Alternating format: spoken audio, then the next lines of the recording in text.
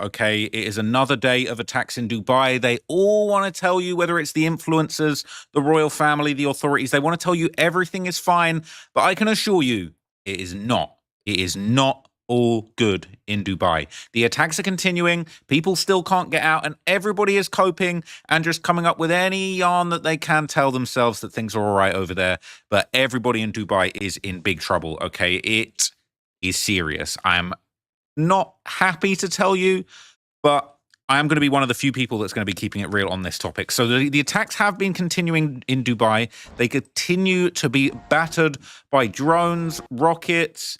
Some of them are being intercepted, some of them are not. This is a drone hitting an apartment building in Dubai. Appears to be a direct hit, and it is pretty serious. Look at this.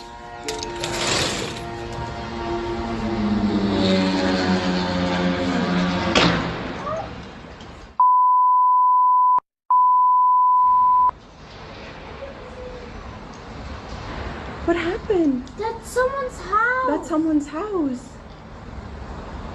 What happened? That's someone's house. No, it's okay, girls. It's okay. It's okay. It's okay. Calm down. It's okay. So, look, the women and children of Dubai are panicking. They're seeing drones smashing into the side of high-rise residential buildings. I think this is near Dubai's town square. And it's terrifying, okay? Now, what's really interesting, you might have seen this video going around. I didn't react to this in my last video, but there was actually apparently the person that was in that property. That drone, it was a direct hit, but it apparently didn't explode. And the moments right after that drone crashed into their building, it was recorded firsthand by the international resident living basically in the apartment. Look at this. They're in the apartment. I think it's an English person. No joking, guys. We have just been hit by a drone. We heard it coming. It stinks of oil in here. I didn't even finish my cup of tea. Didn't even finish his cup of tea. Didn't finish his cuppa. That's how serious the conflict has gotten. All right. The drones are tactically interrupting British people's tea time. And this is no joke. We've just been hit by a drone. We're in Warder 1 on the top floor. 19th floor. We're off. I said we're off, we're getting out of there, but how can you get out? Now, I'm hearing rumors that there might actually be a secret back door to getting out of Dubai at the moment. I might be able to tell you a little bit about that in a while, but apparently it's not all safe in Dubai. People talking about it's so safe, they're keeping us so safe. Well, apparently, according to news reports, 3 people have been killed and over 60 more have been injured in the United Arab Emirates, which includes Dubai. Countries across the Gulf region are on high alert for further Iranian retaliatory attacks. The United Arab Emirates Ministry of Defense said in a post on X that they've intercepted hundreds of missiles and drones since yesterday. But debris from those intercepts has killed 3 people and injured nearly 60 others. The CBC's See, a lot of people are coping and saying they're intercepting all the drones. They're intercepting all the drones. The interceptions leads to debris falling, which kills people. People have died from debris falling from the interceptions. That's not cool. That's not safe. It's not the UAE's fault. They're doing the best they can. They're probably minimizing casualties by intercepting the drones, but people are dying from debris. It is not safe in Dubai. It is not safe in the United Arab Emirates, unfortunately. Megan Williams is in Dubai with more. What I've been seeing from this balcony is the interception. Just behind me, there's the Persian Gulf. I'm sort of near the water in Dubai. And I've seen today about 4 different interceptions, either drones or missiles that were taken down. You hear a loud boom. And then, if you look up at the sky, you see these sort of puffs of clouds. So I've seen about 4 of those today. Now, the government of the United Arab Emirates just released a statement saying that today alone they have destroyed 20 ballistic missiles and downed 8 missiles into the sea. They've destroyed 2 cruise missiles and 311 drones. Well, 21 drones hit civilian targets. Last night, we received an alert from the government saying to take shelter in safe buildings, to not go out anywhere. And shortly after that, there was the luxury hotel here hit, the Burj Al Arab, and also the Dubai airport, as well as the airport in nearby Abu Dhabi. there. One person was killed, 4 people were injured, and people were injured at the Dubai airport as well. You'll need a That's the top-notch CBC's team Megan to win Williams this in one. Dubai. So it is very, very serious in Dubai right now, okay? And there is a lot of things going on. Obviously, we heard from our guy Andrew Tate yesterday in a video that I did showing you guys. He's saying it's all safe, it's a fake war. And now the latest update, he has made it to Dubai because he was stuck in Kazakhstan before this. He's now made it to Dubai. He's dancing. He's posted on X himself dancing in Dubai. I'm not gonna have the music, but he is busting a move in Dubai. He has made it up over there. Apparently, there's a little back door that you can get where you drive to another city like 4 hours away and get a private flight into Dubai. He's made it over there with his numerous secret families and his secret children. Now, I saw another tweet that really made me laugh. Somebody retweeted this and they said Iran has the opportunity to do something hilarious. If there was one spot that could take a drone right now, it's this villa where Andrew Tate's busting a move. I'm not going to lie to you. That would possibly be the tactical drone strike that a lot of people would be happy to see. I'm not suggesting that should happen, but you know, a lot of people would be happy. I think Iran might actually, you know, take down the West. For real, if anybody represents these Western powers. Andrew Tate hates the West anyway, but look, he's busting a move, he's dancing, he's loving it. He's got his submissive woman there handing him a cigar, you know, he's doing his thing, he's just busting a move, right? Now, if things get worse in Dubai and he gets blown to smithereens, it's going to be a stroke of irony that is so intense that I might just not survive. But he's loving it in Dubai. He's made it there from Kazakhstan. He's loving it. He's, you know, acting like everything's all good. And as I'm going to show you in a minute, he might well be getting paid. He very well may be getting paid. Try and pretend like everything is all good in Dubai. Okay, there is a massive PR propaganda campaign underway right now to basically try and convince the whole world that everything is safe in Dubai while people are dying. Okay, while people are dying from debris falling from rockets sent from Iran. That is literally what is going on right now. But look, he's busting his shapes, man. Look, 1 minute 45 of straight clownery, straight buffoonery. All right, but other influencers are basically attempting to post the same thing, right? They're trying to show off how great and how relaxed everything is in Dubai. Okay, people are basically... God bless the UAE. They're saying it's all good in the UAE. Dubai. God bless. As beautiful, as alive, Beautiful. and as lit up. Safe. That's the Burj Khalifa. Let me zoom out a little. problem. That's about as best view as you're gonna get from as close as you're gonna get to it. And I'm on a pretty high floor. I'm in my apartment right now, about to go to sleep. He said, "This is my 2 a.m. update in Dubai, the safest city on planet Earth. I will always post the truth. I have zero incentive to post, but the moral values I live by. God bless the UAE. Make sure you turn the sound on and listen. Good night." Ladies and gentlemen, ladies right now, guys. I don't know why a lot of people are trying to like spread a bunch of fear and propaganda on the internet. It doesn't make any sense to me. But it's 2 a.m. right now, March 2nd. I'm about to go to sleep. I know I'm going to sleep like a baby. Good night, Dubai. See you tomorrow. Yeah, don't know if he's going to be sleeping like a baby. I think that is definitely going to be sleeping with one eye open. Now, what's really interesting, okay, the internet's been making jokes about the attacks ruining the city's highly profitable chocolate industry, that Dubai chocolate.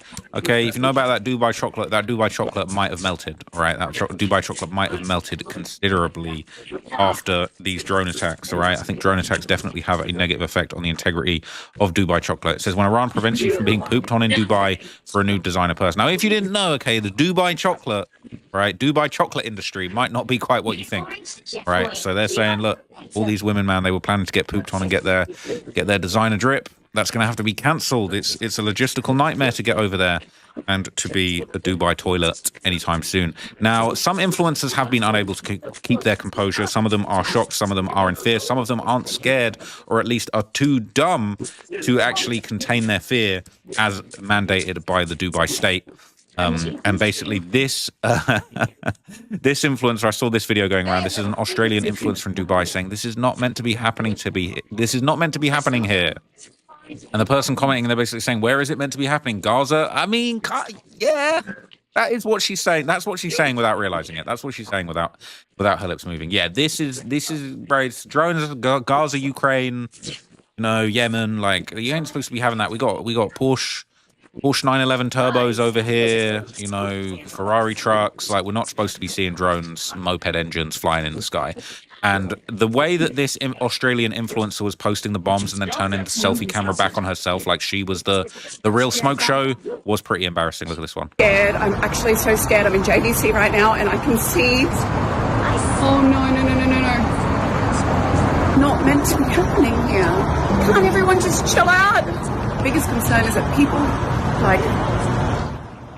I don't want anyone getting hurt, you know what I mean? Like, I've been hearing loud explosions sort of like in the background all day, and it's like, like the sound, like it shakes the windows. I don't know how to explain it. It's like the weirdest sound ever, and now I'm seeing them. This is not fun, guys. We're supposed to be in the safest place. Like, I love the UAE. I love being here. I feel so safe all the time, and now I can see it. Like, please just stop. She's saying, please stop. This is supposed to be a safe place. Now, she's saying the quiet part out loud that you're not supposed to say, especially with what the government is saying right now. But it was supposed to be a safe space, and it's not. She's now seeing the truth behind it. She's seeing what's really going on. Now, we got another update, from a pretty big influencer, Will Bailey, who actually managed to evacuate outside of the main city limits, and he would basically update people on what's going on in Dubai in this post. Dubai update. Another update.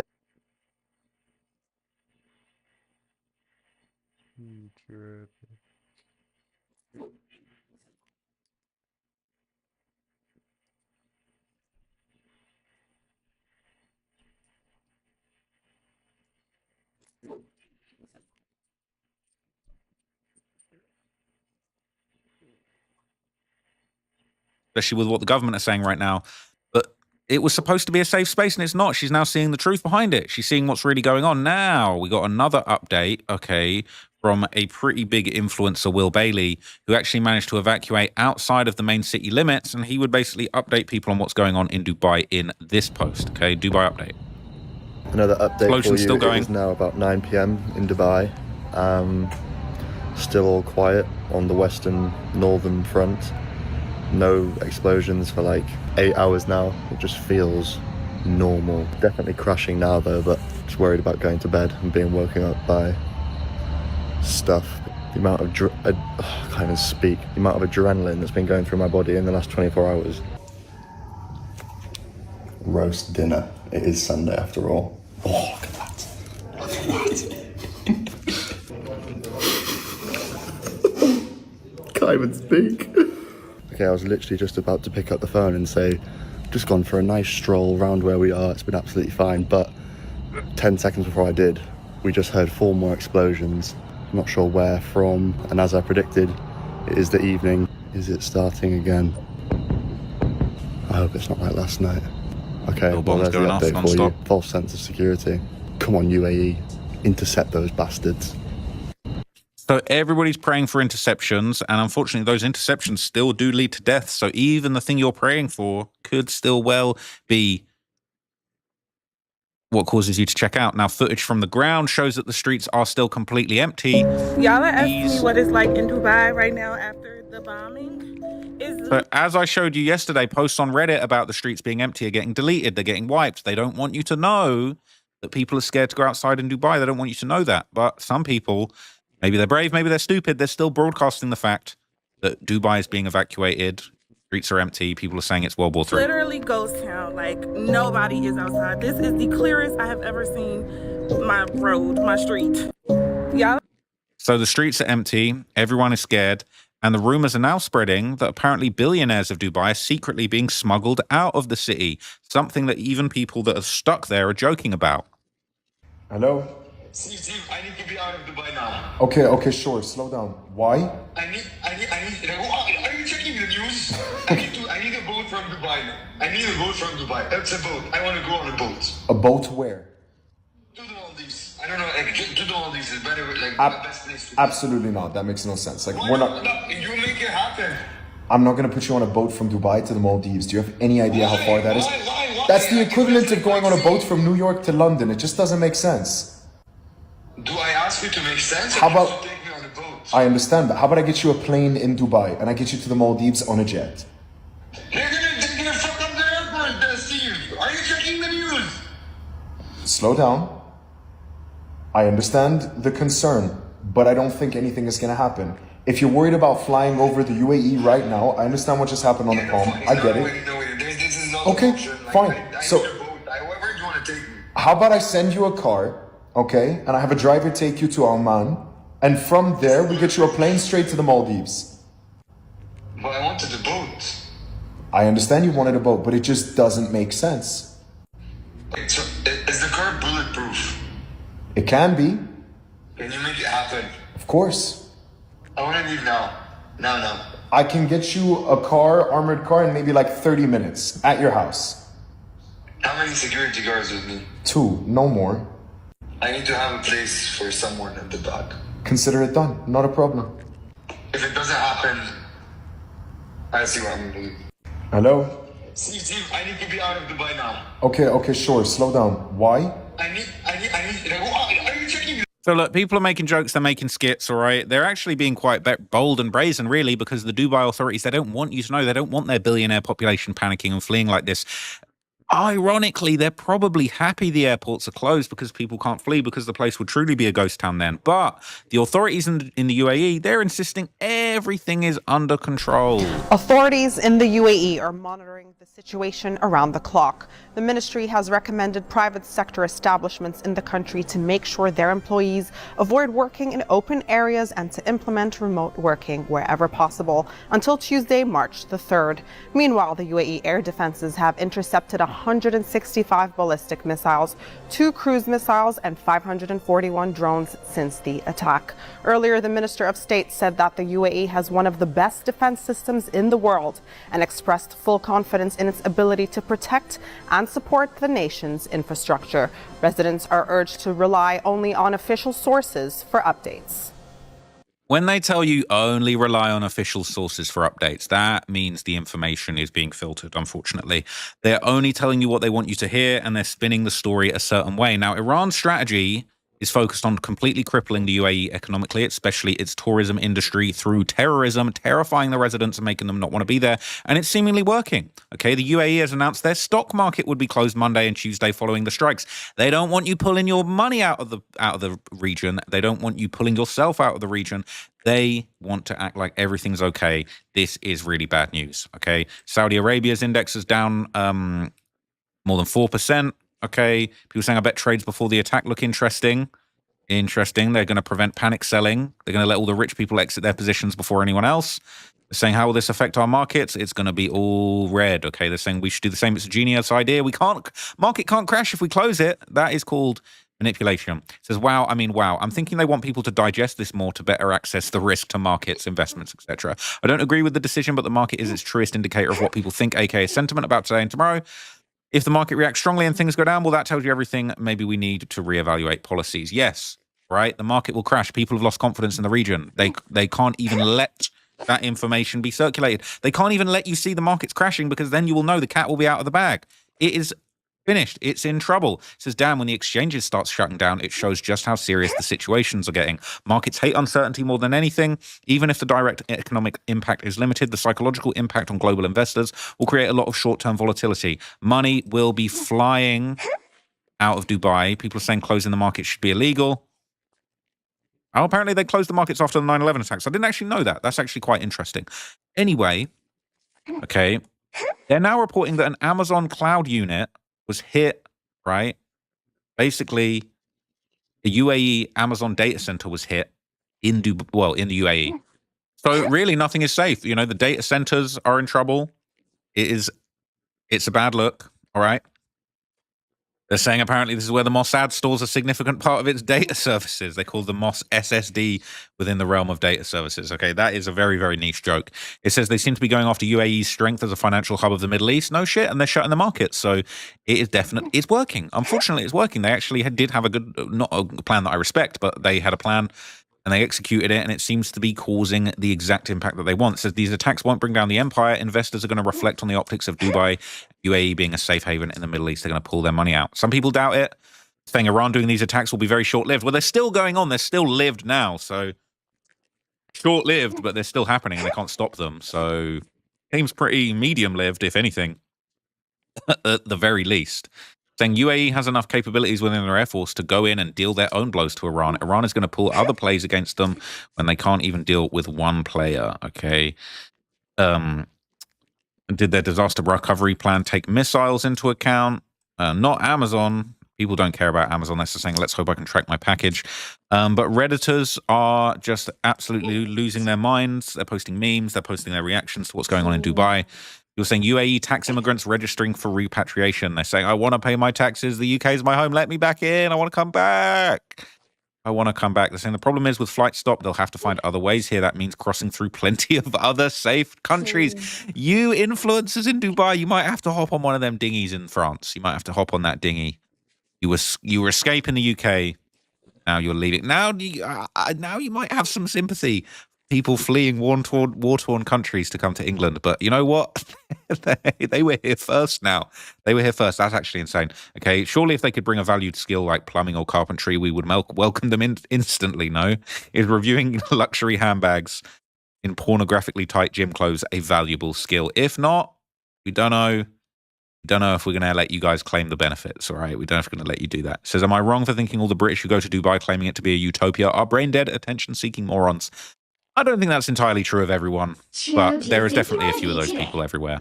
Okay, there are a few of those people all over the place. The irony of the UK taxpayer having to evacuate tens of thousands of expats from the Middle East. You mean economic migrants? The irony is so delicious. A lot of people are going to change their tune about what's going on in England. Shamima Begum be like.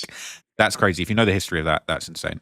Because I hope Her Majesty's revenue services hunt them down and make them pay estimated back taxes on their last filing and if they insist on taking sanctuary here again.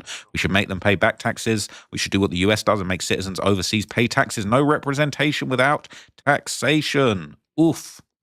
It is savage, okay? There's more posts going around. I'm going to show you some crazy posts from X in a minute. You're not going to believe some of the stuff that's being said on X. Saying a smart and wealthy hot take on the war reaching Dubai. So this guy, Dr. Julian Hosp, says, sad reality about most parts of the Western world, Europe, US, etc. You're still 100% safer in the UAE, into Abu Dhabi, or in Dubai, even with the missiles flying in. Cope.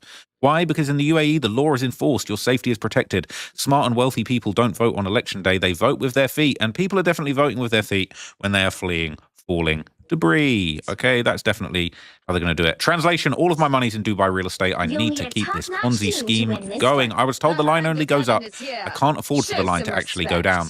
So I just post that line keeps going up, right? People can't believe the palm has been hit. They vote with their feet by going to a place where they can't fucking vote.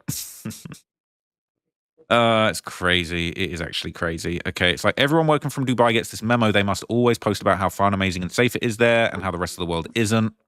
Yes. That is what's going on. Now, I'm going to show you some crazy stuff from X right now, okay? You're not going to believe what I'm seeing on the X platform, okay? Look at this, all right? If you wondered whether there was a propaganda effort going on, look no further. These types of posts are going on, okay? Round one. These types of posts are going on. They're basically doing these puff pieces, all right? It says, you're in Dubai. Aren't you scared? Look what they're saying.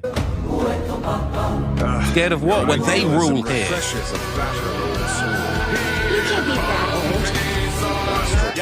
Okay, I'm going to turn the music off because you get the gist. People saying, aren't you scared in Dubai? And then it's a picture of the supreme leader of all these Middle Eastern countries. Aren't you scared? Well, no, because this guy has got my back. This guy has got my back. Now, no disrespect to any of the leaders in these countries, but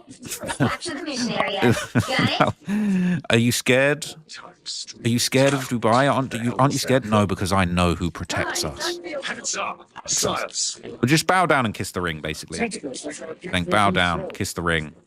Better hope these guys are protecting us, right? Listen, don't see anyone making these a Trump.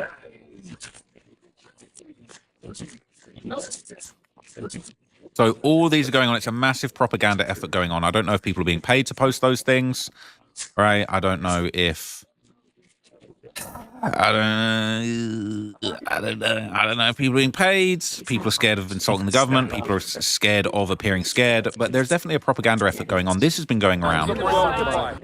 People are saying, look, Dubai influencers got their marching orders from the government. Dubai is safe. It's full of life. There's no problem. And we're seeing person after person, famous influencers in Dubai, non-stop, basically saying, it's all good, it's all good, it's all good. Everything's fine. This is a compilation of everyone all playing. Dubai. I ain't leaving Dubai. I love you more. Half of my money. He said, I'm not leaving Dubai. I love it even more. I love it even more with the explosions. I love it even, it's even better. It's better when it's on fire. It's actually better. It's actually better. You actually get a better suntan when there's drones in the sky and debris falling onto your head and crushing your bones. It's actually better. It's actually, they've made it even better. One fatality. People across the country. One fatality, well, 3 now. One fatality, it's better. With one soul gone, right? With one person dead, 3 people dead. That makes it better because Dubai has bodies now. Dubai's like King Von. It's got bodies. It's better. No, I don't. One. R.I.P. for sure. Just. I don't know if you heard what he said at the end there. It's this guy in the top right-hand corner. He said just one person. R.I.P. for sure, though. R.I.P. for sure. Like, R.I.P. for sure, right? R.I.P. But, like, it's actually better. It's, like, even better now. I actually like it more now. Okay.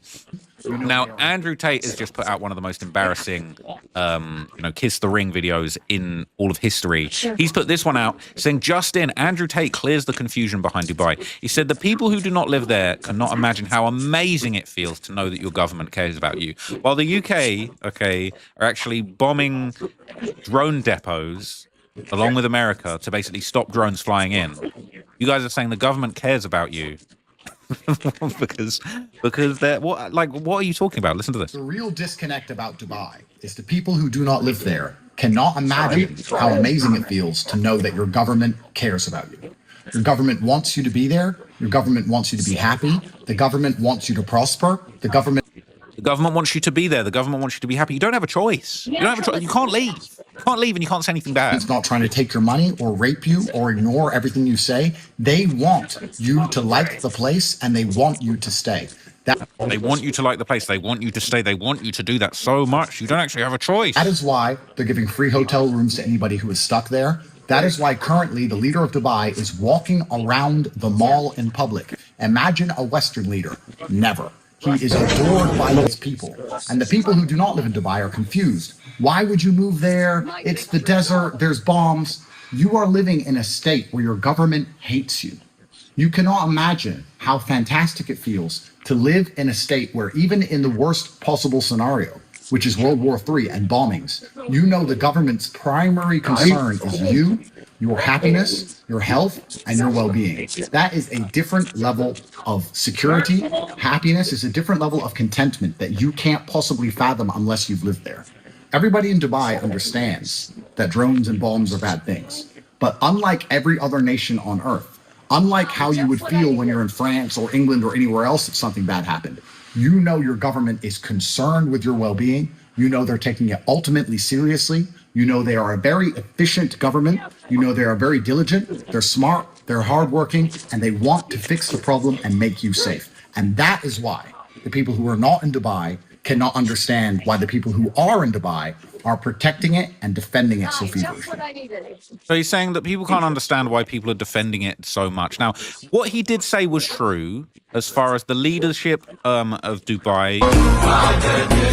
Oops, daisy. They are actually doing photo ops, walking around the shopping malls, letting people know that they're safe, they're outside. And I do respect this. I don't want anyone to feel like I'm putting this down. I respect this. This is the right thing to do. I do feel like this is the best that they can do. I'm not sure that they have complete control over the situation, but I do think that this is important. And I would be surprised. I would be surprised if other nations that are under fire as much as this would be doing this.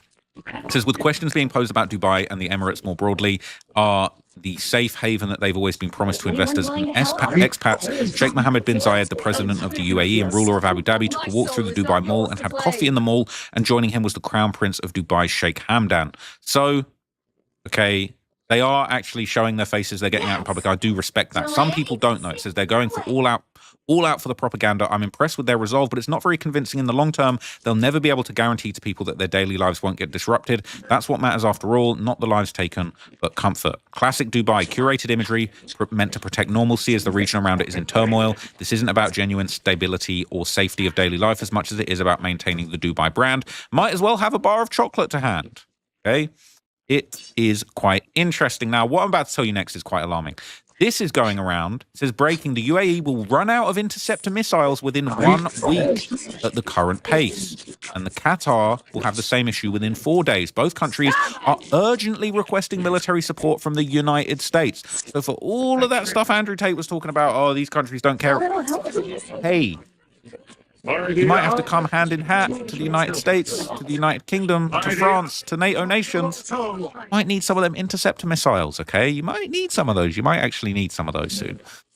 So a lot of people basically are living in fear. Some people are pretending to keep on going about their business. It's sad to see a city that was once considered the safest in the world now become somewhere where tourists now flinch and scramble for cover at the slightest unexpected noise. This is a video from a restaurant.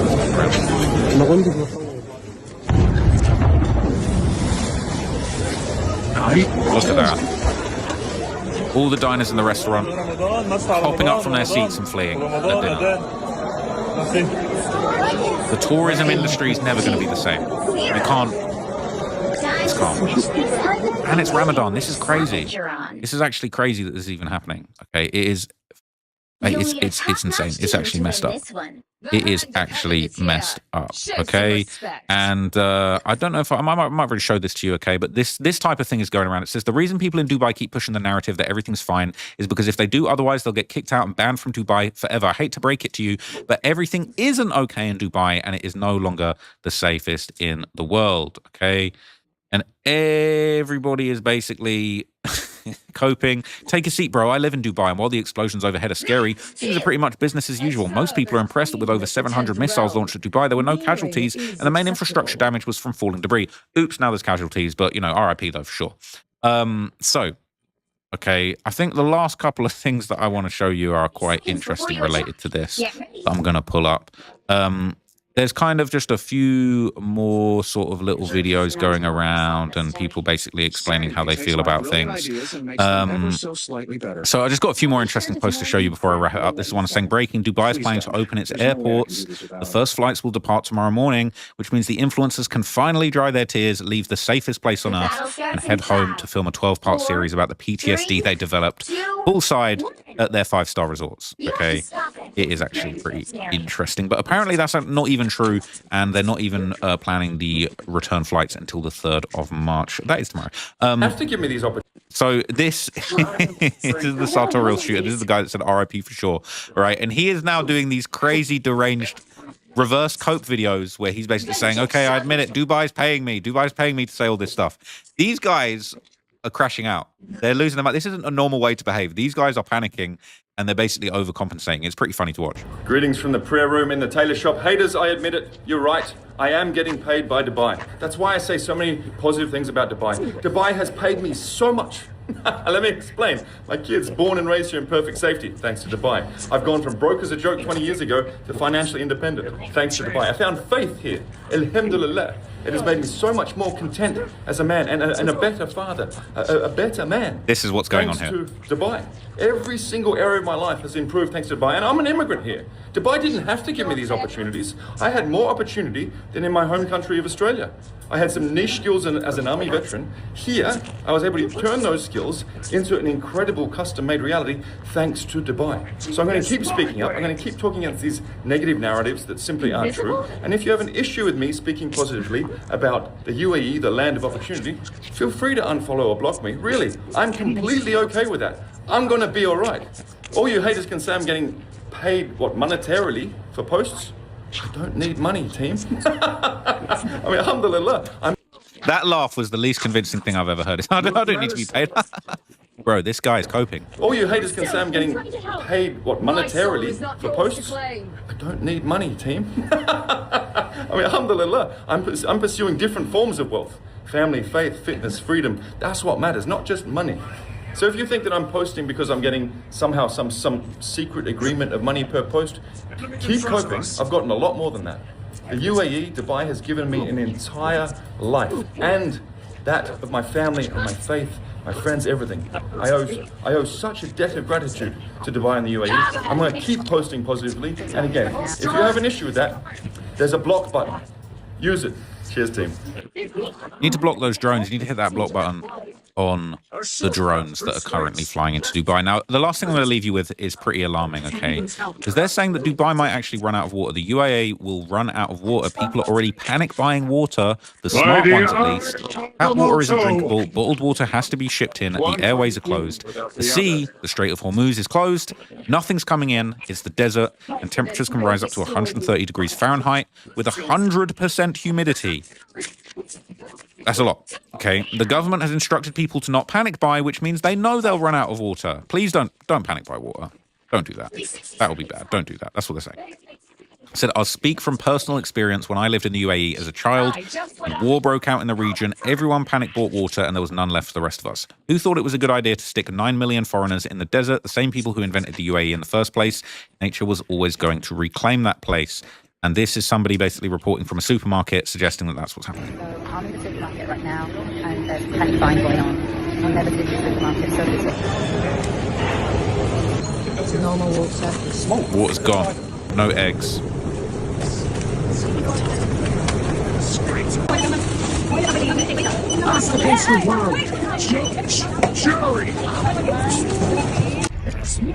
So after the supermarket, we came to fill up our petrol, and the queue is massive again here. So yeah, people are panicking, definitely. There's big bang sounds above our heads all morning, so it is scary, I'm not gonna lie. So wait. So look, people are scared. They're queuing up for gas. They're saying that the water might run out. It's very, very scary, you know. And unfortunately, rest in peace to the people that did pass away from the debris falling. It definitely is a very, very unstable situation right now. I definitely don't take any joy in the people that are suffering there. I know a lot of people saying it's annoying influencers, but look, we're all people at the end of the day, and nobody deserves to go through this. It's a very unfortunate situation, and I do truly hope that, you know, the West and Dubai and the Middle Eastern countries that are the friendly Middle Eastern countries can get a handle of this situation and keep everybody safe. I will keep you guys updated if I hear any more updates. I've got a bunch more videos that I want to film for you guys. I might get to it today, might get to it tomorrow, I don't know. But I did just drop a video on my main channel about Lil Speedy, the teenage Chicago driller with allegedly 3 bodies. So if you're still trying to hear about the Chicago gang wars that are going on, okay, I'm still talking about those on my main channel, but I know not everyone's trying to hear that right now. So I'll keep you guys updated. Thank you so much for watching this video. I will be back. Heaven is on my side.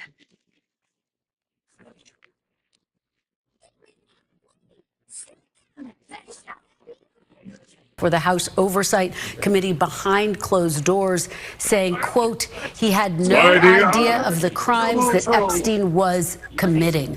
Do you have any outstanding questions for President Bill Clinton about his relationship with Jeffrey Epstein, Congressman? When the transcript comes out, I think people will see that he answered every question. I actually think they'll see that some of the Democrats asked him tougher questions than even the Republicans. And he sat there. He didn't take the fifth. He answered every question fully. And the American people will be able to decide on what they believe. The point, though, is that President Clinton has set a precedent, a new Clinton rule. That means that Donald Trump should do the same, answer the questions. Howard Lutnick should do the same. I'm working with a Republican actually to subpoena Howard Lutnick next week, and I believe he will come before the committee. And every person who went to that island or who corresponded with Epstein about going to his mansion should be called under oath to tell us what they knew. So you're going to subpoena Howard Lutnick. Do you plan to subpoena President Trump, and do you believe you have the votes to subpoena President Trump to testify before the committee?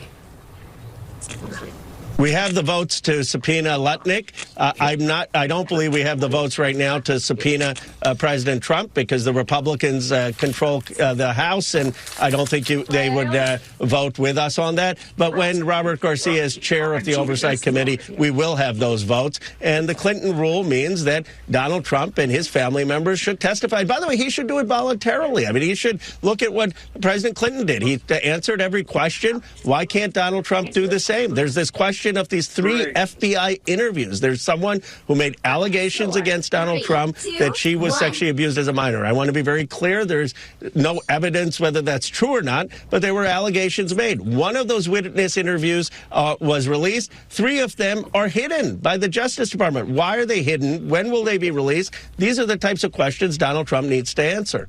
That right there is why the Republicans' collective effort to try and focus our attention on Bill Clinton was probably not the smartest strategy. And let's be clear, this isn't some one-off idea by Ro Khanna. It's actually gaining traction in the Oversight Committee. Here, for example, is Robert Garcia just days ago in the immediate aftermath of Bill Clinton testifying. I also want to add one other thing which I think is really important. Republicans have now set a new precedent, which is to bring in presidents and former presidents to testify. So we're once again going to make that call that we did yesterday.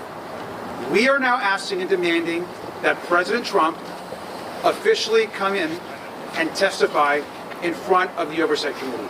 He appears in the Epstein files next to Jeffrey Epstein and Ghislaine Maxwell almost more than anybody else. So it's time for the President to answer questions about why files are missing from the DOJ, why there's been a White House cover-up, and why we continue in that administration to call this investigation a hoax. And finally, I'll review the call that we made yesterday that we are demanding, again, that the press and the public be allowed inside the depositions so that you can hear the answers and the questions directly. And if that's not going to happen, they need to release a full, unedited review of the questions and video within 24 hours of the end of these depositions. That means that the Secretary Clinton deposition needs to be released immediately today. And I want to be clear, Trump knew full well that this was going to happen. Here's what he said when he was asked if he wants to see Bill Clinton testify. I don't like seeing him deposed, but, they certainly went after me a lot more than that. I don't like seeing him. Look, I like him, and I don't like seeing him deposed. Quote, I don't like seeing him deposed. Yeah, I wonder why. I wonder why suddenly the Clintons, the embodiment of all things evil as far as Trump is concerned, gets handed a heaping of grace. I wonder if it has something to do with the fact that now the precedent has been established where presidents can be hauled into Congress to testify about Epstein thanks to the Bill Clinton situation. I wonder why that had Trump so bothered, truly one of life's great mysteries. And yet that never stopped James Comer from establishing this precedent in the first place that would eventually train our attention on Trump, because Comer thought he could turn this into the usual D versus R food fight. But here's the problem. Democrats are not in a cult of personality. We're not going to blindly rush to Bill Clinton's defense just because he's a Democrat. Frankly, Bill Clinton should testify. I'm glad he testified. I also happen to think everyone involved should testify. And now, thanks to James Comer, we have precedent that says exactly that. And in fact, Comer was asked about this point. Here's what he had to say. Secretary Clinton said in her opening statement, if Republicans were serious about investigating Jeffrey Epstein, that you would call President Trump to testify. Why won't you? Well, President Trump has answered hundreds, if not thousands, of questions from you all about Epstein. And I think he's been very transparent in releasing the documents. We expect hopefully more documents to come in. We're still assessing the 3 million plus documents that we have. We obviously will be moving on to the next phase and bringing more people in for questions. So. Okay, let's get something straight. Answering questions about Epstein by lying is not transparency, it's just lying. By Comer's logic, answers like these would be sufficient to say that Trump has already answered for all of the Epstein connections in a satisfactory manner. Are you still talking about Jeffrey Epstein? This guy's been talked about for years. You're asking, we have Texas, we have this, we have all of the things. And are people still talking about this guy, this creep? That is unbelievable. Do you want to waste the time, and do you feel like answering? I don't mind answering. I mean, I can't believe you're asking a question on Epstein at a time like this, where we're having some of the greatest success and also tragedy with what happened in Texas. It just seems like a desecration, but you go ahead. What did Jeffrey Epstein mean in the emails that you said you knew about the girls? I know nothing about that. They would have announced that a long time ago. It's really, what did he mean when he spent all the time with Bill Clinton, with the president of Harvard, that is Summers, Larry Summers, and all of the other people that he spent time with. Jeffrey Epstein and I had a very bad relationship for many years. But he also saw Skype because I was president. So he dictated a couple of memos to himself, give me a break.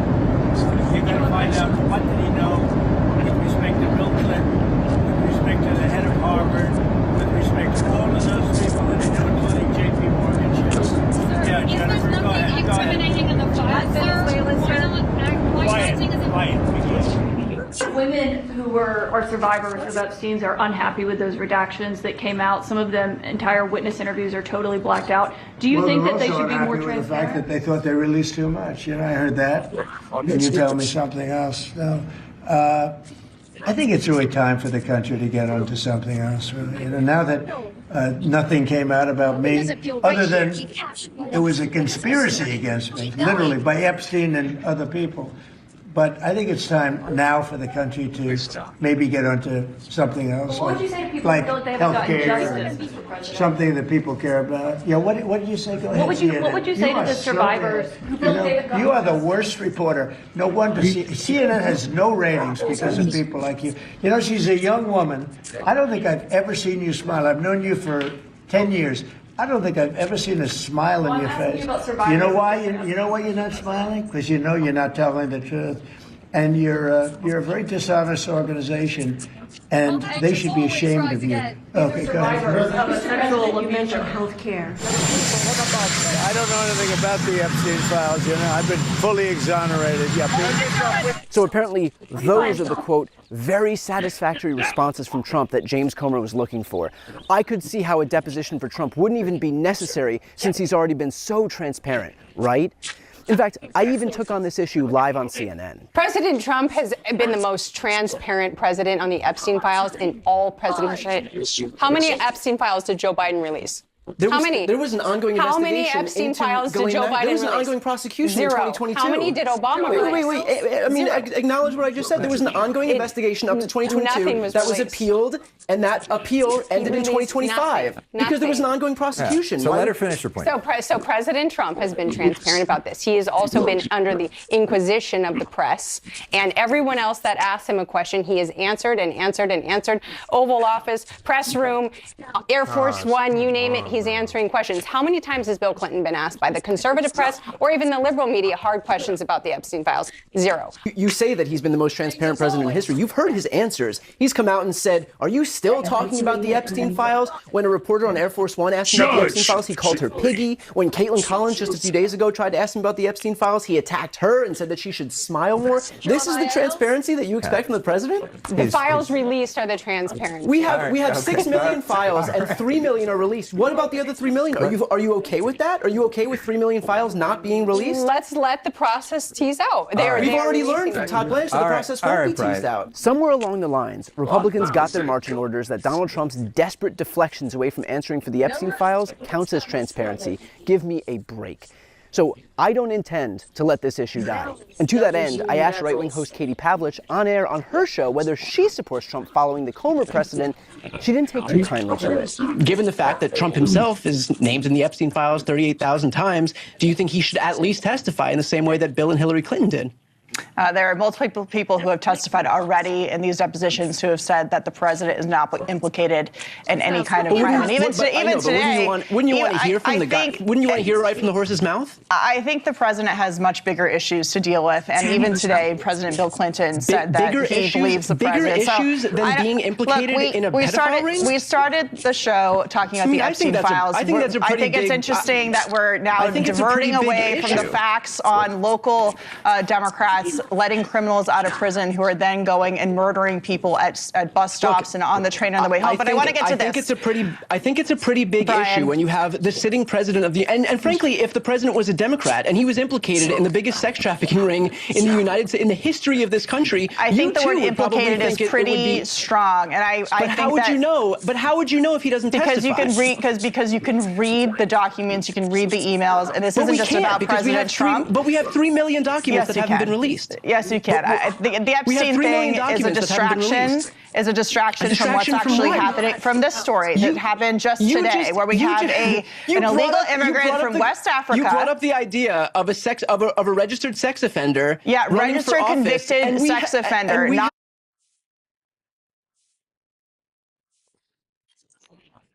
I serve as queen of the 10th realm. Kneeling is acceptable.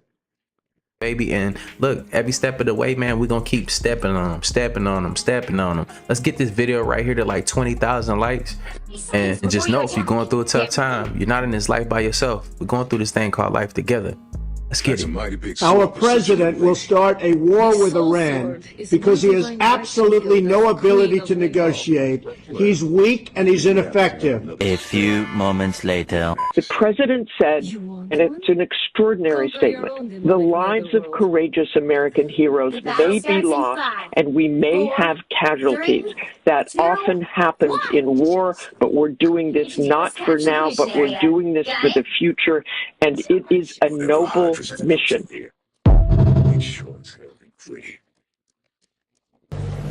Did Israel just attack Iran? Anyone willing to help? Yes, all right, thank you. Did the United States of America participate in attacking Iran just now? Yes. Is Iran going to respond back? Yes. Is Iran going to attack Israel? Yes, that was very strong. Is Iran going to attack the United States of America? Yes. Is Iran going to attack the United States of America on their own soil? Yes. Thank you. Is that attack going to happen anytime soon? You won't be rid of me so easily. No. No. All right, thank you. Is this attack going to happen in a little while from now? Yes. Is there going to be a regional war that occurs now in the Middle East? Yeah. Yeah. Is there going to be a larger war that occurs next year, though, in 2027? Yeah. My soul is not yours to claim. So this war will expand larger next year?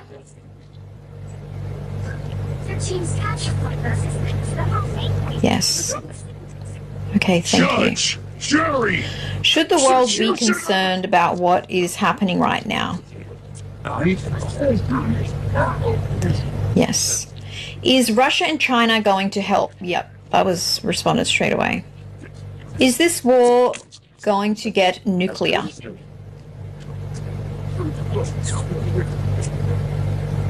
Angels always right. Does that mean nuclear activity is actually going to happen? No. Thank you. June last year, when we bombed Iran during the 12-Day War, I said if that escalated to full-scale war, that would be World War III and we would lose that shit. And last night, I said the same thing in regards to Trump's 10-day countdown to full-scale war with Iran. Watch this. This explains everything that happens next. Then you're going to have the Americans start to attack Venezuela and possibly other countries in South America. America is in for a bad time, okay? And then what we can expect to happen is America at some point will go to war with Iran. And this will destroy both countries, okay? Iran will not lose this war, but it won't win this war either because America is just going to bomb the crap out of Iran. It's going to send Iran back decades. But America will lose this war. But this is important because if America loses this war, it's forced out of the Middle East. And once it's forced out of the Middle East, all its military assets goes to Israel, which creates the Pax Judaica. Yeah, does that make sense, guys? That's the plan. Okay, now you have Pax Judaica. And what Pax Judaica will do is start to control the world. Because through chaos and conflict, Pax Judaica can make a lot of money, right? Because Pax Judaica, what's going to happen is that you have these technology companies like Google, they're going to move over to Pax Judaica and build a global surveillance state. You have civil wars, you need AI to control people. If you're going to war with Russia, you need weapons, okay? But you also need financing as well. So you can expect a lot of banks to move to Israel, and it's possible Israel becomes now the global reserve currency because everyone is trading with Israel. If you're Russia, you need to trade with, you need to trade your resources, right? Oil, energy, and grain, okay? So Russia controls a third of the world's carbohydrates. Guess what, guys? Israel controls Africa. So what will happen is that Russia and other countries will sign a trade agreement with Israel, and Israel becomes the center of global trade. Okay? Does that make sense? So this is how Pax Judaica will profit. And remember that Israel has the world's best intelligence agency, the Mossad. And what they can do is go around the world and create as much chaos as possible. Okay? So while the world is burning, Israel, Pax Judaica, is profiting. And that's what the future looks like for the next 10, 20 years. The United States is owned by foreign corporations. Nixon opened it up for foreign trade. And when Nixon opened up for foreign trade, the people of Europe and the common market in Spain and different places, they don't care about the United States forest. And in short, the United States has been sold out by people who really don't care for anything but money.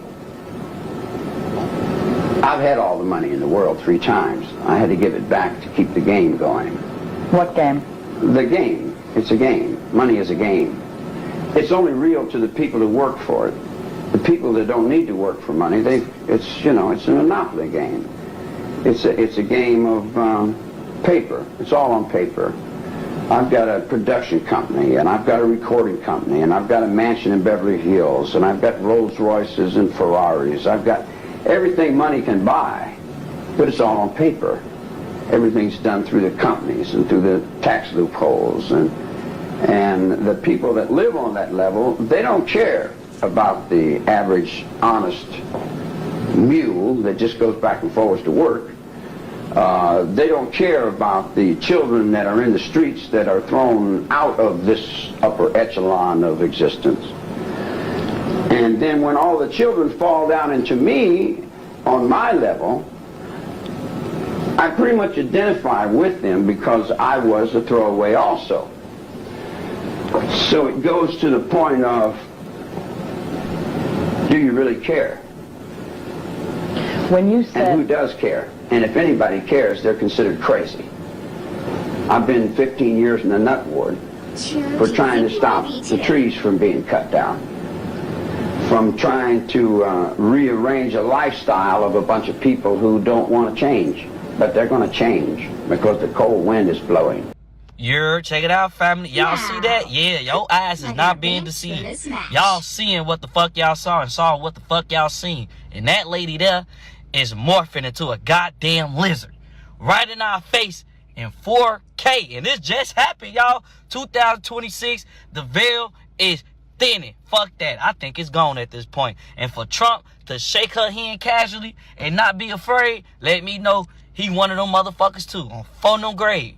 Shit is crazy. People are freaking out right now about this protest in front of Union Station called Israel's Friendsgiving Dinner. Folks may not know this, but this is actually a form of guerrilla theater, which is a protest tactic that has been used for decades, if not longer. Essentially, the entire point is to draw attention to an issue by outrageous performance acts like this. It's very easy to disconnect our political leaders from the atrocities they are committing when they're being done from offices or from countries thousands of miles away. This brings it home. Yeah, just think about that. You know, it's crazy that when the files even come out that we even have to protest about what was already known. I'm not going to say discovered because these people already know that they was out here eating babies. They've known that we've already been sold out. Our government has been infiltrated. Well, this foreign government has been infiltrated because when y'all look it up, this is just a corporation. A corporation that came from foreign soil to take the land that doesn't even belong to them. The people that's trying to claim the land, they don't even have the blood to the soil. They don't. Do your own damn research. I'll drop a video on that too. But I'm not trying to be America's Most Wanted because don't nobody want to fucking step up and, you know, support. I'm not going to jail for y'all. That's all I'm gonna say. But let's get back to this video. All right, the moment of truth. Would be revered in heaven. I appreciate that. Maybe the Fantastic That is Four so will have good. to pay your home No, bill. it's That's a big bite for a big arch. It's distinctively Men are not McDonald's. welcome where I Only come McDonald's could do this type of burger, but it also is unlike anything else on our menu. I ain't never heard a person say only McDonald's could do that, bro. I've never heard it before. Yeah, fuck no. Rusty Burger. And cut. I almost swallowed some of the juice. I'll be tasting that for weeks. By saying this, he didn't even take a big bite of that burger. And if you go back to that video, you can see that he looks like he didn't enjoy that burger at all. And he didn't take another bite of that burger. Let me run some facts down to you. I want y'all to remember that McDonald's sells 6.5 million hamburgers a day. And I don't know if y'all know, but 6.5 million hamburgers a day, that's a lot of hamburgers to be selling. I mean, you got to kind of think too, like, why would you, if you knew it was in the damn burger because you're the CEO or owner or whatever, I wouldn't want to eat it either. Like, I don't get that. Like, I don't understand the people that still eat this stuff, because at the end of the day, it's not cheap anymore. So you can't go off and say, oh, it's the cheap. No, it's not cheap. It's cheaper to buy it and make it yourself. But at the same time, it has 2% human meat in it. Once the world figured that out, like, where is everybody at? Like, bro, if I can't, bro, don't none of my friends eat McDonald's. We can't be friends. It's a certain level of consciousness that we have to be at in order to be around certain people. I can't turn a blind eye to these things anymore. I just can't mingle with people that's on a certain level and I get it. You feel me? Right? We got to raise our vibrations. It's not because I think I'm better than somebody. It's just like, I'm just more informed and I'm trying to do the right thing. Like, I'm not partaking in this shit as best as possible.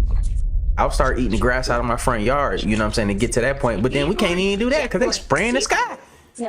The shit that's in the sky is in the grass. But I'd rather eat that than eating babies.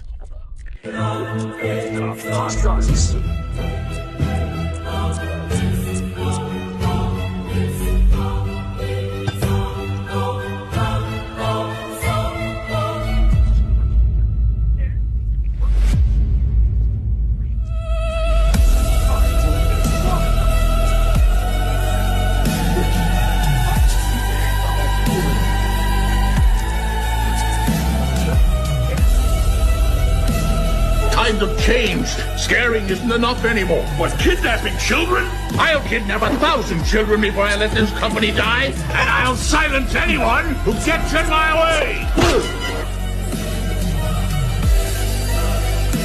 You're going in there because we need this.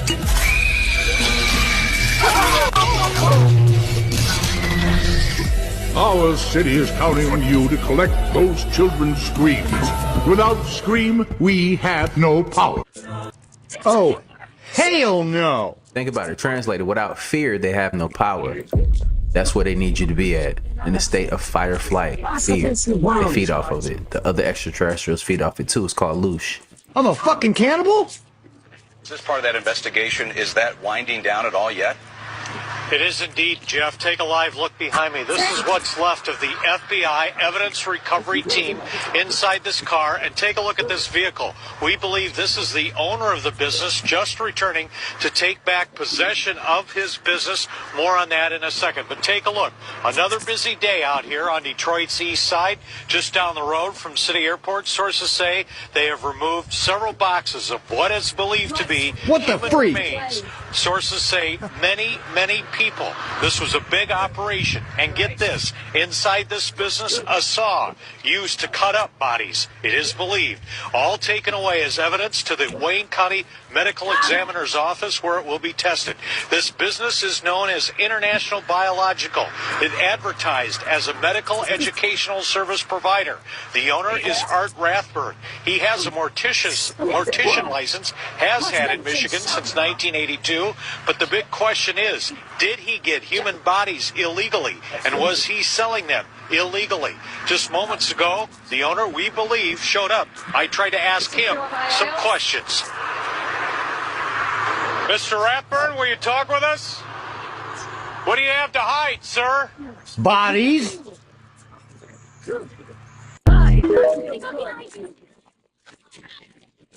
In fact, a good portion of it is all human meat. All human. It's all human.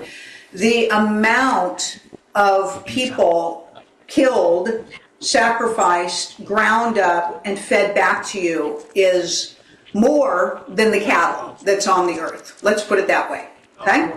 We would steer clear of any type of ground meat unless you literally are getting it from a farm where they process their food right there and then, in which case, really it's usually usually a farm. They've got a little store there. They've got, their own package system, their own meat system. Short of that, we wouldn't recommend any type of ground meat. We gotta think, like, the meat processing plants and stuff. Just think about that. You remember back in Arizona where they busted those people from selling body parts. They were selling body parts. Not only were they selling the body parts, they were taking body parts.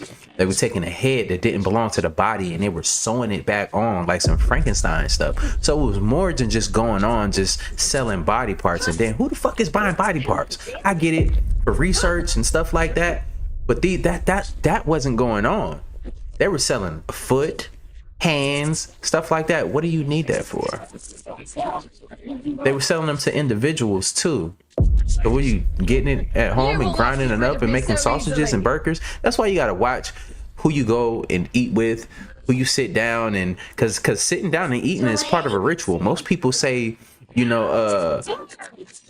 prayers and stuff. Like, who are you praying to? That's why you gotta get to know people and the energy that you're around, because all of this stuff comes back full circle and it affects your biological vessel. If you let too much into your space, your biofield gets thinner and thinner and thinner, and that's how they can get to you. That's how they lower your vibrations. That's how you become vulnerable. But let's keep going though.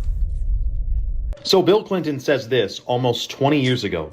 But people still think it's too far out that there could be clones among us. And before anyone says that this is AI or something, you can go see this original clip on YouTube. He did indeed say this. And this was following the cloning of Dolly the sheep. Check this out. I'm asking for a voluntary moratorium on the cloning of human beings until our Bioethics Advisory Commission and our entire nation have had a real chance to understand and debate the profound ethical implications of the latest advances. As we gain a fuller understanding of this technology, we must proceed not with caution, not just with caution, but also with a conscience. By insisting that not a single taxpayer dollar supports human cloning, and by urging a moratorium on all private research in this area, we can ensure that as we move forward on this issue, we weigh the concerns of faith and family and philosophy and values, not merely of science alone.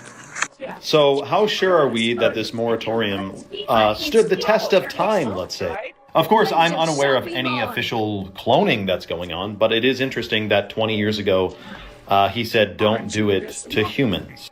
But let me know if you think this technology exists in the comments below, and follow for more. Le prince André, arrêté le jour de ses 66 ans, après des révélations sur ses liens avec Epstein, qui lui est mort à 66 ans et 6 mois. 666. Parce que tout est codé, comme le procès de Puff Diddy, 666 mois après sa naissance, à New York, qui est égal à 666 en sumérien. La tour de Trump compte 66 niveaux, avec 6 colonnes à gauche et 6 à droite. Le 66e livre de la Bible, c'est l'Apocalypse, et chapitre 6, un cheval rouge apparaît, comme celui qui a traversé Londres en 2024, couvert de sang, 666 jours avant l'arrestation du prince André. Le cheval est un symbole direct du pouvoir royal et de la révélation. Mais ici, la révélation est contrôlée et les élites sont exposées. Parce que pour changer le système, il faut d'abord casser l'ancien. Donc s'ils détruisent la confiance, c'est pour imposer la sécurité. Et c'est là que le cheval de Troie apparaît. Chat contrôle, identité numérique. Digital ID. Monnaie digitale. On nous prépare à l'idée d'une intelligence non humaine pour nous surveiller. Et Jeff Bezos, au cœur de l'infrastructure IA, vend pour 666 millions de dollars d'actions Amazon. Le premier ordinateur de Steve Jobs était vendu 666 dollars. Les mêmes chiffres réapparaissent, comme dans les symboles du CERN et du WEF, qui sont au centre du nouvel ordre technocratique. 3, 2, 1. I didn't know the first computer that this man sold was for 600. Pentagramme inversé en feu pour la cérémonie d'ouverture et les 5 cercles qui fusionnent pour l'activation du rituel. Si la structure est toujours la même, c'est parce que les Jeux Olympiques sont dédiés à Baal. À l'origine, c'était des rites païens avec sacrifices humains. Mais maintenant, le sacrifice est psychologique. Les anges déchus, dès le début, font le symbole systématique de l'œil. Cacher un œil, c'est sacrifier son âme pour le pouvoir matériel. Et ils t'invitent à les suivre, parce qu'ici, l'arche maçonnique et la spirale, c'est une initiation à l'envers vers la dissociation, comme dans Le Magicien d'Oz. Maria Carey, comme d'habitude, sert à glamouriser la transgression, toujours au centre, entourée d'hommes, comme pour le Saturnalia, qu'on appelle aujourd'hui Noël. Tous ces rituels sont des processus de normalisation vers un monde inversé, où la dégénérescence est vendue comme liberté. Et à force de répétition, la transgression devient normale, et la conscience disparaît.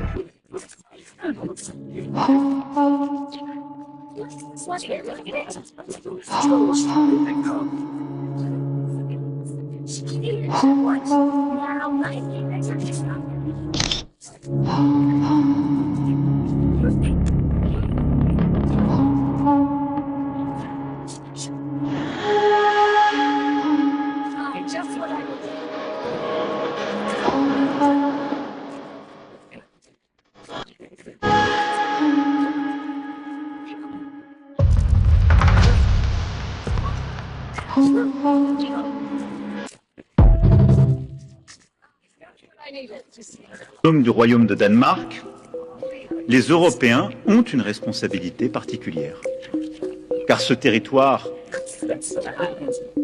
appartient à l'Union européenne. Yeah, I remember when we was talking about the country being infiltrated, right? The government being infiltrated. It's a reason why they can use the money and give it away to foreign countries. They can support them on many different levels, but we have veterans here that sleep on the streets. We have children that sleep on the streets and they're hungry.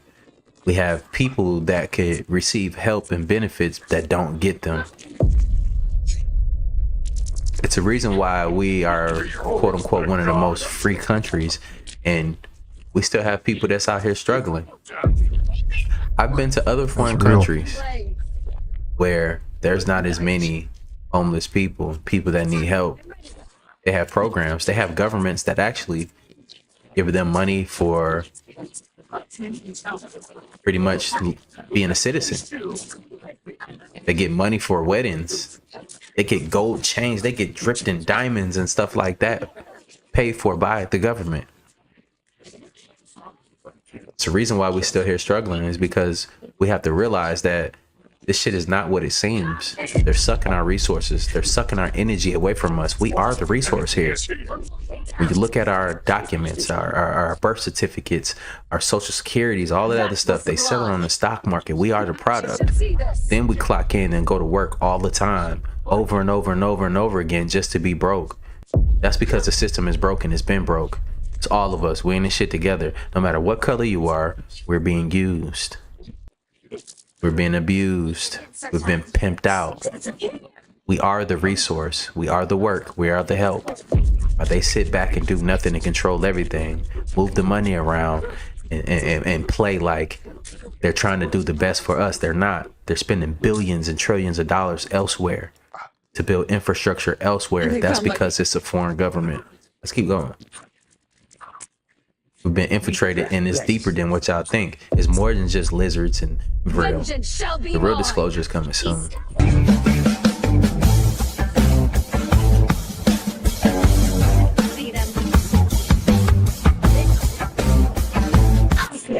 You know, I wrote it and I researched it and I practiced it like crazy. But is that a gang sign? Have you, Oh, like you don't know what it is. It is the secret symbol of the Illuminati, and you're a part of it.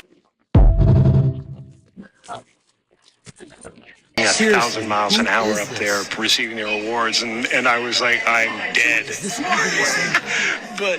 And I made mistakes, and I was like a novice, but I felt a lot of love, and I felt a lot of And this is very weird. He talked about in the video how he is dead.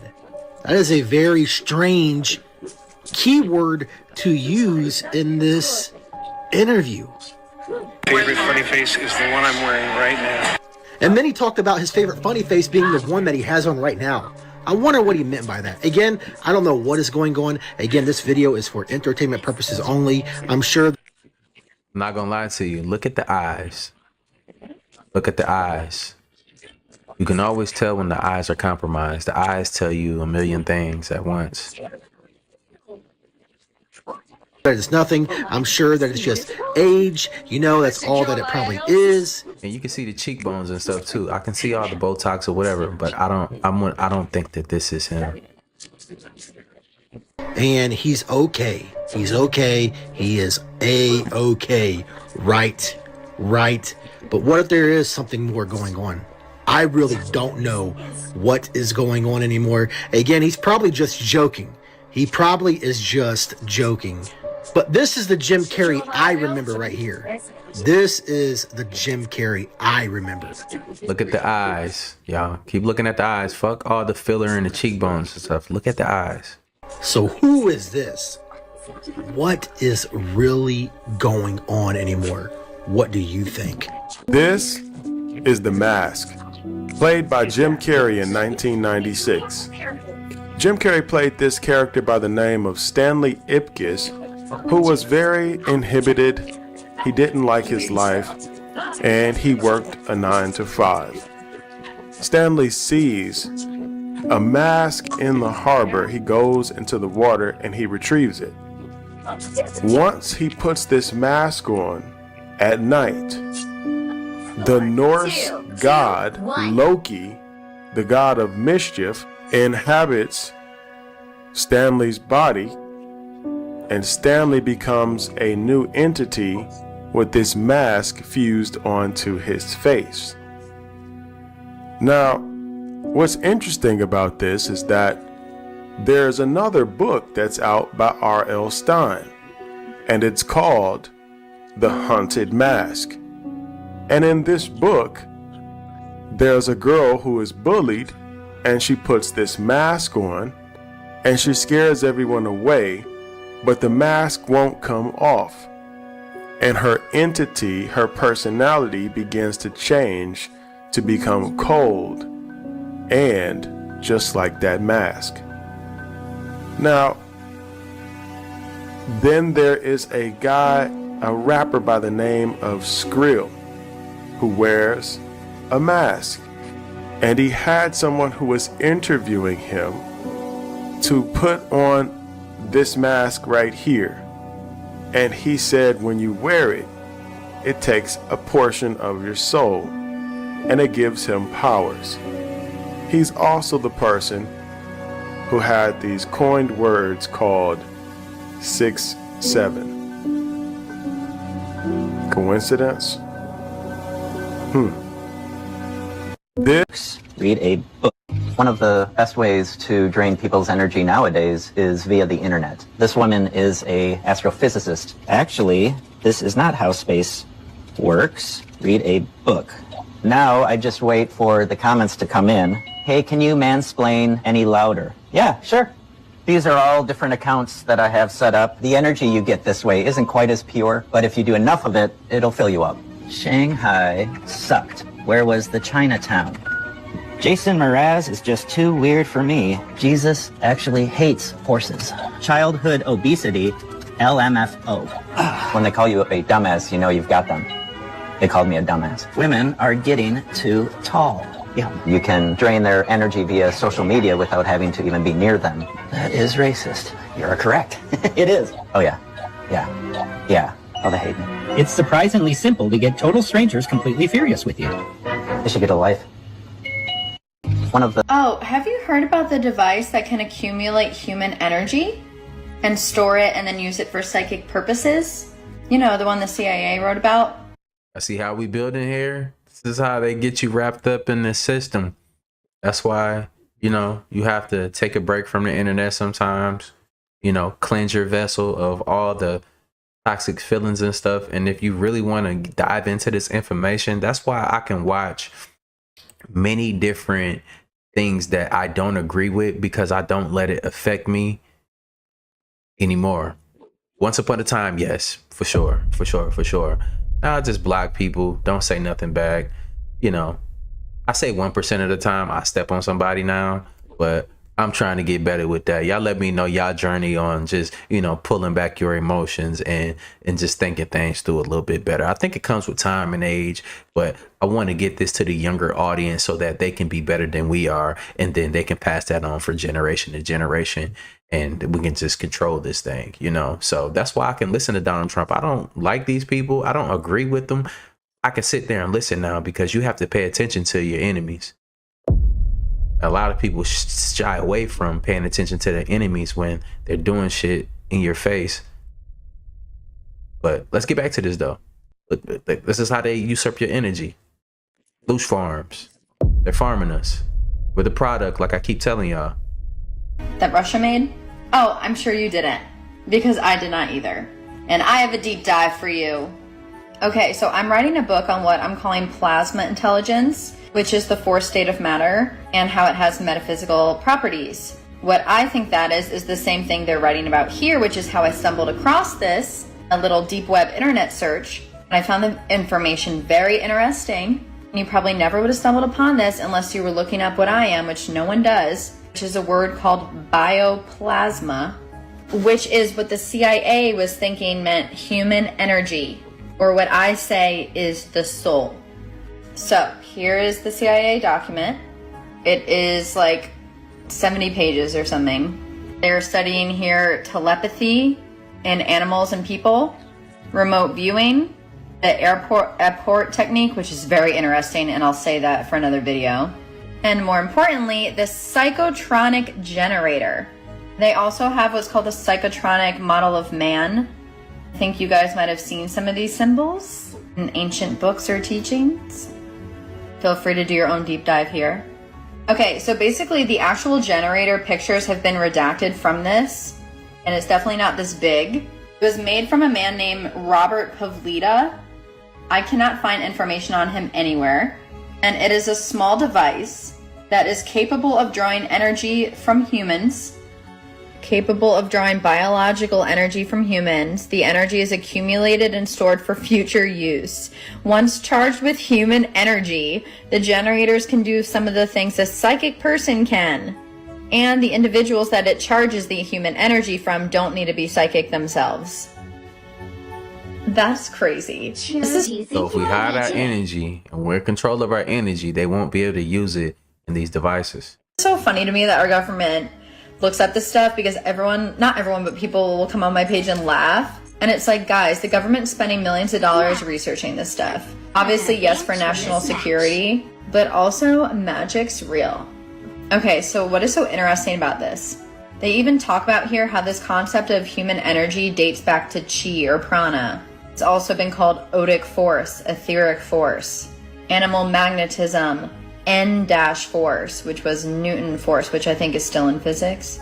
I believe there's more information about some of these psychic discoveries and papers in this book. It's just like $45 and I don't want to pay for that. But feel free to screenshot this if this subject interests you, because this is all about the parapsychology in Russia and all these experiments. So one insane thing here is it says that it enhances plant growth. So does plasma. Look it up. I'm telling you, plasma is the same thing here. And they literally call it, by the way, bioplasma. I will show you where. Oh, they were also concerned this could be used as a weapon. And that's why they're afraid of the sun. The sun is bioplasma. Because it couldn't be used for good or bad. It said that it could also make people discomforted or dizzy. But it also gave off psychic effects and positive things. So once again, like plasma or this neutral force, your intention can impress things on it to make it good or bad, which is why it's definitely being hidden from the general public. Oh, here we go. According to Soviet and Czechoslovakian parapsychology, the energy is called bioplasmic or psychotronic energy. So when we talk about the generator, we can just literally call it a bioplasma generator, which is once again the human soul or human energy. This is the only image I could find on the actual declassified site. It had to do with, I guess, put bioplasmic rotor here. People actually do use this and they put like tinfoil on it and then they put their hand on it, and if certain people who can focus can actually move the tinfoil in a vortex. They were saying that people can do this when you concentrate your energy, which is literally magic. but it's basically our brain. The electromagnetic waves are bumping up against the electrostaticness of an inorganic material, and the interaction of that causes the vortex or makes it move. I have a whole nother video about that. It's very interesting. And just type telekinesis in the comments if you want that video, because it's a deep dive as well. Based on. But yeah, I understand again how the loose farms are farming us. So when you have these negative emotions, these towers that they put up when everybody was in the house. I remember that a few years ago. Everybody had to be in the house, and all of a sudden they start putting up all these towers. You seen the workers out there putting up all these towers. That's where it's pulling from. These papers.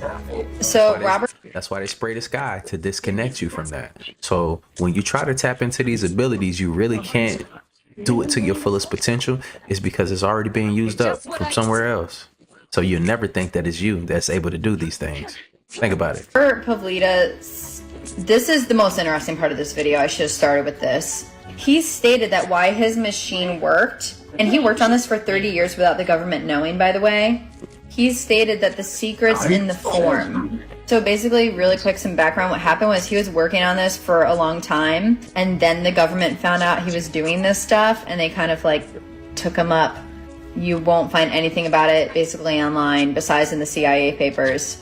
And if you do, I really want to know if you find this Robert guy.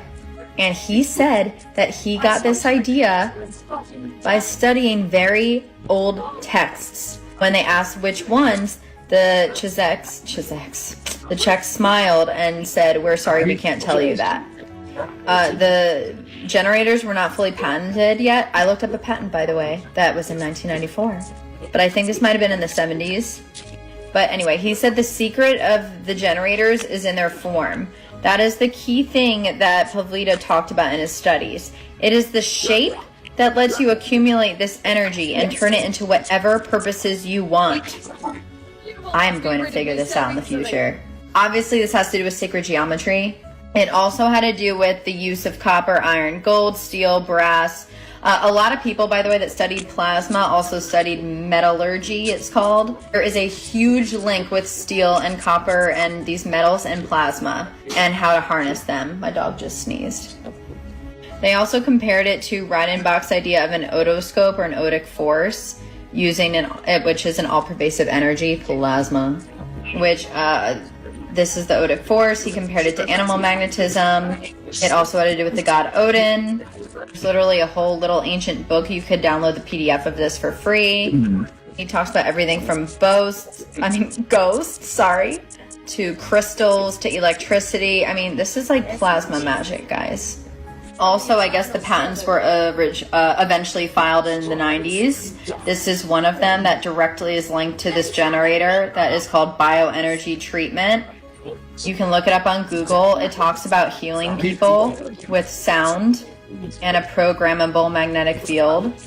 And then there's another one called Method of Psychotronics and Device for its Implementation. I cannot find anywhere, once again, what it looked like. I just know that it was filed in the 90s. This is another thing that's kind of, I think, inspired by all this stuff. It was an orgone accumulator. This is what it looked like. And this had to do with accumulating this energy as well, which I call plasma. They call it ether. Oh, and with this patent, they were saying that they could heal, human organs, treat injuries. There's no money in this, right?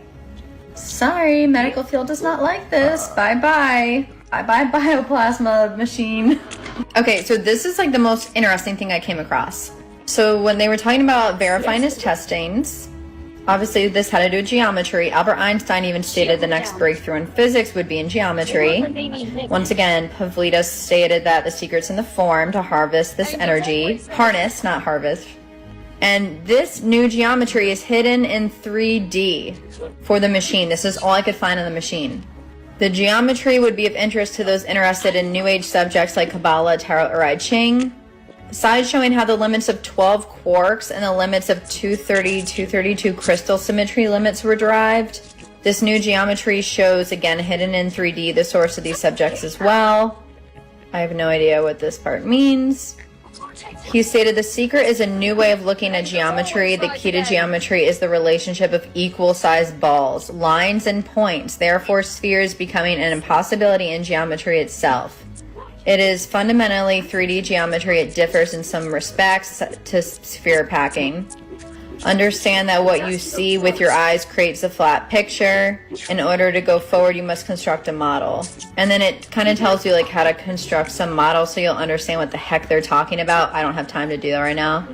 They also related to the Star of David, which if we go back, I think it has something to do with this. Feel free to screenshot and read this yourself because I'm running out of time, but they talk about the Taurus representing the reality you wake up to each morning. The central ball is the central reality. So the Taurus ball, you sense the other balls as energy or emotion. What science defines as force relates to the four balls that are adjacent. Science measures these balls as gravity, electromagnetism, strong and weak. In reality, and as it relates to the Taurus, there are 11 other forces. But these 4 are disguised by them. And then it kind of makes fun of scientists. Honestly, I don't really know what they're saying here. All I know is that the word Taurus is also Taurus, which has to do with literal plasma and how they harness plasma in fusion. I think there's a correlation here. Main thing is there was a machine that harvested human energy. Sorry, harnessed. And we can make it again. Woo! Harvest, what do y'all think they done with that? You think it's over with? Like they didn't do something with that shit? Nah, come on, stop playing with me. I don't know. If you believe it, you believe it. It is what it is. But think about your organs and stuff like that. All right, so how do you fix a piano? What, you retune it, right? Everything in our body is made is like, if you see instruments, it's based off of our organs. Off of our bodies, the cameras, our organs, instruments, and how you fix them, you tune them. You can tune these things, you retune them. Think about it, frequencies, biofields, you can retune them back to the right frequency to get them working properly. It's not look, it is what it is. Let's keep going though. This shit is crazy, it's interesting, it's beautiful too at the same time once you start learning something new.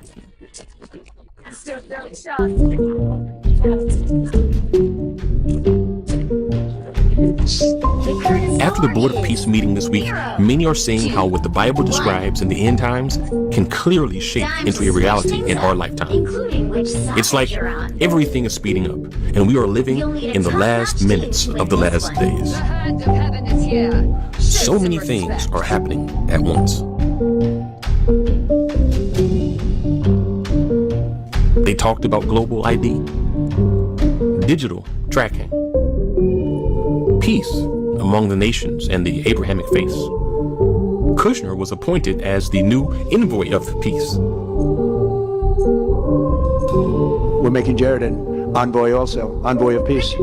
And they made it clear that this is not just about Gaza, but is a stepping stone for world peace. And Bible prophecy teachers are sounding the alarm about it.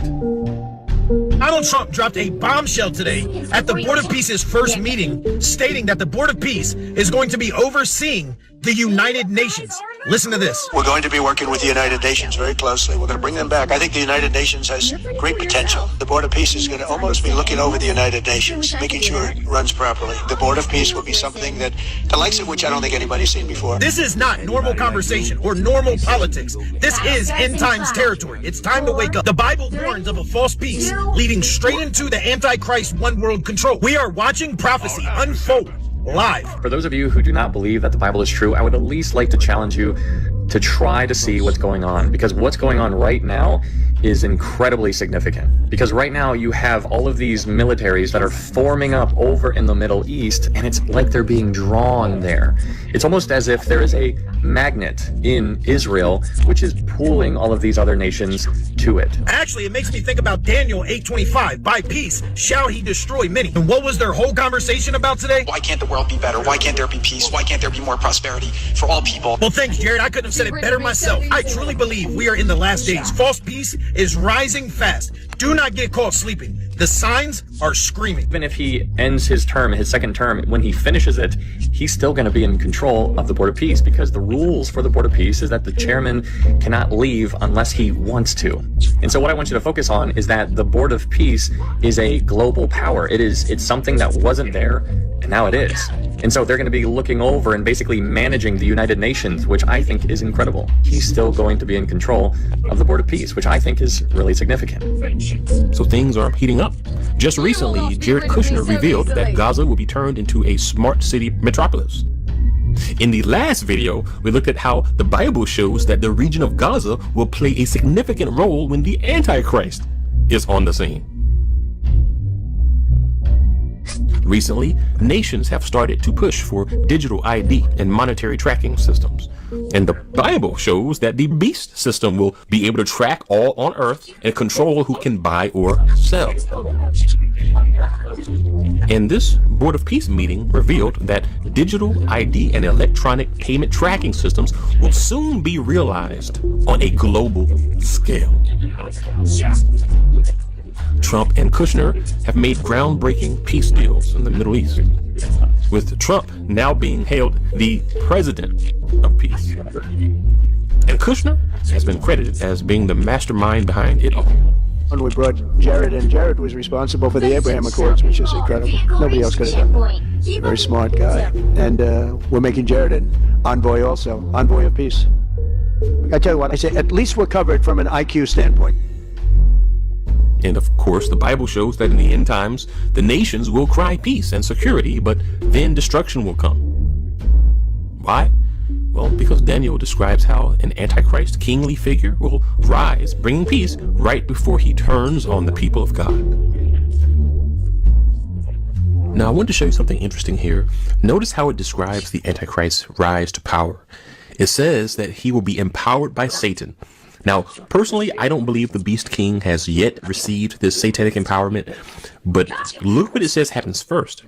How he rises to power. It says he emerges from a coalition of nations. And here, it references the 10 kings of Daniel, which also parallels what Revelation says about a coalition of kings. So basically, the future king, Antichrist beast, will be involved in a coalition of nations, and those nations will give him the authority. All of this suggests that the Antichrist rises after some type of global alliance. Now you see why prophecy teachers are watching this very closely. Because something like this is fertile ground for a leader like that to arise from. And then look, it says that he gains power through strategy, not just war. By peace, he shall destroy many. Deception through diplomacy, possibly peace agreements. Wow.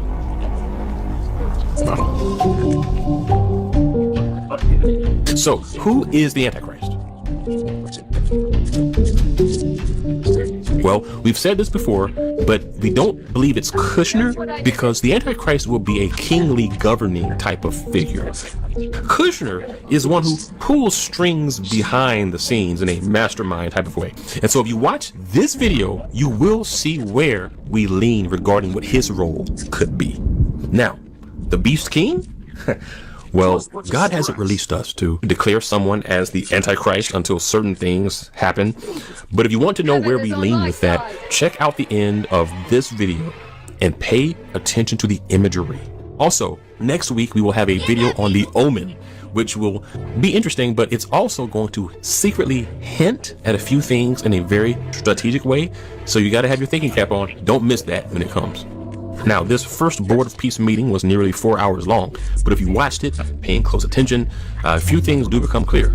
These powerful individuals and kings are basically planning to unite in a way that will make them the global brokers of peace. And we're going to straighten out Gaza. We're going to make Gaza very successful and safe. And we're also going to maybe take it a step further where we see hotspots around the world. We can probably do that very easily. This is a tremendous group of powerful people and brilliant people. And I think that we can do things that a lot of other people would not be able to even conceive of or think of. Mr. President, your clear vision to promoting global peace has inspired my country to join the Board of Peace. Joined the Board of Peace. We are committed to its success. With the leadership of President Trump, this vision of real peace will be achieved. The Kingdom of Saudi Arabia, Mr. President, has been seeking peace and justice in the Middle East for a very long time. It is a pleasure to be here with you as we embark on a journey towards establishing a lasting and just peace in the Middle East. These are the most powerful people in the world, the richest people in the world through their countries, and they have made a tremendous commitment, and the United States likewise has made a tremendous commitment. The Bible does say that true peace will only come when Jesus returns, when he splits the Mount of Olives in halves. But before that, there will be a false peace declared, and then war will continue until Jesus comes to protect Jerusalem. Now, in years past, many of us who explore Bible prophecy, we always taught that the United Nations would likely be a key end times force in the false global peace described in the Bible. But now, many are keeping their eyes on this Board of Peace because it seems to have the plans and the backing and the financing for reaching far beyond what the UN is doing. And this Board of Peace is branding itself as an organization that will also see the unification of the Abrahamic faiths. President Donald Trump, I take this opportunity to extend congratulations. The meeting comes during the holy month of Ramadan, where we will pray to Almighty God that our endeavors will bring peace, security, prosperity to the world. As a founding member of the Board of Peace, the Kingdom of Bahrain recognizes and endorses the tremendous potential of this body, the extraordinary drive of its chairman, and his sincere efforts to unify nations in our common objective of fostering and enduring peace for the Middle East. It's branding itself as an organization that says it will start with Gaza and then will expand its Gaza plans globally. Kushner said that himself. Thank you, Caroline, and thank you, Mr. President. If Jews and Muslims work together, Israelis and Palestinians with Americans and English and Bulgarian and people from all around the world, then we can kind of join on a common goal, which is peace and togetherness, prosperity for all people in all ways. This organization is bringing a new approach and new ideas and new people together in order to effectuate it. So you see, Gaza is only a stepping stone. After that, the AI smart cities, the digital ID and monetary tracking implemented there will then be implemented globally. He has unveiled the plan. And Trump? Well, for a long time, many wondered, will he seek a third term as president? And honestly, with this Board of Peace, with the world's most powerful leaders coming together to fund it, remember, they said raising money is not even an issue. They got the funds. This is not a problem of money. Mark said we don't really have a resource issue here, although we are going to need everyone's support. We just need to be executing and doing this in a good way. And so with this organization, you have the world leaders backing it, the world's kings joining to empower it. As long as Trump is the head of it, he won't need to seek re-election. As the king of this peace board, he will have global authority indefinitely. So it's interesting, absolutely. And the next few years, my friends, will be very insightful, eye-opening, to say the least. And so I encourage you to stay watching and share this video with others. It's time. It's time to spread the word so they can see how things are shaping up just as the Bible said they would. And for those of us on Christ's side, it's exciting to live in times such as these. God bless.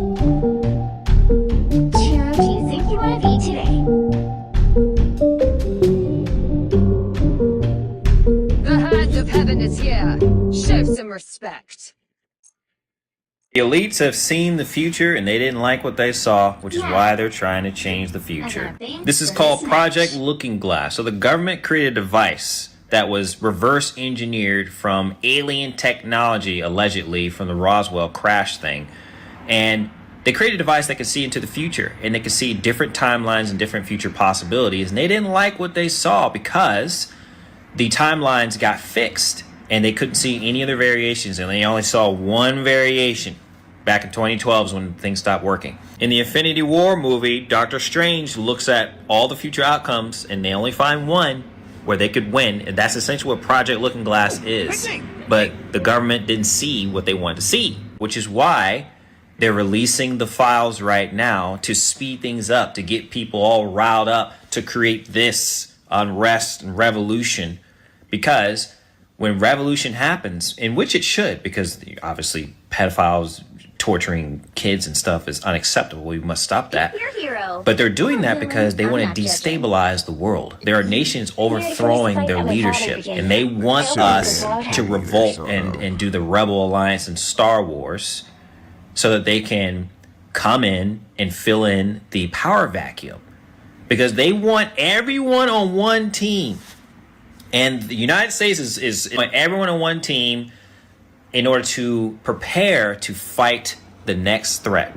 I believe that Christ already returned in the first century, and we're living in Satan's little season right now. I've already done videos on this, my Millennial Kingdom playlist on my page. Watch those videos, okay? I break it down as best I can. One day, Christ will appear in the sky with the Emerald City, the Crystal City. And in order to get all the humans to fight against Christ the Redeemer, against God, they have to get the New World Order set up first. That's why they release the files, get you all riled up to destabilize the world, and then come in and fix everything. And then there's all peace and prosperity. Aliens are going to show up, and they're going to say that Christ is aliens, and they're going to get all of us to act like this and fight against the aliens, who is going to be Christ in the air. Everything is about Jesus, man. These people doing stuff in the files, they're not just depraved people. They're literally sacrificing to little g false gods, dark entities, Moloch. And you still think that this Jesus and God is not real? It's going to be just like this probably, or similar. Some crazy stuff is going to be in the sky. And they're going to be like, oh, aliens. No, it's God. If you take part in the revolution, just know after the revolution will be the New World Order. Prepare yourself for that. It is not an alien invasion, it is Judgment Part 2. So in Part 1, we discussed how I personally believe that the true deception is that they've shaped our perception, which is true occultic magic. Instead of having to do anything, they just have to mold our perception slightly so that when we look at something like this, which is a divine judgment, the cups being poured out, the glory cloud with the wheels spitting out the lights, we look at this and think either aliens or Project Bluebeam. Almost nobody is going to look at something like this and think that it is God or any type of divine judgment. And as I peeled back the layers on medieval Bible manuscripts, facsimiles, things of that nature, this becomes more and more obvious to me. So this is a Judgment Day illustration from a 1300s Bible, and I've been showing you guys the ark that is clearly in the sky. It's literally this, and it sends out these. And as I searched out medieval illustrations of Noah's Ark, they get more and more interesting. The further you go back, the more they begin to look kind of like flying saucers. This is from 1330. A lot of altar tabernacles look like this, and this coincidentally looks exactly like what they've programmed us to believe UFOs or like flying saucers would look like. That's why that dude in Africa, he needed to get his ass arrested out here building a damn boat. Just think, look, I know they said they're not going to flood this joint again, but what if it did, you know? A big flood was going to come. We got 1,000-foot wave that's coming and you build a boat. You're going to die too. Let's keep it all way G. Here's a biblical image of God's throne. Again. So it had to be something else, right? Flying saucer-esque. Again, I think this is God's ark. This is a 1400s image of the glory of the Lord. The craziest part is I have seen these exact things. I believe that these are like some form of like maybe throne angels.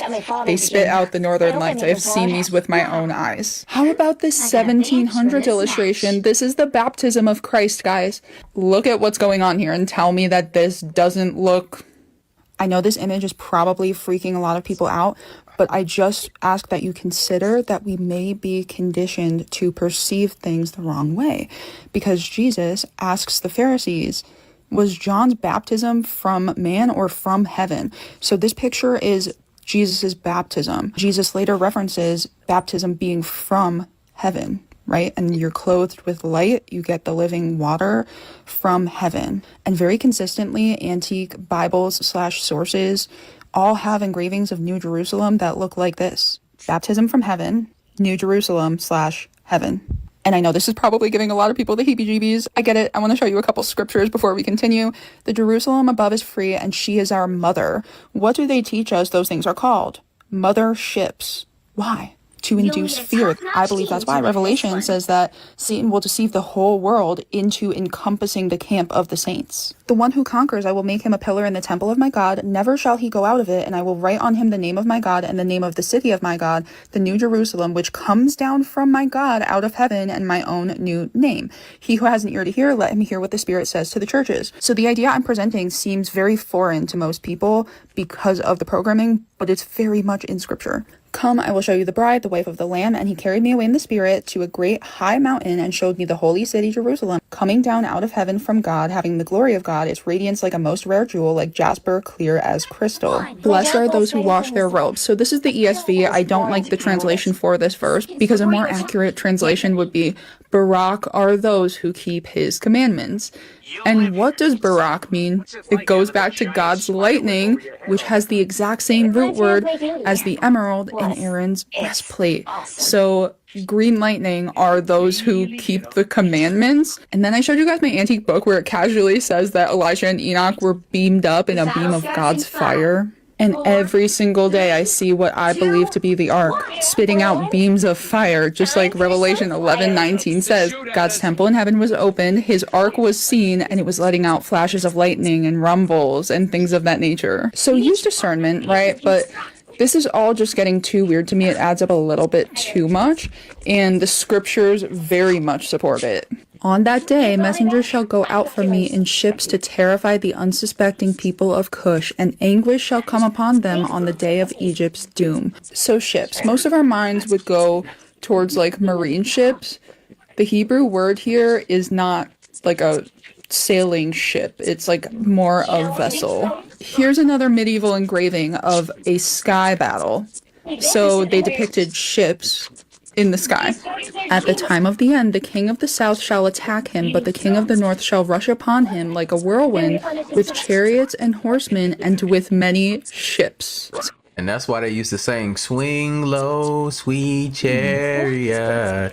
A ship ain't swinging low. It's already on the damn water. You feel me? That shit just don't make no sense. So keep in mind, in 2 Kings, when Elijah is taken up, it's by a chariot and a horse of fire. Those are what the horses of Israel are. They're fire horses. And yes, I have a picture of everything. I know you guys are tired of it, but I have to show you. I believe that this is one of the fire horses. So you could kind of see the head here and then like the body. Look like a dragon to me. But there the Lord in majesty will be for us a place of broad rivers and streams where no galley with oars can go, nor majestic ship can pass. And yes, I'm constantly talking about the auroras, but I truly believe that they are such a central part to the Bible that nobody seems to realize.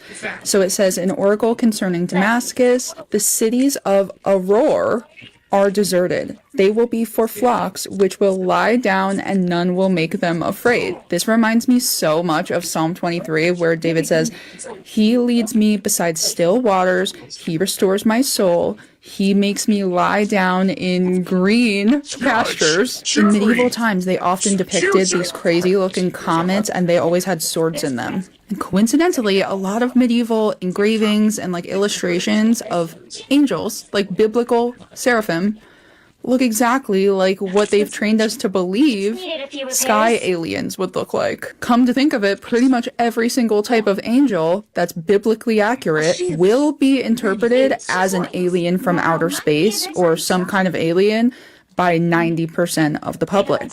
I mean, I've seen so many movies where the aliens look like this, and this is divine judgment. And something tells me that Ezekiel's wheels are going to scare a lot of people. Listen to this Joe Rogan podcast with Tucker Carlson. It will shock you. The servicemen have died as a result of contact with or being in proximity of these vehicles. And we know that because there are a lot of suits working their way through the VA system. Yeah? Where families, can't get compensated for the deaths or injuries to loved ones. Because it's all under wraps, top secret. Well, that's just a fact, okay, that is happening. So if there's, I guess, when there are measurable physical effects of a phenomenon, we can say conclusively the phenomenon is real. I know this is an old clip, but this is relevant because last week Obama came out on a random podcast talking about how UFOs are real. In my opinion, the UFOs are the fallen angels. There's a reason why he said anyone who got near these entities died. You have to understand the ruler of this earth is Satan and his fallen angels. God gave Lucifer the power over the world until Jesus returns. I don't understand why people don't read the Bible. If they do, they will understand everything that is going on. Make sure to share this information with as many people as possible. Let them know the truth. Just needed a few repairs.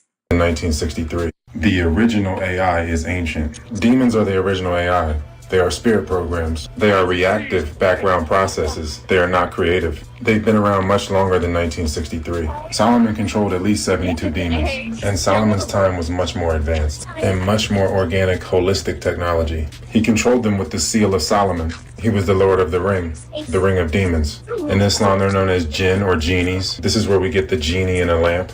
They can also be installed and uninstalled from people's bodies. They are commonly installed in traumatic moments, like hospital birth and circumcision. Solomon uses them to build the temple, employing the Shamir, another organic AI. That's where we get carvings like this and this. This organic tech was worldwide. It's written about across many cultures. Fallen angels are demons, spirit programs, and people crossbred with them. People farm demons to make drone armies. Demons have been positioned throughout the world like watchdogs. Some of these clones even severed their ties with their origins. That's what the World Wars or Reset Wars were. A severance. That's what the Battle of Gog and Magog is. That's what the orphan trains are, and the orphan asylums. Dissemination centers for programs. They are easily mass-possessed for war and major societal changes. We are living in the Clone Wars. They are used like Doeg the Edomite to absorb karma. All the drones are compartmentalized. This keeps them stuck in vanity traps because they've been separated from others. They've been severed from reality, aka dream life. They never really dream, just memories and REM trance at best. True insomnia, mass insomnia. The severance from their dreams allows them to be used as dream portals for attack.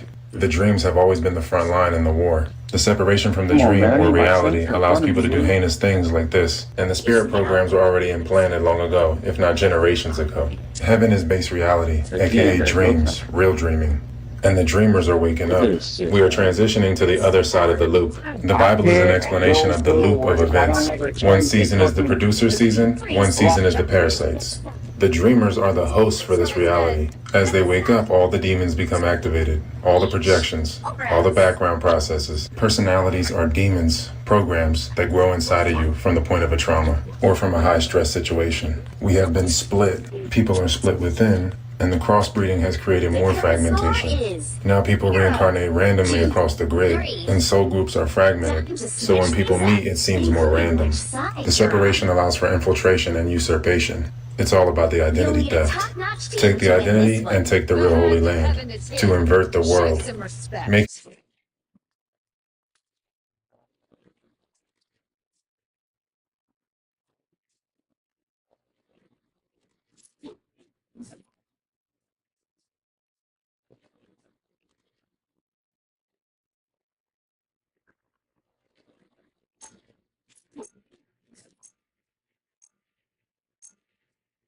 Round two! If this is how the universe ends, I shall go down fighting.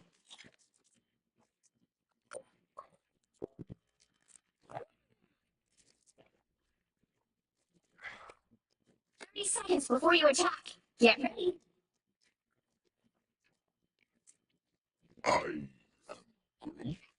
No, I don't know what the time stream entanglement is. I am Groot. Yeah, as soon as the Brain Trust builds the other gizmo, we'll all get to go back home.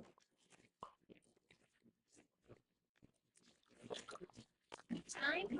The battle starts in 5, 4, 3, 2, Here they are.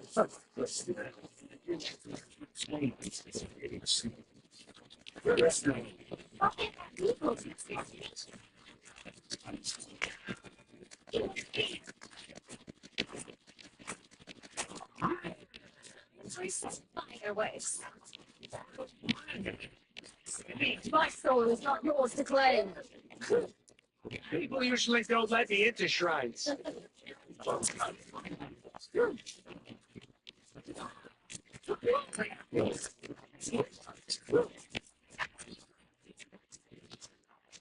Secure my ales. That's the mechanical spider. Aye, that feels good. Aye, just what I needed. Oh, the sorry, guys. You would not laugh just a second. Infestation?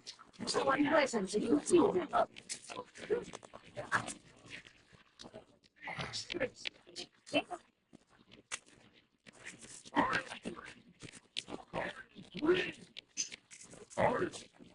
I'll patch you up. Vengeance shall be mine.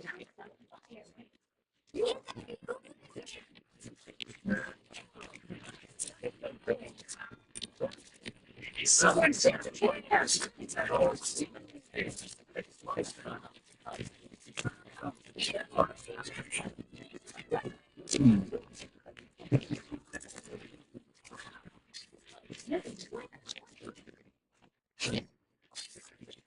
Rest easy.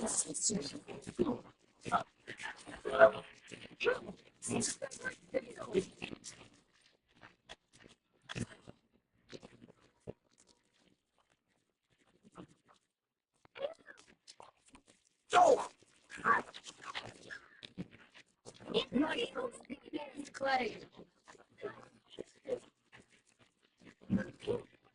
Get you.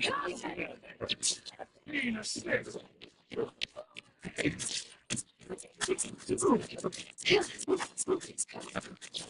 That's a mechanical. People usually don't let me into shrines. Someone scratch my back. You're welcome. More hospitable for parasites. You will not be rid of me so easily.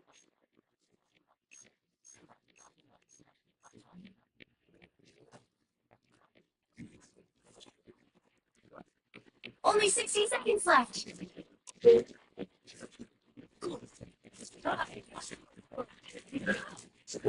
Fire.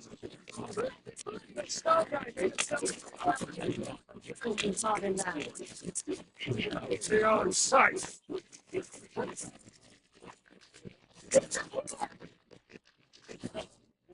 Maybe algorithm-driven changes will happen slowly, giving workers plenty of time to adjust. Maybe white-collar types have 12 to 18 months left. Maybe the AI-related job carnage will be contained to a sliver of the economy.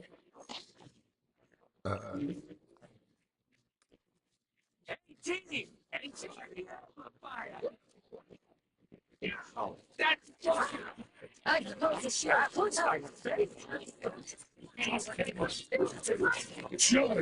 Jury! Execution! Boy, the ring is getting bigger, and the looks of it. You'll have to keep fighting until we have a winner.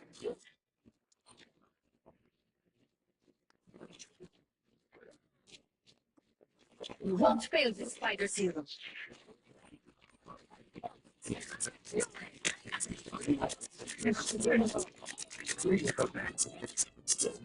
That's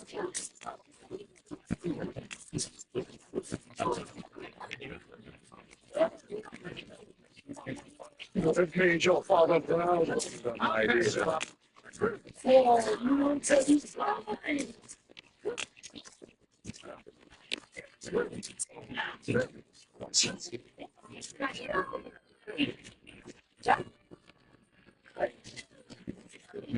the vehicle reached the checkpoint.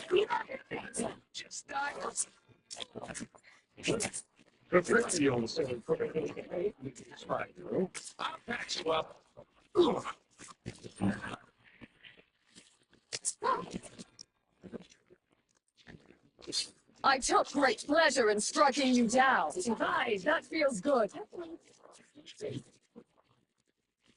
Maybe we should be more worried about a stock market bubble than an AI-driven labor revolution.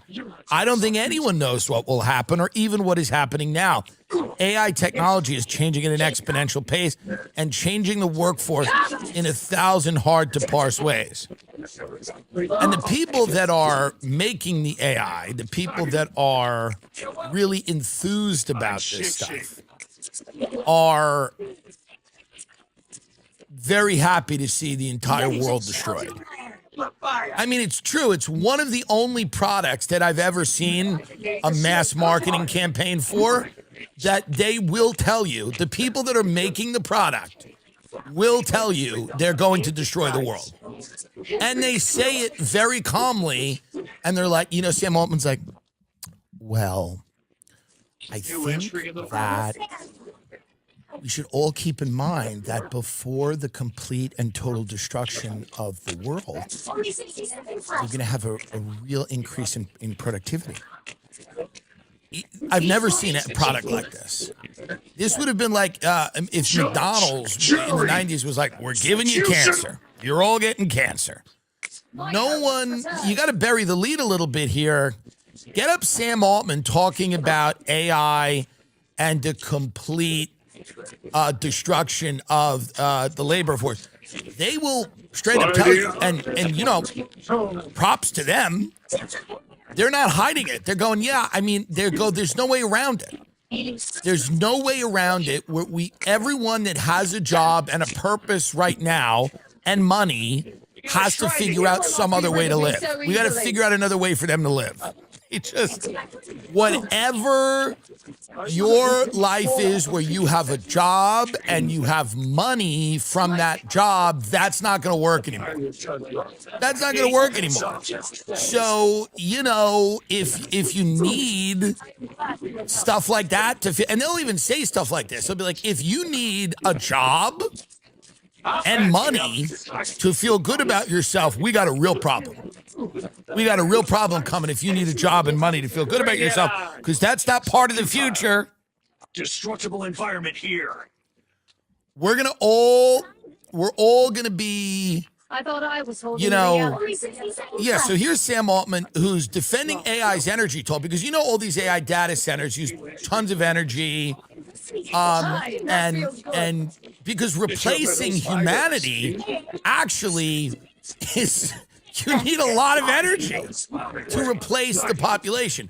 But Sam Altman, who's the CEO of OpenAI, downplayed concerns about how much water data centers require at an AI summit in India. See if you can get this video up where Sam basically goes, it takes a lot to train a human being.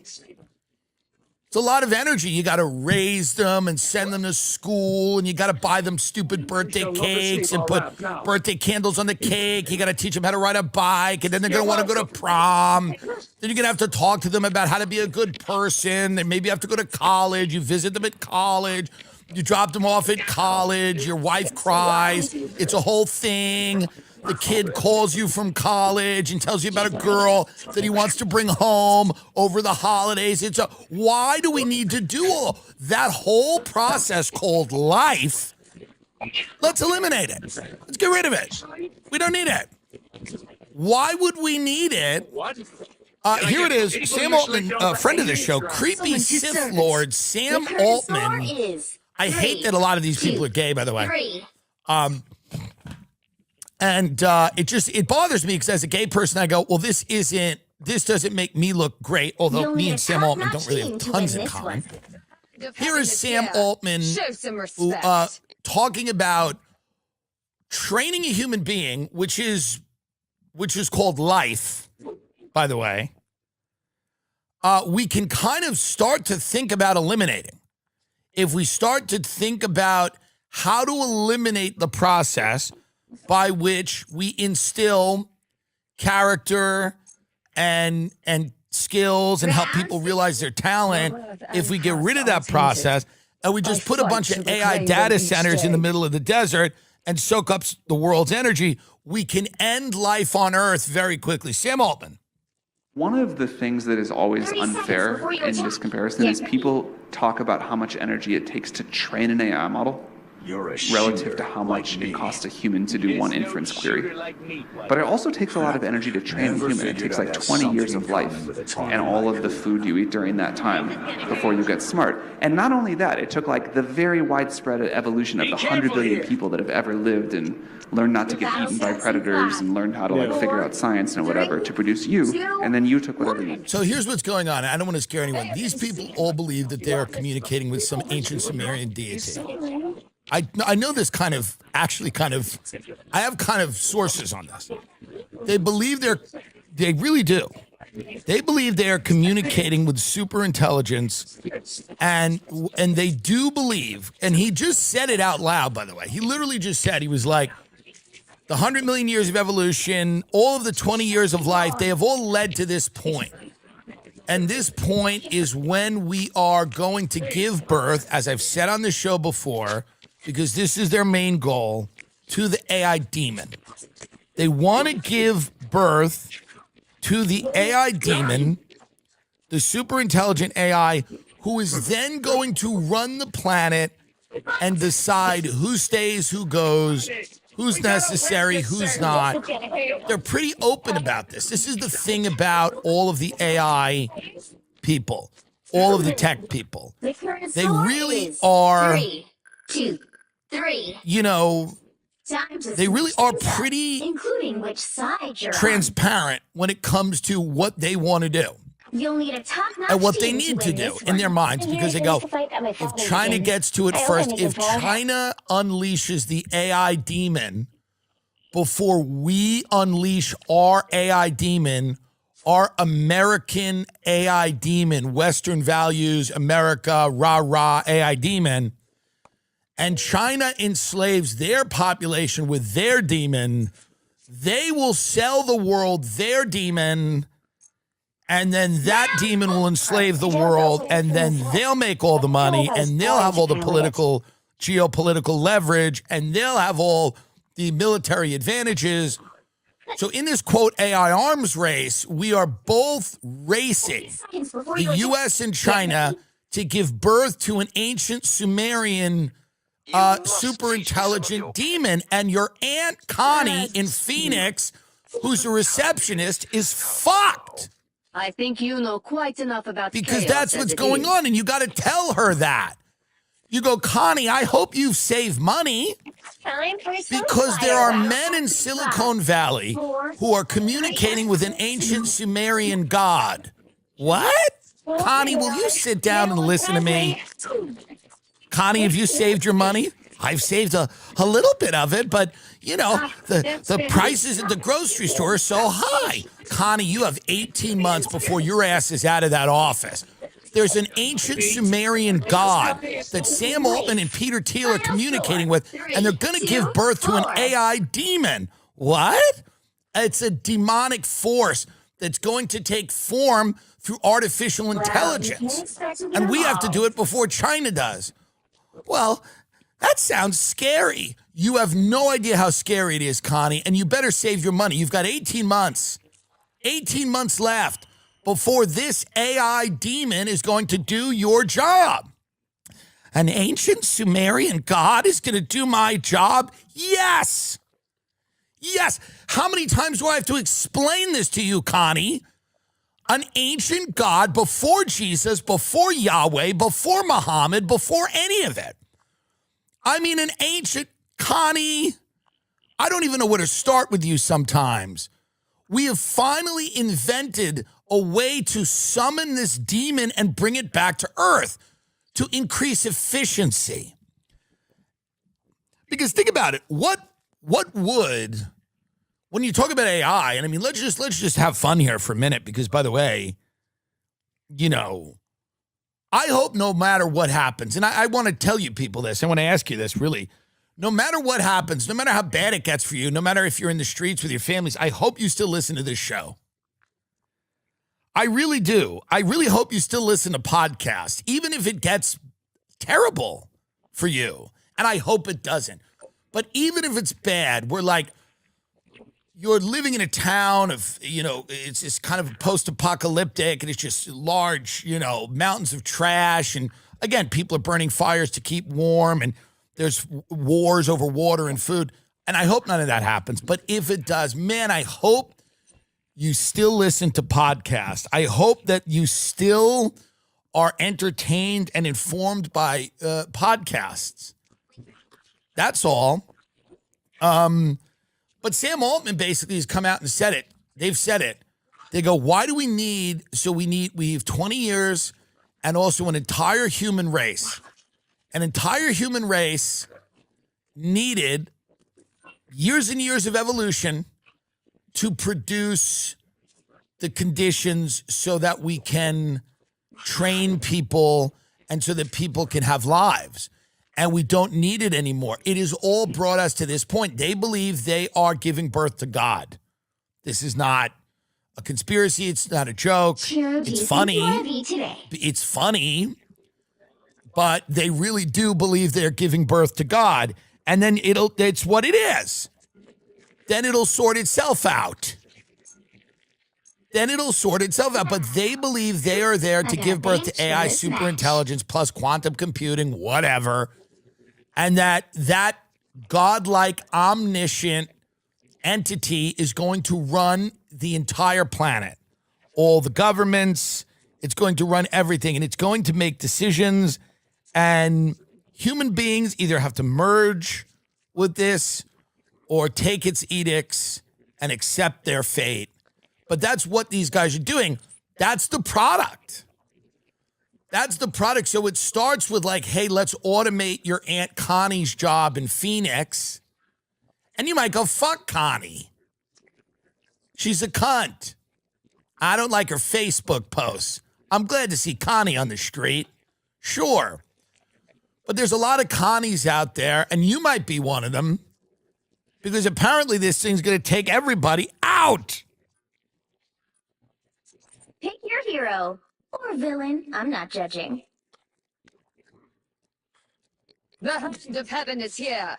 Show some Donald respect. Trump continues to hide and destroy evidence and cover up more information regarding the Epstein files, and specifically his involvement with Jeffrey Epstein, his appearance in the Epstein files. And what he's hoping is that we all just forget about it because of the massive distraction that is the very serious war in Iran that Donald Trump started. We have some data points, of course. We know that Donald Trump's regime has briefed members of Congress and told them in no uncertain terms when Donald Trump's regime officials were pressed that Iran did not pose any clear and present risk of attacking the United States. Any statements made to the press to that effect were utterly false. In addition, we know that Donald Trump is suffering from severe paranoia right now. In a very frantic way, he keeps calling members of the press to try to justify this war against Iran, which the American people despise and which the American people are calling, as we are here on the Midas Touch Network, the Jeffrey Epstein War or Operation Epstein Fury. I mean, he recently called corporate news reporter Jonathan Karl to tell him, I got him. I got him before he got me. They tried twice. I got him first, Jonathan. I got him first. Referring to the Ayatollah, and Donald Trump continues to think about the Ayatollah trying to kill him. And so Donald Trump just put the United States in a war that may be a never-ending war against Iran, where we've already had at least 3 of our service members killed, and that number is expected to rise. And Donald Trump says that number is expected to rise. And the paranoia, you also know, is there because, again, he refused to leave Mar-a-Lago all weekend while the United States is now at war. He had like his staffers there in the sensitive compartmented information facilities they built at Mar-a-Lago. Like they were like wearing their Apple Watches, which is against SCIF rules. He refused to even go to Washington, D.C. while America was at war. He's scared. He's refused to brief the American people. And here's the big tell as well with the intersection of the Epstein files with Donald Trump's invasion of Iran or attack on Iran. Where the hell were the Clinton depositions, right? You had Bill and Hillary Clinton. This is all related. Bill and Hillary Clinton, they wanted their depositions to be done in a public hearing, but Donald Trump had ordered MAGA not to do it in public because he was terrified. And then remember, during the depositions of Bill Clinton and Hillary Clinton, you had these MAGA Congress members like Lauren Boebert taking videos and photos of them, which were against the rules that MAGA proposed. And so Hillary Clinton and Bill Clinton were like, look, if you're going to start taking videos of us and photos and giving it to right-wing influencers, can we please just bring the press in here and let's do a deposition in public in front of the press so these MAGA Republican Congress members can't run out and lie about what went down in the deposition. So what happened? You had James Comer and Nancy Mace and Anna Paulina Luna and Lauren Boebert and the entire MAGA crew. After the depositions of Hillary Clinton and Bill Clinton, what do? They rushed out. And then they started saying, Bill Clinton exonerated Donald Trump, total exoneration. And then James Comer posted on his social media, Clinton exonerates Donald Trump.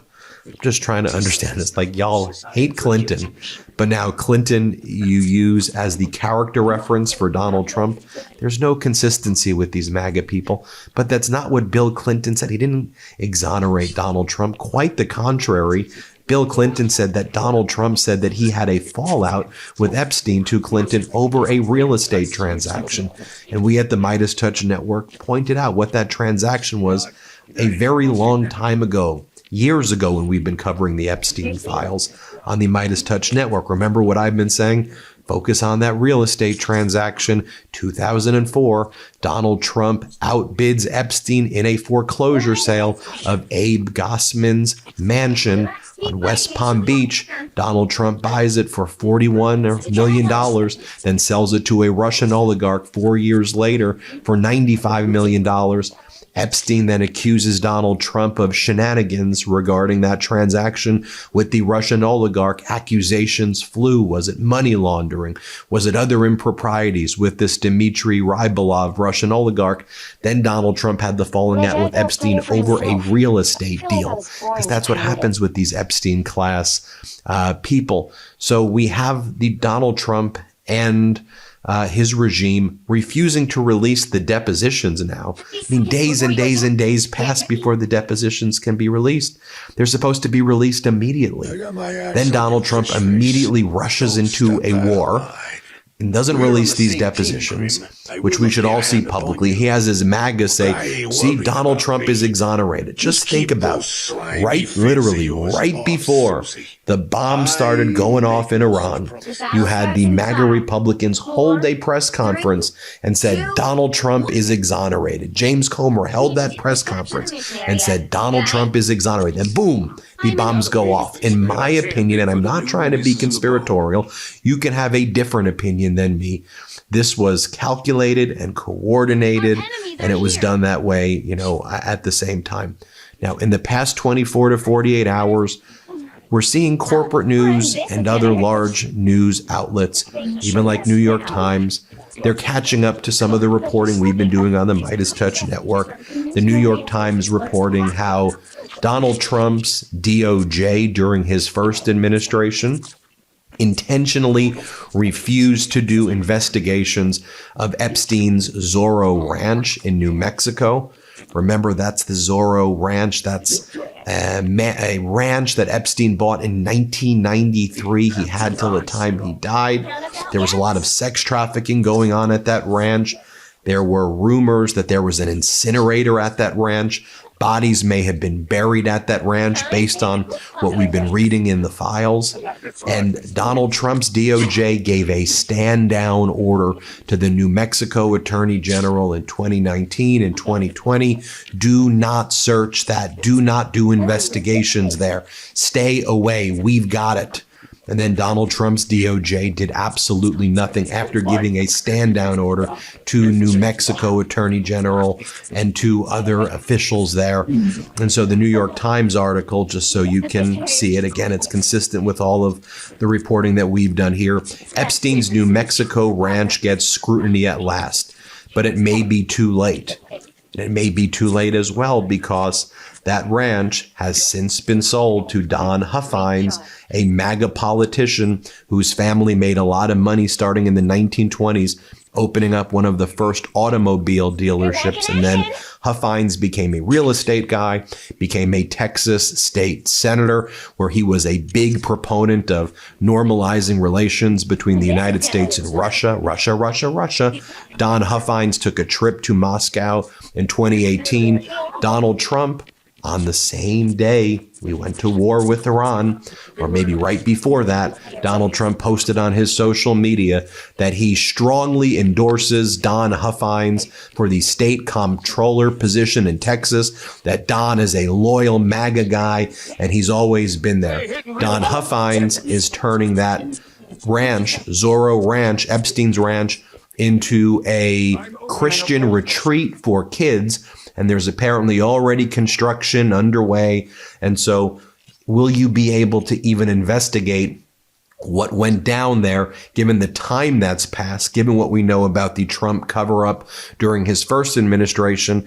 And has there been any demolition or construction work to turn the Zorro Ranch into the San Rafael Ranch, is what they're calling it, in order to make it a kids retreat, a kids Christian retreat, or a Christian retreat in general? Now, as this war with Iran rages on, a lot of people are taking notice that this is the Jeffrey Epstein war. This is about the Epstein class going to war. And so you have, for example, Democratic Senator Chris Murphy. He writes, the Epstein class's kids won't die in this war. Poor family kids will. Billionaires won't suffer. Middle-class families will pay more for everything. And for what? For a different hardline cleric to run Iran than the one who was about to die soon anyway. Remember, the Ayatollah was in his mid-80s. He was out the door anyway. And lots of people believed if you just let him die naturally, then automatically, not automatically, but the movement, the trends in Iran were for a younger generation to modernize and to move away from the Sharia law and from the extremism and from all of that you had in Iran. And now with the murder of the Ayatollah and almost turning him into a martyr there, and it's had the reverse effect, many people are saying. Ever wake up sweaty, freezing, or just uncomfortable? The temperature in your bedroom can make or break your sleep. That's why I switched to Miracle Made sheets. They're inspired by NASA technology and use silver-infused temperature-regulating fabric to help you sleep perfectly all night long. Miracle Made sheets feel just as good, if not better, than sheets you'd find at a 5-star hotel, but without the steep price tag. Smooth, breathable, and ridiculously comfortable. Thanks to their antibacterial silver technology, Miracle Made sheets stay cleaner and fresher up to 3 times longer than regular sheets.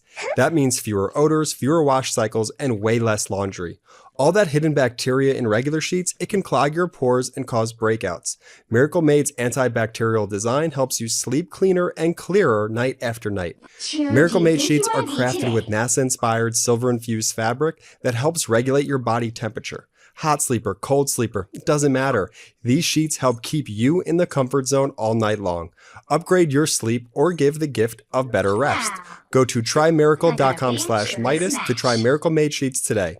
You'll save over 40%, and when you use the promo code Midas, you'll get an extra 20% off plus a free 3-piece towel set. They make for an amazing gift, and with a 30-day money-back guarantee, there's no risk. That's trymiracle.com/Midas, code Midas at checkout. Thanks to Miracle Made for sponsoring this episode. In Iran, you have a official there who's also a professor did an interview on Al Jazeera. And one of the things that he mentioned that, he said, well, the United States has demonstrated that they're basically a bunch of Epstein predators. And when you have our country being run by Donald Trump, an Epstein class predator, someone who's actually been found civilly liable for sexual assault, who goes out there and brags about sexually assaulting women, whose home was used as a location for sex trafficking, right? Mar-a-Lago was used to sex traffic Virginia Giuffre when she was an underage girl by Epstein, right? When you have all of that, you now have Iran saying to its people, look, these are sexual predators and deviants. Look at Donald Trump. Look what you see in the Epstein files. That's what they're saying in Iran. Here, play this clip. Where do you see this going?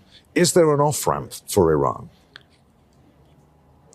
I think what will happen is that even if the United States is able to kill illegally Iranian leaders, the next generation of Iranians, the Iranians that did not see American atrocities in Iran before 1979, some Iranians that did not understand why their parents and grandparents were anti-American. Those Iranians will take over. Now they understand why American government is an imperialist, vicious government and a government that attacks other countries and kills little children. They understand they're fighting the Epstein class that either rape little girls or bomb little girls. This is the government that we are witnessing. They're going to fight back against that government, and they're going to ensure that the Islamic Republic of Iran will live many years after America destroys itself. Now, when we look at some of the data as well, we see that over 50%, according to the latest YouGov poll, believe that Donald Trump was involved in Epstein crimes. Just the poll. So to be clear, I'm expressing overall my opinions, which I'm allowed to do under the First Amendment of the United States Constitution here. So I'll just make that blanket statement right there. But the American people believe that this was a cover-up and that Donald Trump is implicated. You have that growing aspect. We know that they are hiding terabytes and terabytes of documents. We know that they're not releasing the depositions of the Clintons on time, and they refuse to release those when they should have released those immediately after. And here are some of the developments as well as the paranoia eats Donald Trump away. You've got Democratic Congressmember Ro Khanna says he's now got the votes to compel Commerce Secretary Howard Lutnick to be deposed. Let's play this clip.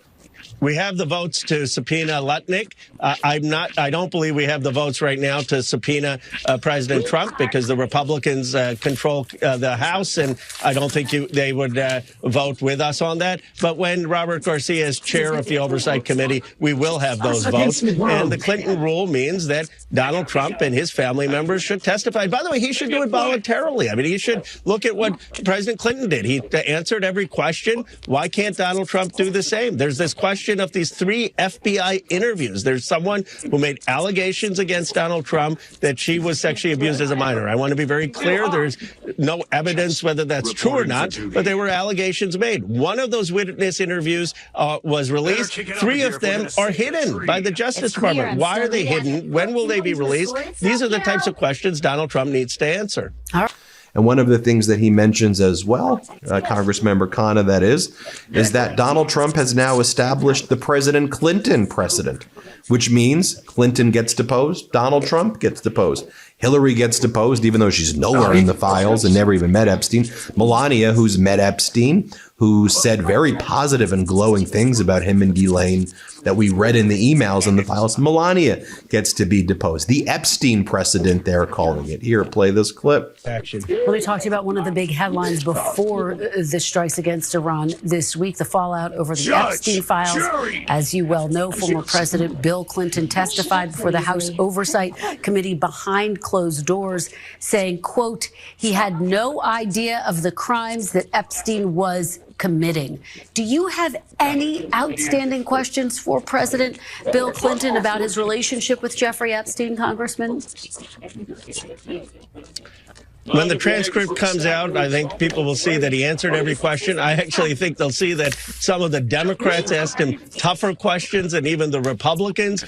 And he sat there. He didn't take the fifth. He answered every question fully. And the American people will be able to decide on what they believe. The point, though, is that President Clinton has set a precedent, a new Clinton rule. That means that Donald Trump should do the same, answer the questions. Howard Lutnick should do the same. I'm working with a Republican actually to subpoena Howard Lutnick next week, and I believe he will come before the committee. And every person who went to that island or who corresponded with Epstein about going to his mansion should be called under oath to tell us what they knew. And by now, you know the great reporting by Roger Sullenberger, by NPR and others that found that from the DOJ database, there are lots of interviews from witnesses that are missing, lots of things that involve Trump in the files that have gone missing, that were never published in the first place. And we know that there are probably millions of documents that have not been produced. Democratic Congress member who's running for Senate, Chris Papa, says, let's be clear. This is illegal. Congress voted to release all the Epstein files, not just the ones that don't implicate Trump. The Justice Department needs to release the missing pages now. I also want to give a hat tip to my good friend, Brian Tyler Cohen. I love Cohen. I think he's great. Brian Tyler Cohen. And Brian Tyler Cohen says the following. He says, he goes on News Nation, and their right-wing propagandist host tries to attack Brian Tyler Cohen. This is why people don't like corporate news. So he tries to attack him and goes, why are you trying to talk about the Epstein files? We don't care. There are much bigger deals out there. And Brian Tyler Cohen's like, you don't think it's a big deal that the president of the United States is covering up a child sex trafficking ring? You don't think that it's a big deal that the pedo cabal is located in the White House? Like, if you don't think that's a big deal, then what the hell are we doing? You don't think that's a big deal? By the way, I hate shows with this format. I just don't like the yelling and I don't have the patience for it. I like to give you fact. But Brian Tyler Cohen just does an excellent job right here. And I'm such a big fan of his. Here's what Brian Tyler Cohen says. Let's play this clip. Given the fact that Trump himself is named in the Epstein files 38,000 times, do you think he should at least testify in the same way that Bill and Hillary Clinton did? There are multiple people who have testified already in these depositions who have said that the president is not implicated in any kind of crime. And even today, wouldn't you want to hear from the guy? Wouldn't you want to hear right from the horse's mouth? I think the president has much bigger issues to deal with. And even today, President Bill Clinton said that he believes the president. Bigger issues than being implicated in a pedophile ring? We started the show talking about the Epstein files. I think it's interesting that we're now diverting away from the facts on local Democrats letting criminals out of prison who are then going and murdering people at bus stops and on the train on the way home. But I want to get to this. I think it's a pretty big issue when you have the sitting president of the and frankly, if the president was a Democrat and he was implicated in the biggest sex trafficking ring in the United States in the history of this country, I think the word implicated is pretty strong. And I think how would you know? But how would you know if he doesn't testify? Because you can read the documents, you can read the emails, and this isn't just about President Trump. But we have 3 million documents that haven't been released. Yes, you can. The Epstein thing is a distraction. Is a distraction from what's actually happening from this story that happened just today, where we have an illegal immigrant from West Africa. You brought up the idea of a registered sex offender. Yeah, registered convicted sex offender, not the president who was named in files with no evidence at all of criminal wrongdoing. Those are two very different things. But I want to get back to the news. Transparency. Why wouldn't you want some transparency? There's been plenty of transparency, which is why President Trump signed the legislation to put out the documents. Do you support the I think the president has much more important issues in front of the. Look, we're completely off base here talking about the Epstein files. I want to ask you this question about what happened in Fairfax County just tonight. We now know. So there you have it, folks. The walls closing in on Donald Trump and his despicable regime. Paranoia is setting in on his dark past. We'll keep you posted every step of the way here at the Midas Touch Network. And thank you all so much for watching. Thanks for watching. Be sure to add the Midas Touch podcast on Apple Podcasts, Spotify, or wherever you get your podcasts for new updates every single day.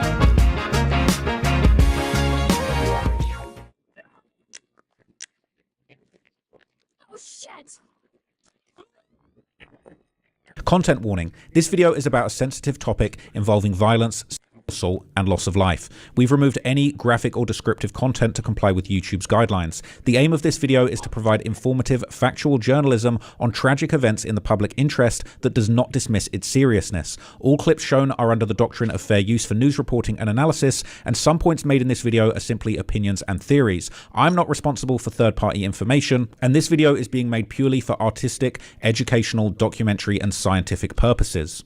Crapmore gang, I'm going to do something very dangerous in this video. I told you earlier in a video I uploaded earlier today that a lot of the Epstein files are being scrubbed from the internet. A lot of files have been taken down. A lot of files are going missing, especially video files. And if you saw the video I did earlier, I explained that there is a guy that's been backing up the video files that disappeared from Reddit. He shut down his backups and he said he was in a whole lot of trouble. So I'm going to be brave in this video. And I'm going to share with you some of the most disturbing videos that I've seen in the Epstein files. This is a part 2 of a previous video I did about Epstein's most disturbing home videos, okay? And I'm not making light of the situation. There is a lot of disturbing stuff in these files. And unfortunately, because a lot of it is being deleted and taken down, even though this is a risky thing to do, we're going to preserve some of these disturbing videos. I'm going to react to some of those in this video. And I've downloaded a few of them. And I'm basically just going to break it down to you in this video, okay? So, you know, let's just, you know what I'm saying? Let's hope things work out. That's all I'm going to say, okay? Because this is definitely getting crazy. A lot of these files are going missing, and I don't know if some of these videos that I'm going to show you in this video might go missing. They might have already gone missing, okay? Because I've downloaded a few of these, and we're just going to have to rock out. We're just going to rock out with it, okay? So I'm going to show you some very disturbing photos, videos, and even audio recordings that have been uncovered in the recent release of the Epstein files, which have been getting scrubbed quite extensively. And who knows, they might be completely gone soon. They might be completely gone soon. Who knows? By the time you're watching this, who knows? They could all be gone. It is very, very scary, okay? So the first thing that I want to show you in these files, I'm going to show you here. So this is an audio file, okay? And this is very, very unsettling. Now, some of the stuff I'm going to show you here might not really make sense out of context. I'm going to explain to you, okay? So given the terrifying nature of Epstein's crimes, okay, some of these recordings just are very, very dark. This is an isolated audio of somebody singing Happy Birthday, but the way that it sounds very creepy and very unsettling, and it makes you wonder, why were these things being recorded? How much was being recorded? You know, they talked about hidden cameras, maybe they were hidden audio devices, but this is just one of many kind of very unsettling things from the files that maybe doesn't make sense, but there could be some very dark things behind it. So let's hear it. We'll listen to it together and you tell me what you guys think. Oh, I thought maybe they got to me for a second. Here we go.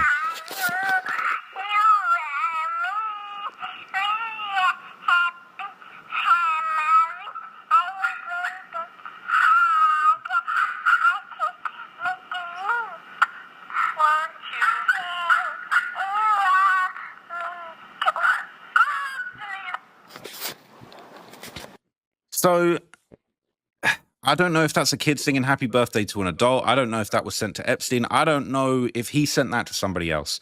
But it's really, really unsettling, and it just goes to show you like, I'll be real. What the f did this guy have going on in his inbox? These things being in the files. Maybe the FBI knows what this is about. Maybe they're absolutely stumped, just like we are. Okay, but it is actually so dark. Now, this is a file that's been going around for a while, okay? And this one is actually quite disturbing too, okay? This is basically a video that's been kind of shared extensively, and it's very, very weird. We've seen a lot of videos of Epstein hanging around with different people's families, different people's kids, not necessarily in a context of what was going on as far as the goes, okay? But this is kind of quite an infamous clip that's been going around. So it is censored, it's redacted, you don't actually see the person.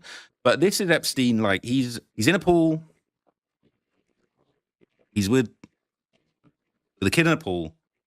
Why is this happening, and why is this being recorded? It's so dark, it just makes you wonder, like, how did it get to this point? How did people allow stuff like this to happen? This guy went unchecked for decades. And the fact that this is all now coming out in the files now is just twisted, okay? It's just a 9-second clip, right? Listen to the music.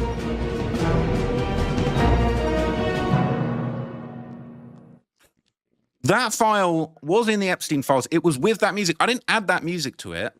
It's like a cinematic score. And it makes you wonder, is this something that he was sending to other people? Is this something that he was sending around like, hey, look at me, this is what I have going on? That's definitely, like, that's not the average home movie. You know what I'm saying? It is actually fucked up. So there's a lot of really weird kind of calls. There's a lot of really weird little rendezvous that are included in here that are very messed up. In this one, it's like a recorded phone call. And what it weirdly sounds like in this one, and this really goes to show you just how like his network of deceit and recruitment actually was. Because in this video, it sounds like, this audio, it's a recorded phone call. And it makes you wonder, why were you recording these calls? Because it sounds like this call is incriminating to me. It sounds like a girl is basically being trained on how to actually recruit other people for these massages that Epstein was getting. And what's so fucked up about this is that a lot of people have been given victim status because they started out as victims, but then they ended up becoming part of the enterprise that he had going on. And what's super messed up is it blurs the lines between, well, you can start off as a victim, but once you actually become complicit in what's going on, once you start recruiting other people into this network, are you not as bad as the man himself? I don't know whether I feel like I can still have some sympathy for those people. I'm pretty sure Virginia Giuffre, when she talked about her experiences, she did actually touch on the possibility that basically she started off being sucked into this network when she was young. She got a little bit older. She started being part of the conspiracy to go and bring other people in. I'm pretty sure that she actually had testimony where she said she actually brought other people in because she was hoping that that would kind of take the heat off of her, and it's very messed up. But the fact that these calls are being recorded, I don't know if this is recorded by the FBI, if it was a tap call, whether he recorded this, whether this is some kind of sick training thing that he recorded. But this is basically, it's like a recruitment tool. It's very, very odd. It's very dark. Second phone call attempt at 4:26 p.m.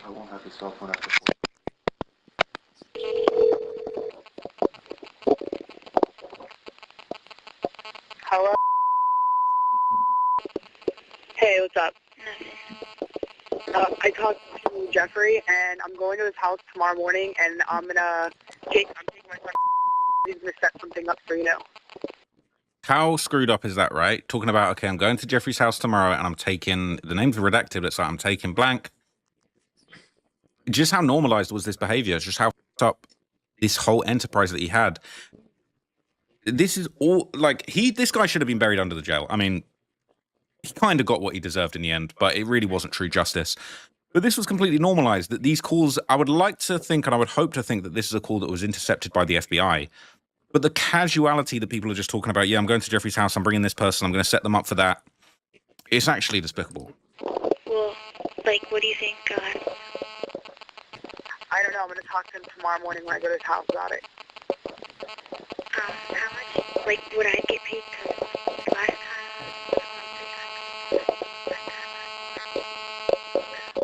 Talk to him. I'll talk. Now, it's weird, right? There's some interference there. She says, well, how much will I get paid? Because last time, and then it goes blank. It's fucked up, right? Tomorrow, and then I'll bring you in the next day and you can talk to him about it. How much do you think? I don't know what I want to do, and I just get some ideas. I don't know. You're going to have to talk to him about it. I mean, I don't really work for him like that. I just bring girls to him and they work for him, so... That is so screwed up, right? She says, well, I need to know how much. And he says, I don't know. I don't even work for him like that. I just bring girls to him. I mean, that sounds like a co-conspirator to me. And it's crazy to think, right, that we've been told over and over again, there was no client list. There was no conspiracy. Sounds like a conspiracy to me. You've got somebody that's literally recorded on the phone talking about, well, I just bring him girls. You're going to have to talk to him. This is a recruiter. This is a recruitment call. You're going to have to talk to him about it. That's what I'm saying. When you work for him, I'll bring you in and you can ask him before you work. So, like, what can I do to make more money?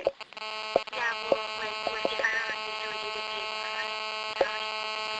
The more you do, the more you get paid. That's so twisted. If you heard that, she said, the more you do, the more you get paid.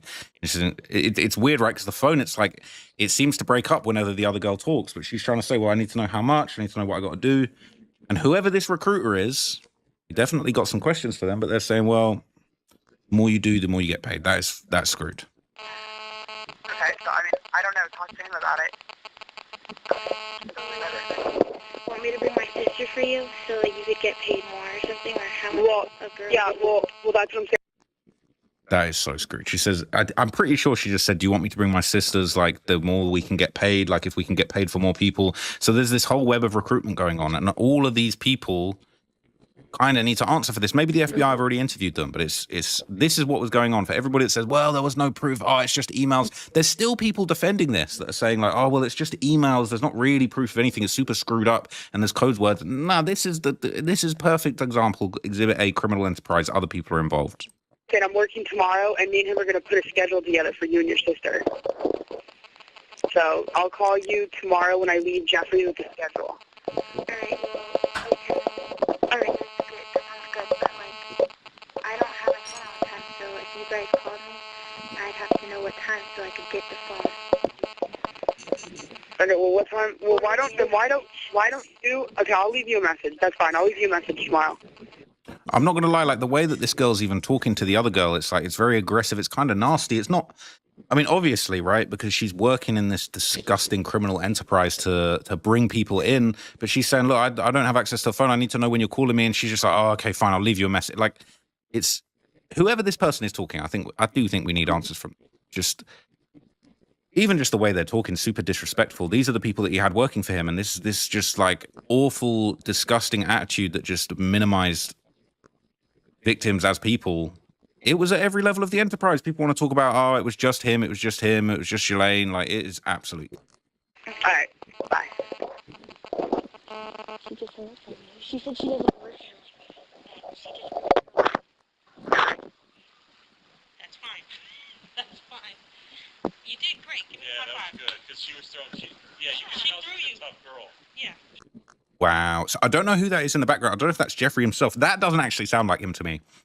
It sounds like they're almost high-fiving, like it's a training call that was being recorded, and he's like, yeah, you did great. I'm going to hear that last bit again, because that's actually looking like that, like you did great.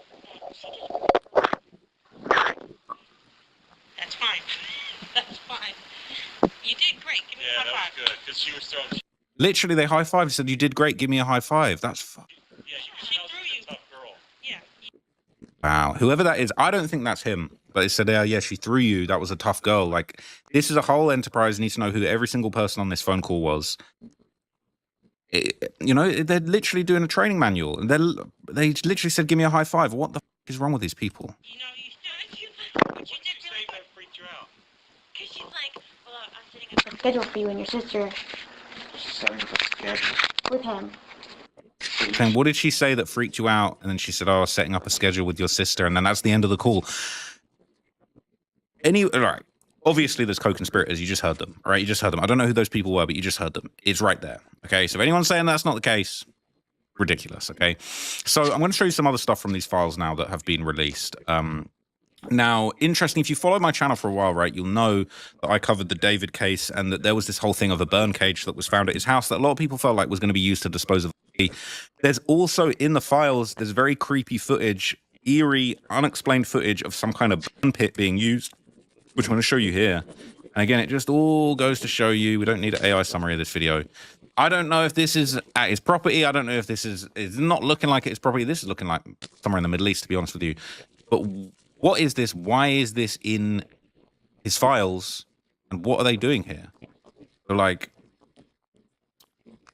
I don't know where this is. Just on the way that people are dressed, it looks like it's in the Middle East. They're rolling a bunch of bags into a giant fire pit, right? And there's people everywhere. There's dozens of people all around throwing stuff into the fire now. I don't even want to speculate on what's going on here, but it's super creepy. And this goes on for 2 minutes, all right? Something is definitely up with this. So absolutely no context to this video, all right? We don't know what's going on. I don't know if they're putting out the fire. Maybe this is the method they use to put out this fire. It looks like that's what they're actually trying to do, rather than like burning bags of evidence or anything like that. But then they're not doing a good job of it. They keep throwing stuff on there and it keeps burning. Keeps burning. Are they actually going to be able to put it out? I'm not sure they are. But why would he have this in his emails, right? Like, why would he have this in his files? Why would the FBI have this? So now they're covering it. They got some big grate that they're putting over it. That guy's jumping on top of it. That is super dangerous. Saying that.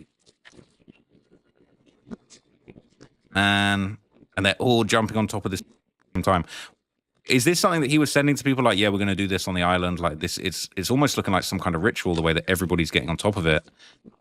And I'm not sure that that's safe. Now they're rolling up like some kind of tarp over the whole thing. I don't know if that's going to work. This is actually insane. You see, I don't think they were burning evidence because now it's like they're trying to put the fire out. I wonder if it was something where they were actually using all those things to try and put out this fire that got out of control. I guess they're nearly getting it under control now. They might put it out. This looks like it's like in a sort of a farm in India or something, or in the Middle East. It's very bizarre, right? Very, very strange. So another file that I want to show you guys that I haven't shown you yet that is quite interesting. Basically, if you might know the famous New Age guru, okay, Deepak Chopra, he was actually heavily featured throughout the newly released media, okay, and he has popped up in this video, okay? I don't know if this is something that, you know, was kind of saved by Jeffrey or whether he was sent it, but check this out. It's just a really short clip of him having an interaction with somebody. Right? What is reality? Reality is experience and the knowing of experience and consciousness. You got it. So I don't know if you could hear that very well. I'll play it again with the volume turned up. But it's Deepak Chopra talking to a kid and basically saying, what is reality? I'll play that again. Krishna, what is reality? Reality is experience and the knowing of experience and consciousness. You got it. So reality is the experience of knowing experience and consciousness. And what this looks like is it looks like it's backstage on a film set, right? Because they're basically talking over this director's chair that says Chopra on it. And I wonder if that's something that he was sent, basically. That's something that he had in his files, in his emails that somebody had sent him. But it's super, super creepy. There's another kind of strange recording of like basically what looks like a guy play fighting with somebody. The person he's play fighting with has been completely redacted. We don't know who they are. We don't know any of the details, but it's like, it looks like they're sort of having like a play boxing match type thing. And it could be a man. It could be like a young man. But it's like, this could be two grown men having a little play fight, and then the dude falls into the pool. Now, I don't know if this is on the island or one of his properties. They're completely redacted. We can't see anything. It doesn't look like a real fight to me. It doesn't look like a genuine fight. He's kind of letting the other person hit him. But they look tall. These look like two tall people. The other person, it could be a skinny grown man, or it could be, a young man. It's definitely, I wouldn't necessarily say straight off the bat that kid, but this is definitely on the right is an older man. Like, he's gray, he's looking like he's balding, and then he falls into the pool, but they're having this little fake fist fight. And again, it's just another really unsettling thing of just like, what is the context of this? Who's filming it? Is Jeffrey Epstein filming this himself? Why would this be saved? Was this on his phone? Was this on his computer? It just doesn't really make any sense, and it's definitely okay. Now, there was this other video that was going around, okay? Now, I showed you in a previous video, he had a lot of very, very dark clips that were fully redacted, but it looked like he kind of had these like girls around his property that were kind of doing this like very weird sort of like, I don't even know how to say it, like, like, I don't know how to say it sensitively, but like behaving like animals, right? Behaving like dogs, just some very weird behaviors. And, there's another video basically that is like just a very, very creepy video of what looks like in the living room at one of his properties, fully redacted. I mean, this easily could be could be an adult, could be an older woman, but it's definitely woman. It's definitely a female. And just the way that they're behaving is holding something in their hand that like, is it a club? It does look like it's some kind of club or a baton. And they're kind of running at the camera and then running back away. It's not, but it definitely is something that could be used. And so they're kind of like running towards the camera and then running back. They're laughing. Like, this isn't somebody that's like, at least looking like they're upset. They're kind of messing around, but it's like, they're kind of posing around with what looks to be something that could be used as a club or a weapon. Clearly they're not trying to use it, but just the way that this this clip plays out is just like very unsettling. And I wonder if it's one of his properties. It's not really a lavish location. You know, this looks like it could just be sort of, I don't know, this could be a kitchen area. But like, I'm not going to lie, this person, they look like they're kind of having a good time. But then again, you don't know the context of it, right?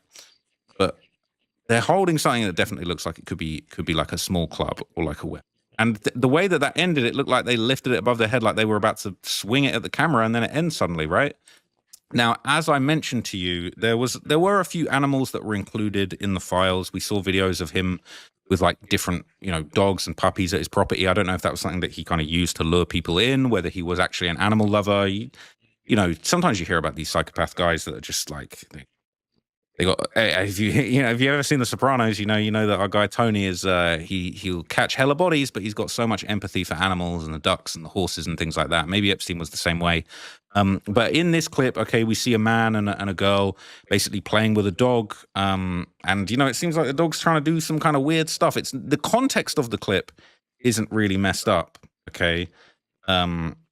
Basically, it's given us an AI summary. It says that the person in the video is told not to pull the dog's hair, but they encourage the dog to wrestle, but they say they don't want the dog to bite. Don't bite. Don't bite. No, don't bite. What? Her getting you? Okay. Ellie. No. No. Quick, turtle, Jackie. Turtle. Turtle, she won't get you anything. Ow! No, your teeth are sharp, dog. No. No, don't bite, but be good, be good. Wrestle, wrestle. No bite, no wrestle. Right. Jump. Ellie, don't pull her hair. Saying the dog's kind of biting at her hair. Oh, there she is. Oh. Saying don't rip my hair out. But it's not like an uncomfortable. They do seem like they're having fun with the dog. That's definitely not Jeffrey Epstein talking. He doesn't have the same accent, if you ask me. So I don't know who this is. Again, it's not a video of anyone in, you know, peril, but it is unsettling in the context of everything else that we've seen. Now, in another video, this will be a quite bizarre looking video of him kind of dancing behind his desk, and you know, it kind of is funny, like, this sort of reminds me of some of those videos that we used to see of Diddy back in the day, where you'd see Diddy at his desk, him celebrating deals that he'd made, making deals, making calls. You know, whoever this is, they're filming him candidly while he's working at his desk doing whatever he did, whatever business that he did. It didn't seem like he actually did. You know, there's not really any successful businesses to show for, is there? This guy that's supposedly a financier, billionaire, very little business acumen, very, very little business achievements. You can't really point to anything he started, anything he got off the ground, any actual genuine commerce that this creep did. But he's at his desk celebrating, clearly doing some kind of work behind his desk. You know, he's dancing. He looks like he's wearing a robe, sat at his computer behind his desk. And it is just kind of like, honestly, to me, it reminds me of those videos that we saw of Diddy. And I think Diddy had those kind of videos put out there to try and make himself look like this big mogul, but also kind of lighthearted, having these little freakouts at his desk. And, you know, as you can see, you know, there's probably music that's playing under this that we can't see, but he's clapping and dancing. He's bopping side to side. For whatever reason, he wanted people to film him this way. He wanted people to depict him this way. You know, there would be other things in here that, you know, they might seem casual at a glance, but when you know the context, they're definitely really unsettling. There would be kind of casual messages like this one, where people would be asking him, you know, how things are on the island. This looks like one of those sort of Apple emoji videos that somebody's made. Look at this. Hi, checking in from rainy Arizona. How's the island? Right, how creepy is that? So it's like a woman that's using that Apple emoji feature, you know, where you can turn yourself into a cartoon and record.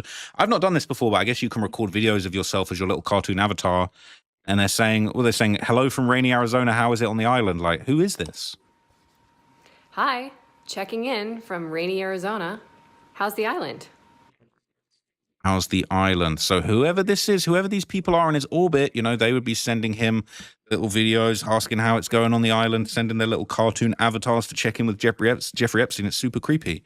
There'd be another kind of disturbing clip of Epstein sitting very closely on the couch with somebody else. I believe pictures of this video have gone around. You know, it looks like a woman. We don't know the context of it. But that's it. There's not really much more to it than that. But he's, you know, it looks like maybe he's on a like a wicker couch. You know, maybe that is on the island. You can't really see exactly what's going on, and you can't see the person because they've been redacted. But no, it obviously is a woman. And again, there were a lot of clips like this that were going around of him having these little weird interactions with people. Like, it's just a 2-second clip, but it's definitely very disturbing. Now, this next clip is very interesting, okay? We would see, I don't know if this was a little bit of light entertainment on the island or at one of the properties, but this clip, we got some of the big hitters in this clip, okay? And the fact that this is in the files is crazy. This video will actually see Bill Gates having a little magic trick done on him by David Blaine. So the level of entertainment going on at these weirdo functions was definitely pretty high. But you know, to have David Blaine on the island, I don't know who this person is in the middle, but I'm sure that this, you know, it's an older man. Looks like he's got a bit of sunburn on him. Probably someone very powerful, being in the room, stood in between David Blaine and Bill Gates. But look at this. I'll do it again. Hold your hand up. Watch. So watch. So that's it, right? It's just 3 seconds. But we see David Blaine. He's doing a card trick on Bill Gates. Okay, card trick on Bill Gates, and Bill Gates wants to talk about, he was just there to, you know, talk about philanthropy. Well, he's there chilling with David Blaine having card tricks done on him, looking very relaxed. So I don't know, maybe Bill Gates got a few more questions to answer about some of these magic tricks that he was witnessing on the island. And for all the people, you know, we heard these people trying to defend themselves saying, oh, you know, I was just in the British Virgin Islands with the family. I went over there with the wife and kids. We didn't see anything going on. You bring your wife and kids to the Epstein Island. There is no explanation. There's no explaining that. There's no light business lunch on Jeffrey Epstein's island. It is just not a thing. It's absolutely not okay. Okay. Now we've got more footage. Now this one is actually footage directly captured from a hidden camera, or what appears to be a hidden camera inside of his office. And again, there's been all this talk about he apparently recorded all these interactions with powerful people at his island and in different places. And what's really weird is that, you know, very few of these hidden camera videos have actually surfaced. This is one of very few that have actually gone around. And what's really strange about this is the fact that, you know, it's just a little 10 seconds, right? I don't know if that's himself working. It's kind of a time lapse. It's moving very quickly. You know, other people kind of come and go and talk to him by the looks of it. But again, it just makes you wonder, where's all this other hidden camera footage? Who has it? Does anyone have it? It sounded like he was somebody that recorded a whole bunch of things going on in his properties. So the fact that we have this definitely indicates that there would be more stuff like this. That, you know, just... This is clearly the tip of the iceberg when it comes to hidden camera footages. And, you know, if you really, really mean to tell me that the only hidden camera footage is a time lapse of him working in his office, well, I've got a bridge to sell you, because that's absolutely, there's no way that that's all that was captured. I think it's ridiculous to even suggest otherwise. So in another kind of heavily redacted video, this is a very creepy one. It's Epstein actually watching somebody basically like dancing. I think this is either in front of his desk or in his office. And what's really creepy about this one is it appears to be that there's actually like a paternity kit on his desk, and this video has gone around a bit in the past. I'm gonna turn off the music, but I'm pretty sure it's like a sort of Hispanic rendition of a Drake song, and he's got people dancing in front of his desk. They're fully redacted. You can't see who they are or exactly what they're doing. If anything, you can just kind of see like the shadows of people, and you can see that like music's being played. You can kind of see maybe some, just like a little bit of just arm sticking out of the side of the redaction. So they're clearly dancing. And people are basically have identified that it's a paternity desk that's actually on his desk. He's got other, what looks like painkillers. I don't know if that's Advil there, just off camera. But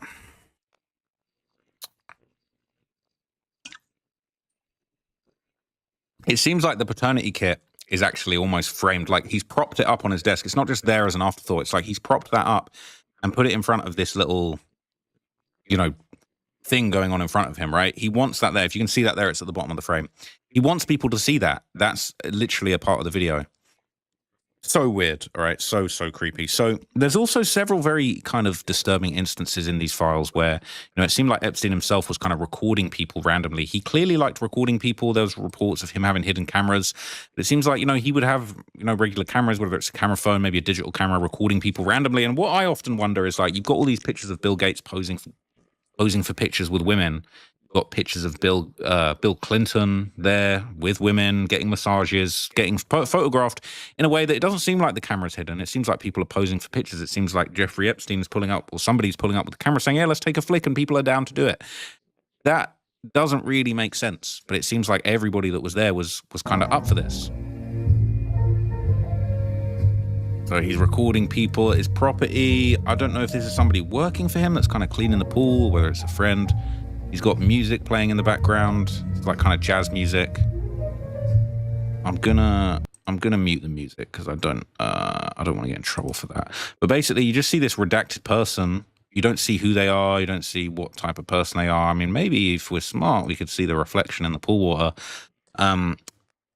But it's not entirely clear exactly what they're doing. They're a little bit out of frame here. But you know, it's a figure that looks tall enough to be an adult. It looked like they had kind of like the pool cleaning tool. But again, it's like whoever this is, if it is him, just recording people randomly at the property, just doing day-to-day things, and you know, openly recording in a way that doesn't seem like it's a secret, doesn't seem like they're covering anything up. And you know, maybe people felt like that was something that he did. Is it a broom maybe that they're using or something, or a pool tool? It's not really clear because a lot of it's redacted. But again, these aren't things that make you think, you know, there was some big secret and people would be on the island saying, oh, don't film me, don't take pictures of me. I mean, why is Bill Clinton posing for so many pictures with women on this island? Like, what is that all about? Now, the final thing that I'm going to show you in this video, okay, the release included various FBI tips that had been called in by the public. Now, not all of them were entirely reliable, but a lot of those have been reproduced here. Not just the written testimonies and statements like we saw when people saying, you know, Jay-Z and Pusha T were in the files, but there's also audio recordings of tips that have been phoned in, and you know, we can have a listen to this to understand the types of things that were being phoned in, and you know, to get an understanding of you know, whether there was entirely genuine claims being made at all times. Hello, Audrey. I am Tom Cruise's prisoner. I'm laying in bed. I'm trying to go to sleep. He's my father in my mouth. He's ringing my ears with electricity. The royal family have been Prince Charles, Prince William, Prince Harry, have been listening to this since 2015. I want my life brought into a courtroom. I'm Lisa Marie Presley's prisoner. She's an alcoholic, intravenous drug user, and so is David Edward Stanley Presley. So, look, all right, this particular call is definitely sounds like the ramblings of a lunatic, but they're basically saying that the royal family have been listening to her. She's been, you know, kept prisoner by famous celebrities. Unfortunately, I feel like things like this have been included to muddy the waters with the genuine claims. I don't think there was for a second that I would have doubted that court testimony that was played earlier. But then when you add things like this into the mix, it kind of does muddy the waters and make it harder to believe certain things when you're hearing such kind of brash claims made. You know, for the record, I didn't believe that Jay-Z was really at Jeffrey Epstein's parties. Those claims, or for example, you know, the other claims where they said Pusha T was, you know, one of the victim's handlers, that was hard to believe. It didn't seem to come with much, you know, genuine facts that would kind of tie to real things that had happened. And this is another one of those examples, unfortunately. But the claims that they are making are very sensational. So we will listen to this in its entirety. But it is interesting that things like this have also been included. I've had enough of this illegal electricity prison. Donald Trump is corrupt. They voted him in as their president. I want to be brought out into a courtroom over Jeffrey Epstein's murder. So, you know, look, all right, they start saying all this crazy stuff that doesn't add up.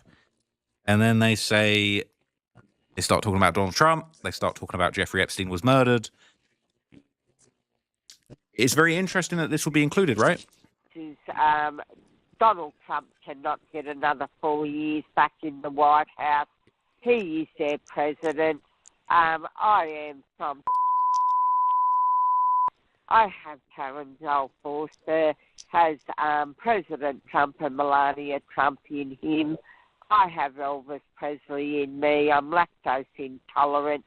So was Elvis Presley. I want my prison life brought out. North Mutual. Marie Presley How can I be of service? Not let me have a movement. She has threatened to give me a through me bag. I've had enough of this disgusting prison. Tom Cruise is an intravenous drug user. Tanya Peters, Julie Gill from Canela Bar with... That's insane, right? Talking about Tom Cruise, Elvis Presley, Donald Trump. It's insane, right? That's obviously not a credible claim. But again, it's been included in these files just the same as all the other stuff, and it is really bizarre. I'm not giving credence to that, but it does, you know... They have, to be fair, they do have to include everything, I feel like, for the files to be complete and to be released in the way that, you know, arguably would be considered to be complete in a certain way. It does make sense, but at the same time, you know, this kind of stuff doesn't help. And unfortunately, Jeffrey Epstein is no longer alive to face justice. It is fortunate that he's no longer alive because he's a piece of shit. But it would have been so much better for this guy to actually face the music with all of this stuff that's going on. And I think with him actually in the flesh, facing justice, it's just ridiculous what was allowed to happen. I mean, they nearly had him. They nearly got him, right? He had a sweetheart deal in those 2008 charges. That was ridiculous. That was even allowed to happen. He was able to continue just absolute destruction in the community for another 10 years plus after that. And, you know, it's great that he's no longer here, but like, it would have been great for him to face justice. And I think now with these files, it has raised even more questions than really given answers. It's definitely given some answers, and some people really aren't happy with some of the answers that have been given. But I think with that last clip, it just makes you realize just how much information there were actually thrown at the wall with this thing. You know, 3 million files, claims about every ridiculous celebrity, Rihanna, Jay-Z, Pusha T, Eminem was included in there. Diddy was even included in there, even though he is definitely an unsavory character himself. But yeah, I feel like we're still just at the tip of the iceberg with this stuff. You know, there's... I believe, as I covered in my video earlier, there was just under 2,000 actual video files released total. You know, I believe there was allegedly 6 million documents. Over 3 million documents have been released. Some have been withheld. And I wonder if we'll ever get the full, entire, completely, maybe not unredacted, because there are reasons that some of these have to be redacted. To protect the victims, I think, is the most important thing. But this has definitely been a bit of a botched job from start to finish, and it's just so unfortunate that this is the case. So look, I'll be back tomorrow with some more breakdowns of some information related to these files, related to some other things that are going on in the culture right now. But yeah, these were kind of a batch of some of the more disturbing links, images, videos, audio files that I had found. I do think that courtroom testimony was probably the most interesting thing there. I would just love to know what proceedings that was. Was that his most recent proceedings? Was that the 2008 proceedings? It does make you wonder just how much evidence there really was out there, because I think that's the kind of thing where if he was still alive and that kind of testimony was out there, I don't think there would have been any kind of sweetheart deal to be made. So let me know what you guys think of that, man. I will dig deeper into these files. I am curious to dig deeper into some of the things I discussed earlier today. Ghislaine Maxwell's Reddit history is definitely something that I'm going to dig a lot deeper into tomorrow. The fact that she was one of, perhaps even at one point, the most prolific user of Reddit is actually so insane to me. And it does make you wonder whether Reddit was even weaponized at any point during this conspiracy. So I will do a deeper dive into that. I will probably do some deeper diving into some of the cartel stuff that's going on, because I know you guys want to hear about that. And I might cover some more hip-hop stuff for you guys if you maybe you're interested in that, maybe you're not. But there's been a few interesting things going on that I do want to talk about. But thank you for watching this video. I hope you found that interesting. You know, I don't want to upset anybody with this content. It's really just a case of, you know, preserving this information so that there can eventually be accountability somewhere along the way. I do think that there is an effort to cover these things up. I do think there's an effort to sweep this under the rug. And I think we've all got to be part of just looking at what's going on, being truthful about what's going on, and holding everybody, at least everybody that's still here, or, you know, even people that aren't here anymore, holding it up to account and making sure this doesn't happen again. So, yeah, let me know what you thought of that one, guys. I will be back tomorrow with some more content. Thank you for watching this one. Until next time.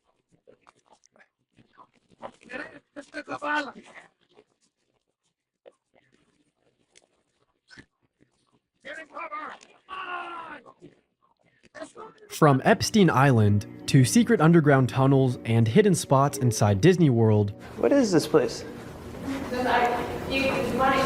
Whoa. What is this? I'll be covering 3 strange videos of people being in places they probably shouldn't be.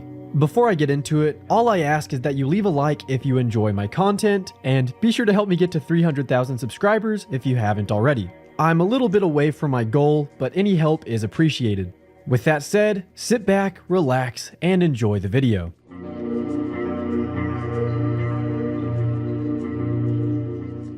The first entry is one that I found while scrolling on Instagram Reels. It's Saturday, I believe, and here's the truck I've been driving for the last few days for Wilson Logistics. This trailer just was assigned to us from Kraft over at the Kraft Foods plant, and we're delivering it here to what's called the Springfield Underground. And that is, as you can see behind me, this giant cave that's big enough to house hundreds of these trucks and trailers. There's a train track running through here. Just to give you an idea, back here, there's a regular sized truck. See how tall that is up there? It's just incredible. As you just saw, the video isn't anything too nefarious. It's a truck driver who's been tasked to deliver some Kraft food, and he's showing off his uncanny surroundings. He doesn't say anything that's alarming, but there is a strange atmosphere in the video. It also doesn't help that the caption above says, "Look up what happened to this man after he secretly recorded the inside of this underground city." Let's take a look at the comment section to try and find some answers. This is how they traffic children, and this is why people can't find their children that have been taken because of these caves. God said they would hide in the mountains, but he would bring the mountains down upon them. The elites are building their exits while we will all become extinct. And finally, Springfield, The Simpsons was never a family comedy. This is the top comment on the reel, and what they're suggesting is that The Simpsons was created to distract people from Springfield, Missouri. Now, why is this person bringing up a random city in the middle of nowhere? It's because the place that is shown in the reel is called the Springfield Underground, located in Springfield, Missouri. And apparently, the theory is that The Simpsons, being set in the fictional town of Springfield, is meant to distract us. As for that conspiracy, I'm not really sure what to make of it.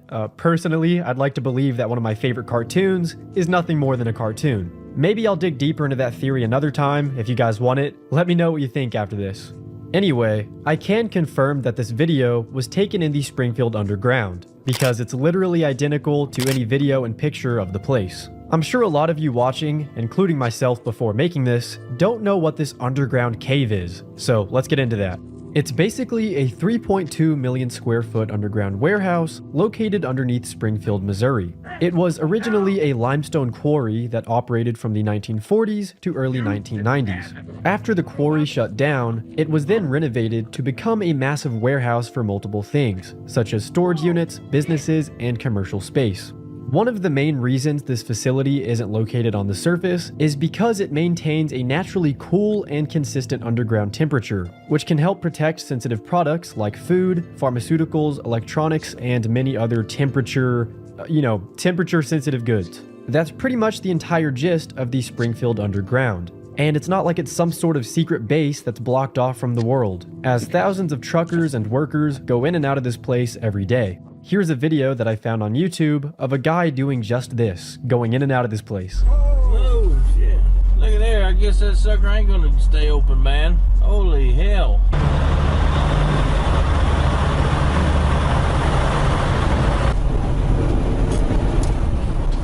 So, if millions of truckers have gone here to drop things off since the late 1990s, how is it that none of them have gone missing, except the one dude in the Instagram reel? I guess it doesn't outright claim that he went missing, but it definitely makes you assume that the worst thing happened to him. Not just that, but it also says that he secretly recorded an underground city. And as we now know, that isn't the case. This video is entirely innocent. There's tons of footage of normal people vlogging inside the facility. There's nothing bad going on here. Even though I debunked the Instagram reel, I was still curious if I could find anything suspicious about the underground. Like, are there any connections to some people of interest right now, if you know what I mean? Of course, it wasn't that easy this time, and I didn't make any notable connections. I did come across some old blueprints, but that's not really special, I guess. I just thought it was cool. I did some research on the CEO of Erlen Group, the company that owns the underground, and thankfully, he seems to be a normal guy. I skimmed through his Twitter account to, just look around, and there was no traces of any ominous pizza party posting, if you know what I mean once again. That's all the information I have regarding the Springfield Underground, along with the strange reel. There's never been evidence of secret illegal activity, but I wouldn't be surprised if one day it came out that there was. In Minecraft. I mean, this would be a perfect place to do that, but it isn't, so don't sue me. In Minecraft, in Minecraft, in Minecraft, in Minecraft, in Minecraft. The second video is once again from Instagram Reels. Let me get Carolyn to help walk you out. Okay. How did you get back in? I just opened a random door and next thing you know I'm in here. What is that? This is just an old building. We'll walk you out. Okay. You just need to get the right person to do it. Man, talking about stairwell after door after sheesh. What is this place? You wanted to stay with me, but this is just unused office space. Whoa. What is this? This big empty area in here.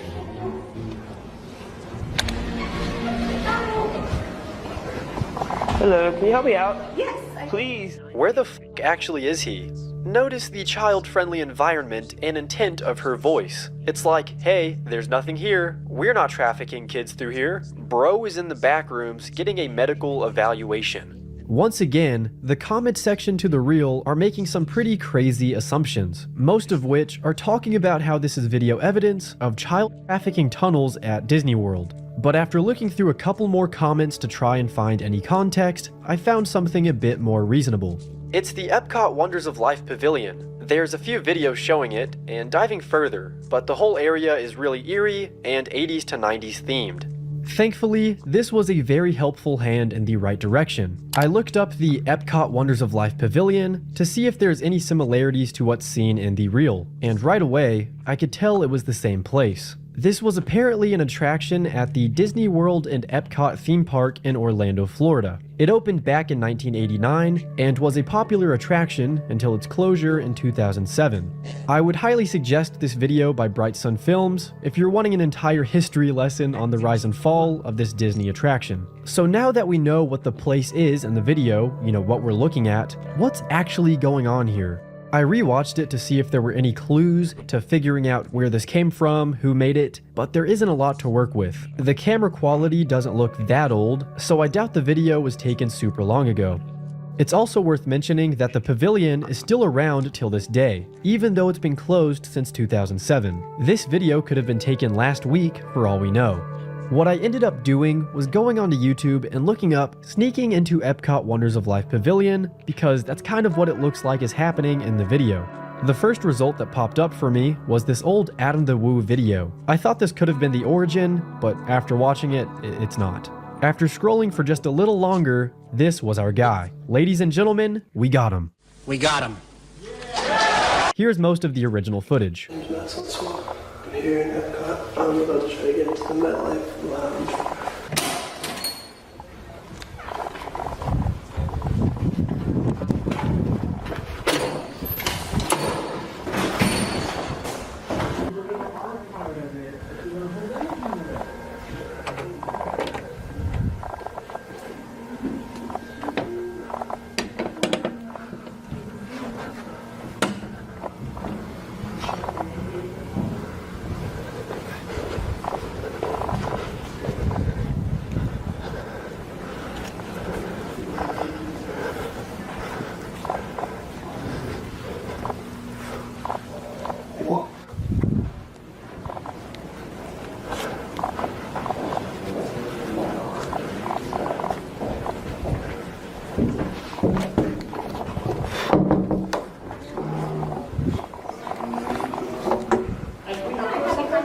Yeah, can you help me get out of here?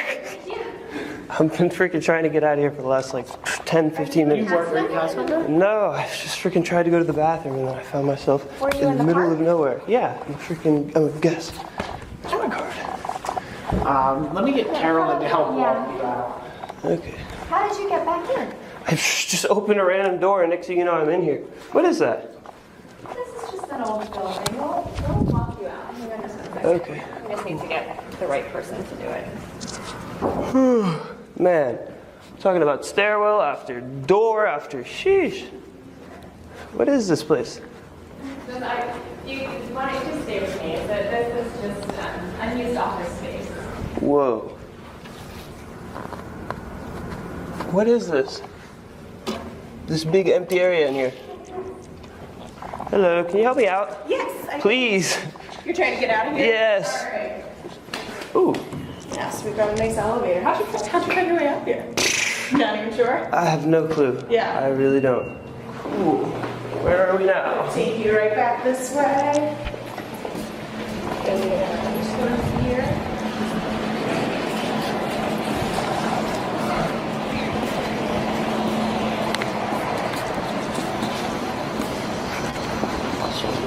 Get out of here. You get out.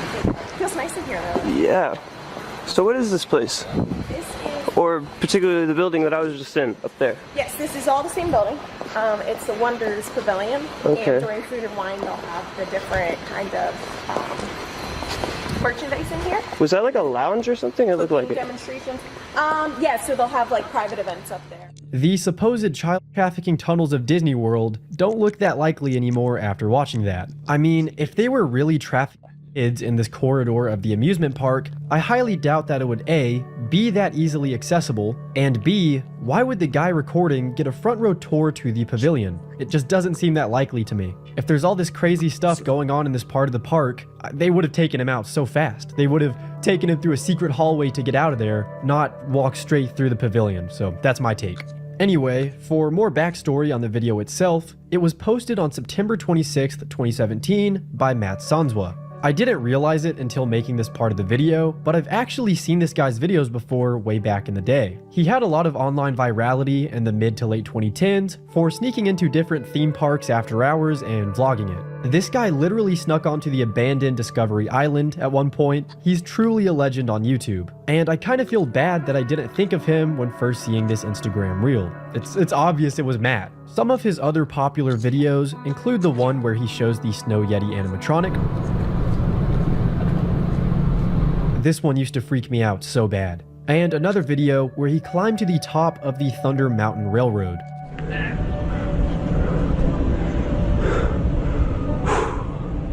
Matt has infamously been banned from Disney multiple times, and he has my full respect for, showing us the behind the scenes of the amusement parks. It's always super interesting and fascinating to look at. It's also pretty creepy a lot of the time. You can follow him on his Instagram, as that's where he's the most active these days, and I hope he's doing well. But that's about it with this one. The Disney parks have had no evidence of tracking anyone or anything, and the reel is rather innocent. The last video is one that popped up on my TikTok. It's a slideshow of different pictures with text, and I'll read it out for you. For 6 years, I wasn't able to tell my story.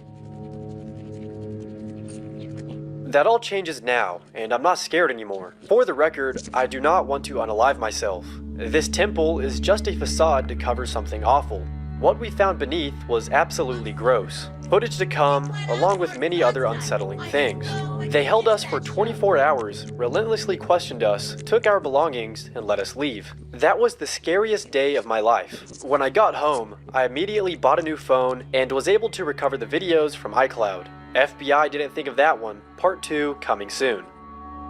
The man that posted this is called John Megna. He posted that onto TikTok on February 4th of this year after not uploading since early 2022. After making his comeback to TikTok, he would also share footage of him and his friend running around the island back in 2020. I'm so sorry. Alright, let's go back to the boat.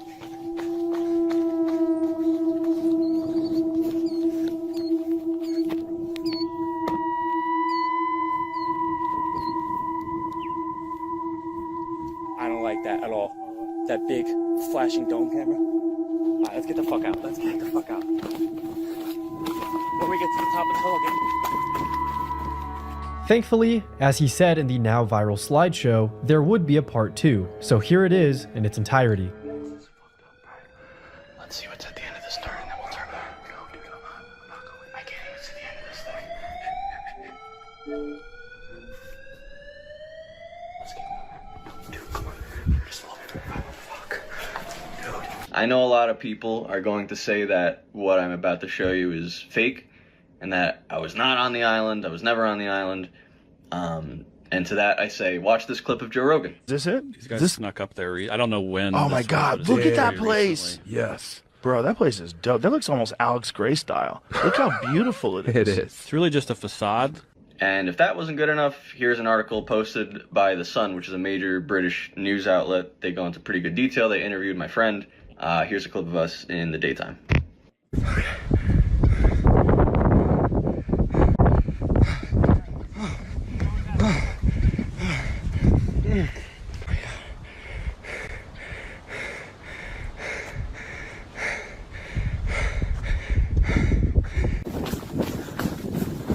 Is this the compass? I can't even tell.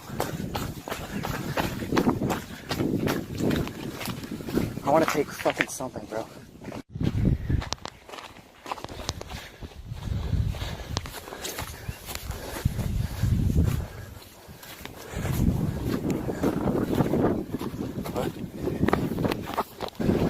I want to slide over the door, but I also don't want to set off an alarm.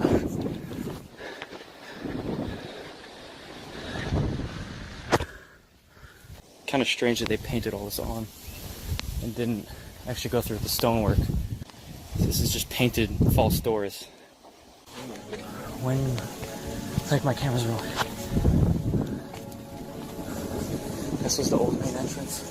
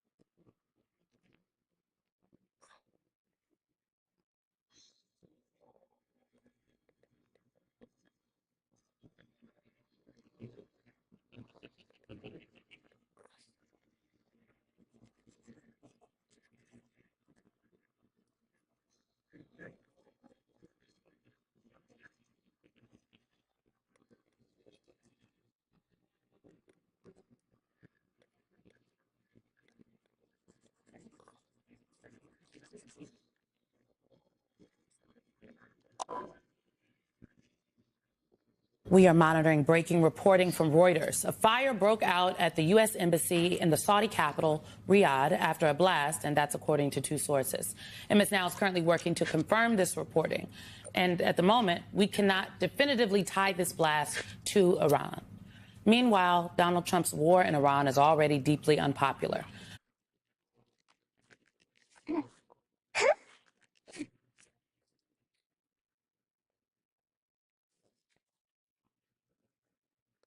to be forced to testify in front of Congress. So we got a lot to go through in today's War Room special. So subscribe to the channel if you're not already, and let's stop the yapping and let's get cracking.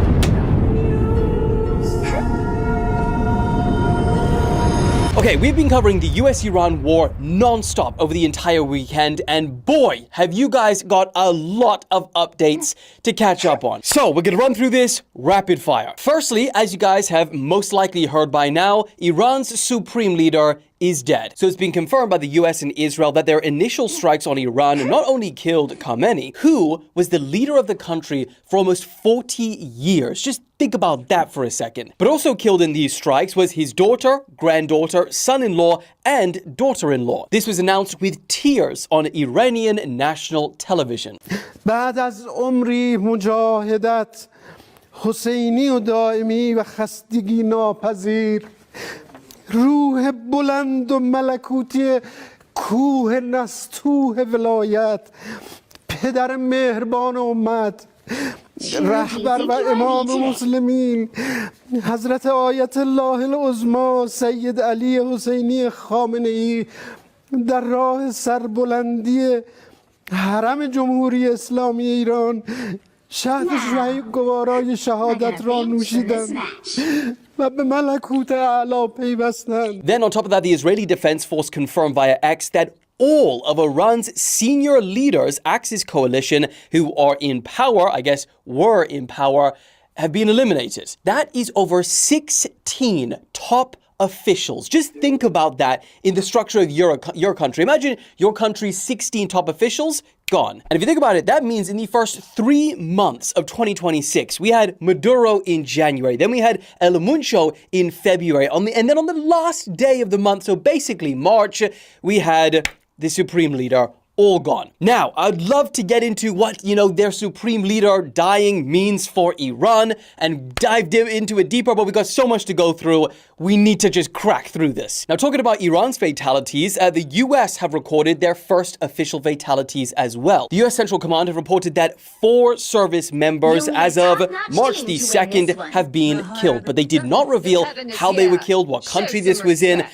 or their identities. They said this was out of respect for their families and until their next of kin have been notified. 5 other US service members have sustained minor injuries like shrapnel injuries and concussions, but they are already being processed and then put back on duty. Now, Trump has acknowledged these deaths and then warned there will likely be more. And sadly, there will likely be more. Before it ends, that's the way it is. Likely be more, but we'll do everything possible where that won't be the case. But America will avenge their deaths and deliver the most punishing blow to the terrorists who have waged war against basically civilization. Also, we heard that 3 US military aircraft had been shot down in Kuwait. Now, this was confirmed by both the US military and the Ministry of Defense in Kuwait, and videos show 3 F-15E fighter jets spiraling to the ground while on fire as their pilots ejected to safety. Now, an official Kuwait spokesperson said that they launched a search and rescue for these pilots, and images from the scene show them, these pilots being placed into the back of vehicles and then being transferred to hospital. Now, important to know that it is being confirmed that all of these pilots have survived. But here's the thing, whenever an F-15 or any military aircraft is shot down, it is a very significant moment. Not only because, the modern F-15s are about $90 million, but also they were shot down by friendly fire. It was actually Kuwait's missile defense system, and another crazy point on that, it was the US that gave them that missile defense system. So it's all going off. Also, since this war is kicked off, the price of oil and gas has skyrocketed. Now, Qatar, who actually accounts for about 20% of the global supply of liquefied natural gas, they've had to pause production, and that is because an Iranian missile and drone hit some of their facilities. And then the same thing for Saudi. Actually, there was intercepted missiles. The debris fell into one of their largest oil refineries and caused a huge fire. They had to temporarily halt production of, oil oil as well. To make it worse, Iran is now shut down and also attacked ships in the Strait of Hormuz. Now, the Strait of Hormuz, as you're probably already aware, is one of the most important shipping lanes for oil in the entire world. Meaning, all of this kind of taken into account on Monday when the markets finally reopened. They often start this kind of stuff when markets are closed on the weekend, just a little future tidbit. But oil prices have jumped and stock markets have dipped. Price for gas spiked sharply and at one point even peaked at 42% above the price it was on Friday. Brent crude oil also went up by about 13% and reached about $82 per barrel, which is the highest it's been in 14 months. This is on the first day, remember. Then we also got reports from Iran that the US hacked their national television feed as this was all going down and then broadcasted a speech from Trump. They even put Arab subtitles in there. Now, Trump made a direct statement to the people of Iran saying that the US is backing them and, quote, now is the time to unlock a glorious future for the country. They also reportedly broadcasted a speech from Benjamin Netanyahu, and it's pretty crazy that the capabilities that the US and Israel have, they just hack their national television, play it to the mass. That's wild. Also, we got some pretty insane visuals coming from the US where Iranians are celebrating in the streets of LA in support of Trump and obviously the death of the supreme leader. And then during a similar demonstration in Austin, Texas, a CBS reporter named Vinny, he is being praised after he seemingly refused to obey a text message from his superiors, which instructed him not to focus on the pro-Trump celebrations. What's that mean? I don't. Means they don't want us to focus on this. Oh, I am. And then, probably in the most significant update over the weekend, the war is widening and fast. Now, what started as a conflict between three countries, the US, Israel, and Iran, has now dragged in a staggering 13 into the fallout. And by the time you're watching this, that number might even be higher. And today marked a major escalation because Iran struck UK military bases in Cyprus, meaning for the first time, this war has now officially touched European territory. Now, in response, the UK has authorized the United States to use its bases to help destroy Iran's missile systems. And then, as for Cyprus, because obviously this was on their island, a member of the European Parliament for Cyprus is now calling for a response. And that's not even the only major development today, because Lebanon, they've been the latest country to be dragged into this. After Hezbollah, which are obviously located in Lebanon, they launched strikes on Israel today in solidarity with Iran. Then, of course, there is NATO. We got their first remarks on this whole situation after their Secretary General. He called Iran a threat to Europe, Israel, and the wider region, saying Europe is now really stepping up after this weekend's operations. But then he was asked if NATO forces would get involved themselves, and he made it very clear. He said this is being led by the United States and Israel. So for now, NATO is staying out of it. It's also probably worth noting that at this point, all the way from, I don't know whether we want to say it's from Israel or Cyprus now, but all the way from Israel or Cyprus down to Pakistan and Afghanistan, that is just war zones. That's 3,000 miles of war zones, because as we spoke about on Saturday's episode, Pakistan and Afghanistan, they've declared an open war. So, crazy. Anyway, this situation is developing so fast, which is why this video is potentially with you on Monday and not Tuesday. I don't even know when I'm able to get this to you. But yeah, there's going to be a lot more updates on Thursday's episode or Wednesday, depending on how much things kick off. But yeah, for any breaking news, go follow me on Instagram or TikTok. But for now, moving on. Now, let's talk about this whole Jim Carrey situation, because this has been a roller coaster, as if we didn't have enough trust issues with the world, with AI, with mistrust of the media. Turns out, this video might have never been Jim Carrey. Let me explain. So as you have probably seen by now, over the past few days, there's been this viral moment, and it's caused chaos online. There's Jim, he's speaking to the press after receiving this honorary award in Paris. Now, people were questioning, why does he look so different, especially since this was his first public appearance in months. Some people chalked it up to the cosmetic procedures of Hollywood. We've seen that too many times. And then others, started claiming that he actually been replaced. Now, the people making the body double replacement claims, they started getting called conspiracy theorists. Like, come on, guys, because the body double theory, this is not the first time that's been claimed. I've done this a few times now, and it's using a decoy. I'm sorry, a decoy? Using a decoy. It sounds so ridiculous, but it works like a like a double.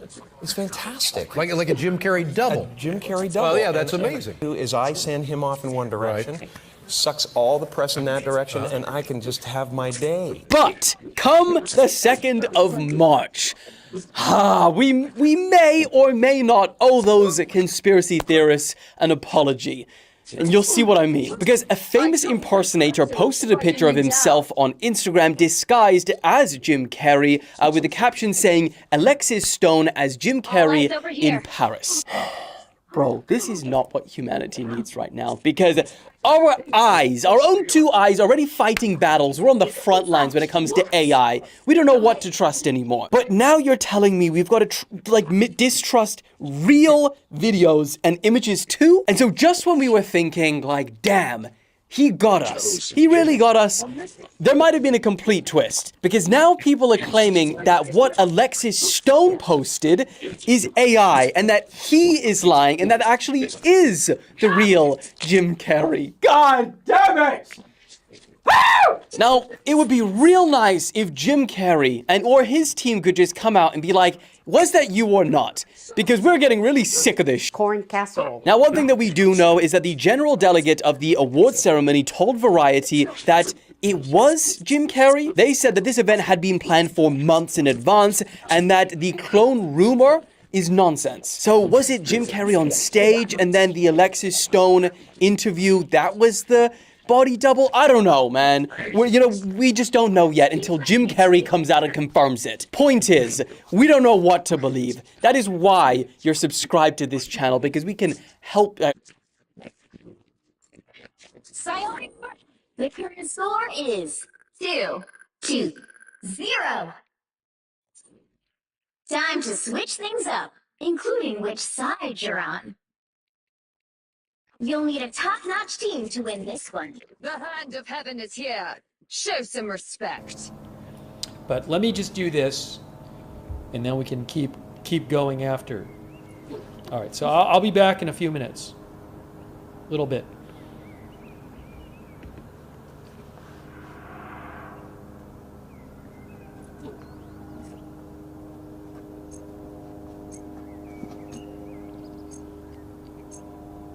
Round 2. This is how the universe ends. I shall go down fighting. A mystic shield. Splendid!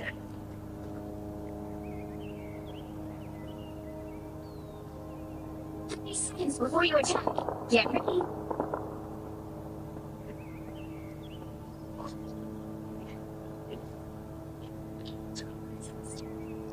I am not often mentioned in their legends. Men have a way of claiming all the glory. Well, I have a feeling that this battle is one that will make it into the history books. Then let our The battle starts in 5, 4, 3, 2, 1. They look like they mean business.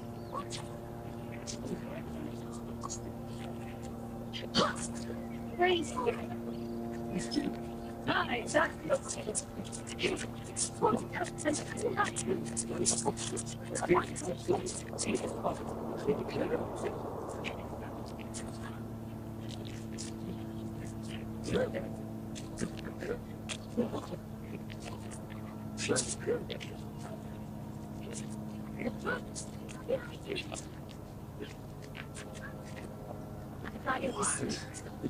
Battlefield medicine.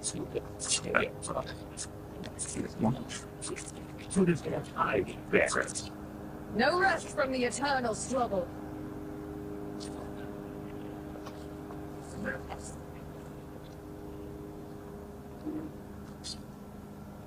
Please, that's just how we do.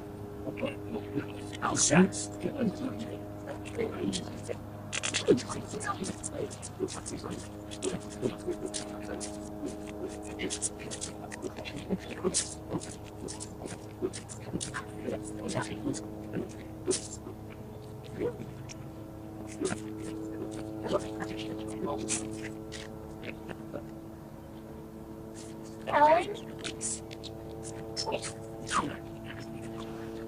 This is good.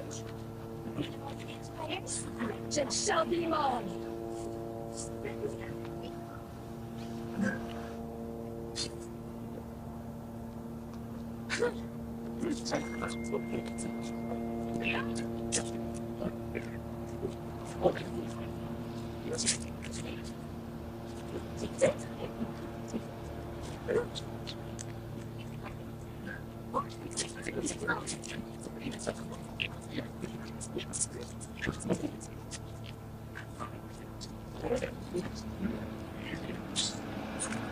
You're gone.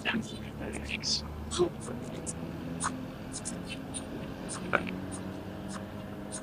Vengeance. There's still a chance to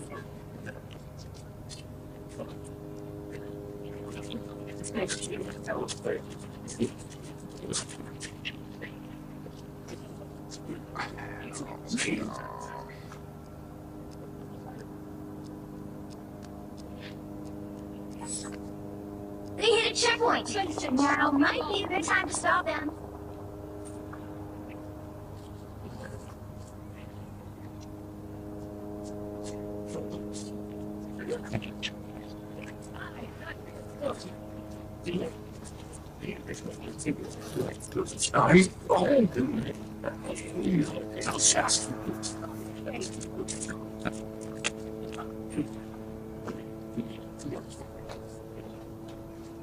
Aye, just what I needed.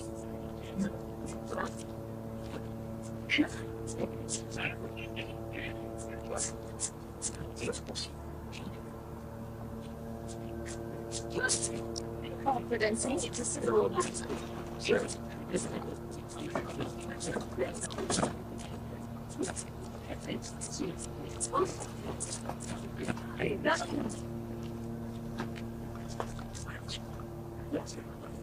My else?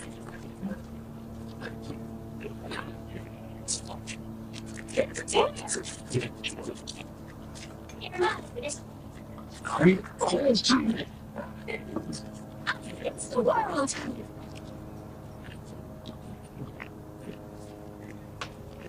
What? Here's some of the bad guys. Love battlefield medicine. You rid of me so easily. So much things.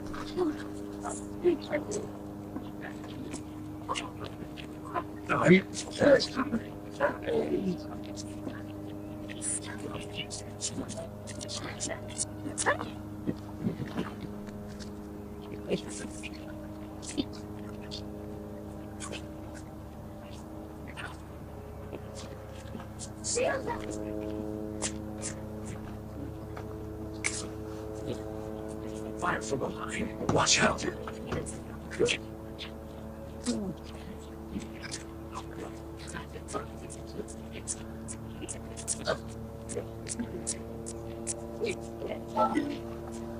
They look like they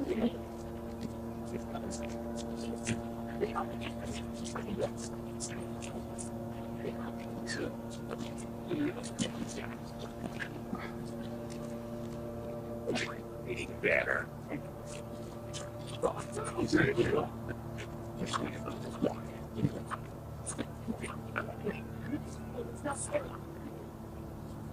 Only 60 seconds left.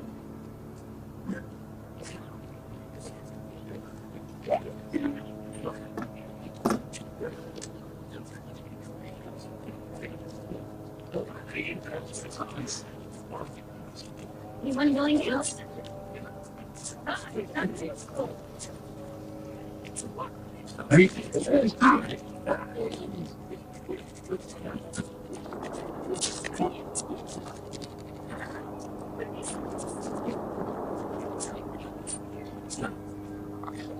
Fall to the face.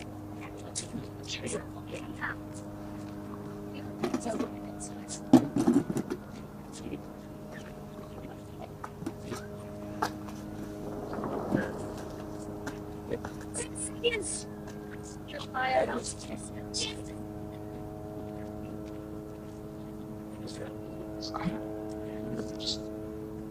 You'll have to keep fighting until we have a winner. Okay.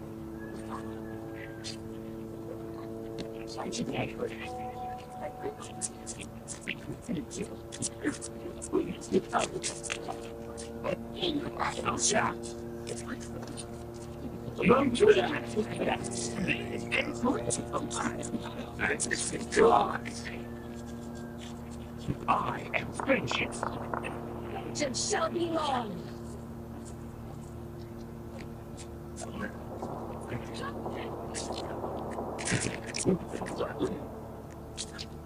Final score 2-2-1.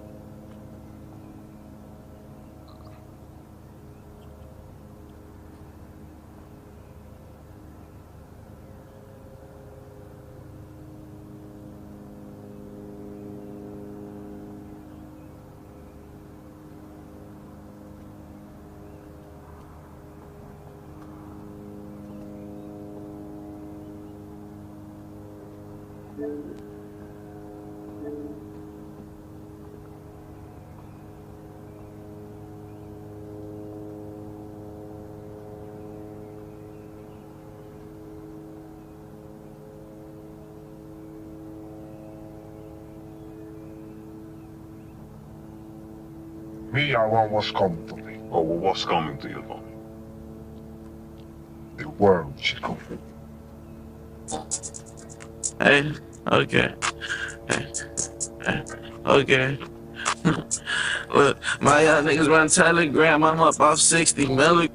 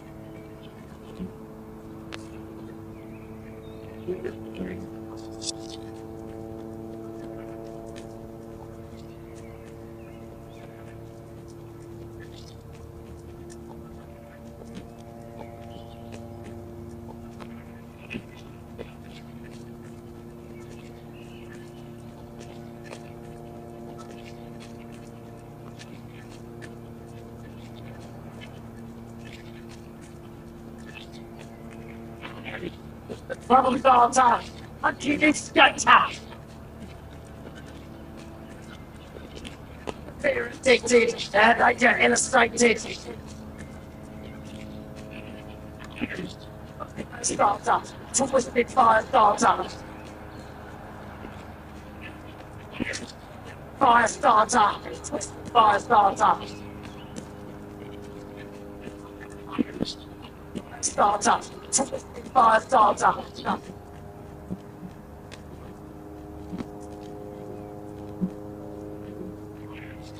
Picture-hated, infatuated. Make it take this, intoxicated.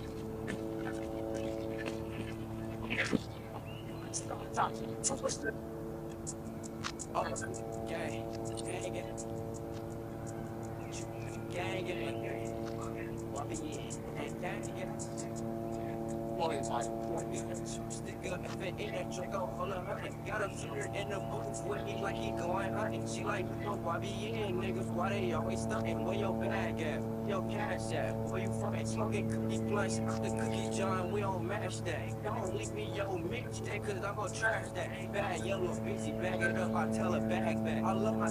You'll need a top-notch team to win this one. Oh, you want beef with the gang? You niggas lame. I put that on God, bitch. And the way you see us at this gang, we be on that squad shit. The only thing my time I say is bang bang. You be on that odd shit. When they see us pull up in the horn, they be like, ah shit. Drop top. I let my money rain. This money coming in look like a money train. Bad bitch, and she hella dick. The way she throw it back and drop me in the center. Stick up, fit in the check. Oh, hold up, honey. Got a shooter in the booth. Like he she like, be in niggas, why they always think? Where your bag at? Where your cash at? Where you fresh? You get cookie blunts, the cookie John, we don't match that. Link me your mixtape, cause I'm gonna trash that bad yellow pixie, bag it up, I tell 30 seconds before you attack. Get ready. Feel like it's back there. Niggas need this, but they won't pull up, they just talk shit. Call it that, everything she's kung fu, the way they talk shit. Oh, cut off niggas, pretty switch up, God on that. As usual, I will be talking about all my stars.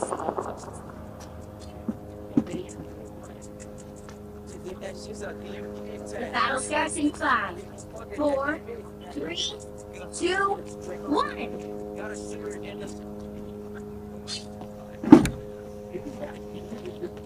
Be a man, Jonathan. All of you. People in struggle.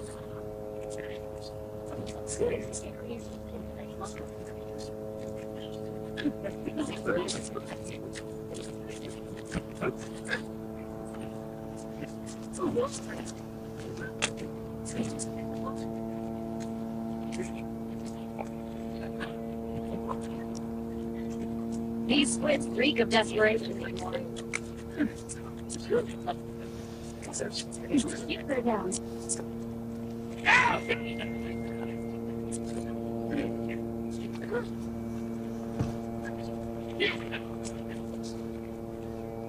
That gotta be good.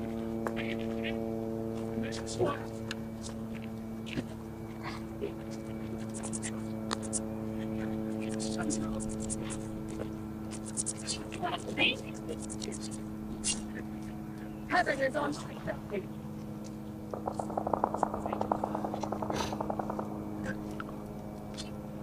I hate to admit it anymore.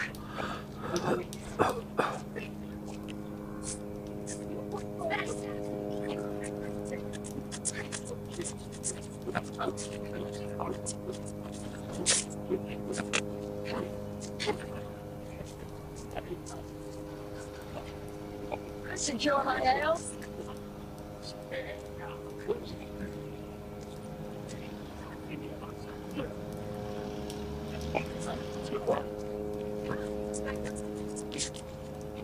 Deal for deal.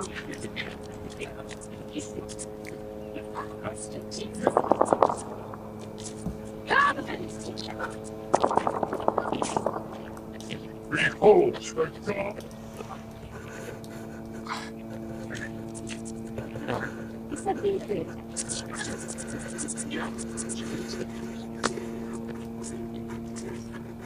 On my side.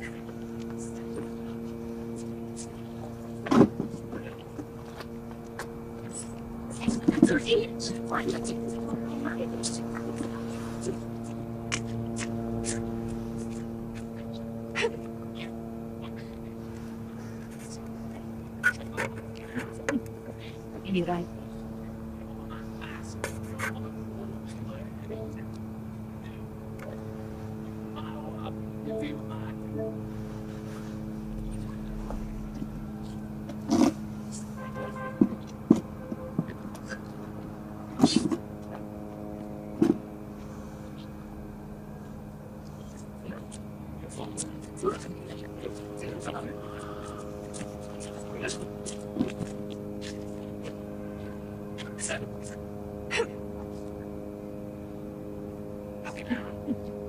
You guys there? So cold. Angels always rise again.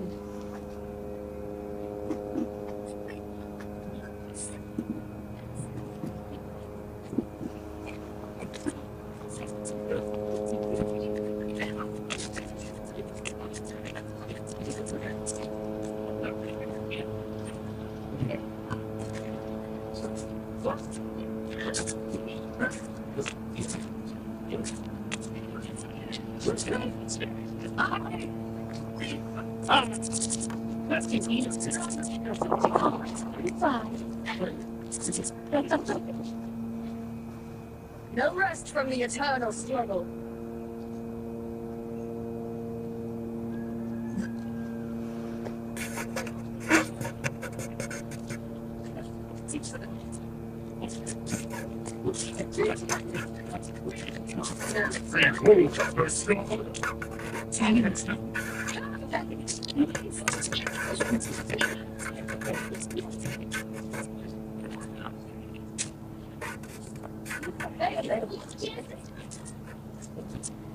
Thanks for your patience.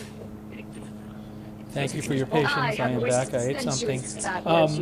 Just a reminder that as we look at the Beirut skyline, Israel has ordered the evacuation of 2 different buildings in Beirut. So, which they are going to destroy the buildings. That's what they do. So that'll probably happen at some time, somewhat soon. I can't tell you exactly when, but they did issue those evacuation orders.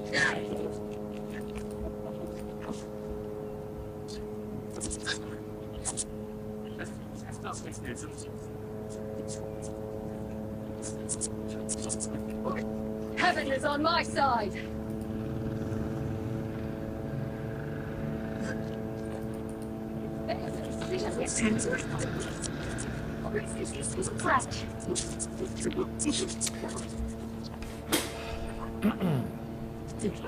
I just reset the brightness to what it should be.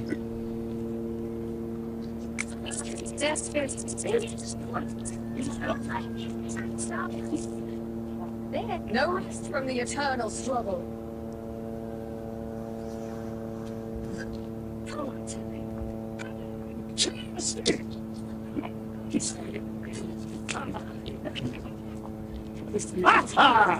By the way, a quick thanks to Great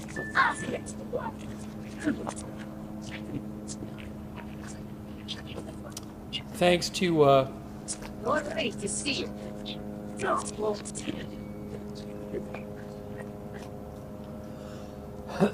No rest from the eternal struggle. Sorry. Business. Susan Priest Buchner on Facebook and Talina Wood for the Facebook stars, thank you. And Kristen McConnell Gates, thank you. All right. Let me check on That feels good. if we have any new updates here. Also, real quick, thanks to I eat ninjas for breakfast. Wild Will for the memberships. WCat, thank you. Wild Will, thanks so much. And Kenjo. Thanks Wild Will for the memberships. Bless the Name. Aiden SR. QWERTY Q1MR. DJX Q, Neandros, Bean, Bex. Thanks for your service to come, Bean Bex. Steve Long, the Bushinator, Bad Doge, thank you.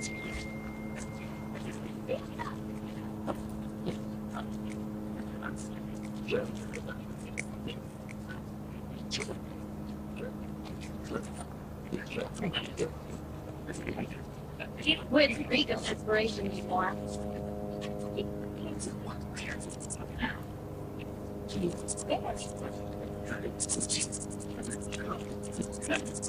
Normally, if this weren't going on, I would be planning on doing election coverage Tuesday night, but we may have to just talk about the election while we're talking about this. Time to switch things up, including which side you're on.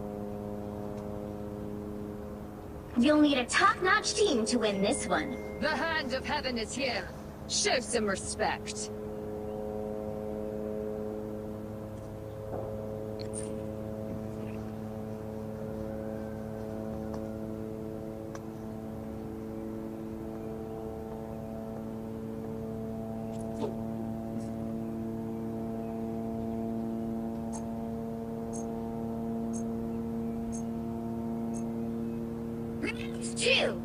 My birth and past are tainted. I fight to reclaim them each day. Yeah, I heard some of that gunfire while I was eating. There's been gunfire kind of periodically throughout the evening. Thank you, Sherry Bartolucci, by the way. I appreciate it. Sherry Bartolucci. Also, Rudy Smalley. How can I compare? Thanks, Don't Rudy. compare. You just spread your and light. Penolta and Hecker on Twitch, and Cece and Cicerone and Eat My Biscuits and Young Strudel on The Twitch, battle starts in 5, and Noah 4, Hansen 3, and Michael 1. Ainsworth. Thank you. In case you missed it, President Trump did say earlier today, he said,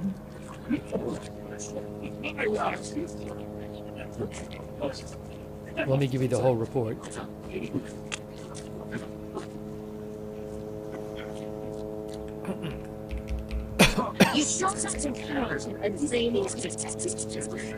Yes, Jim Sciutto from CNN reported, the U.S. is preparing for a major uptick in attacks on Iran over the next 24 hours, a senior U.S. official tells me. The U.S. has assessed that a first round of attacks has achieved the goal of weakening Iranian defenses, and the next phase will heavily focus on destroying the country's missile production, unmanned aerial vehicles, and naval capability, this official said. President Trump previewed escalating attacks in an interview with CNN earlier Monday, saying, "We haven't even started hitting them hard. The big wave hasn't even happened. The big one is coming soon," Trump said. The big one is coming soon. Be rid of me so easily.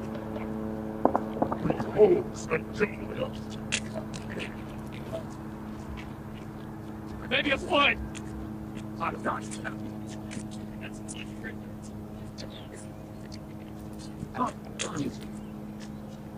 It's on my side.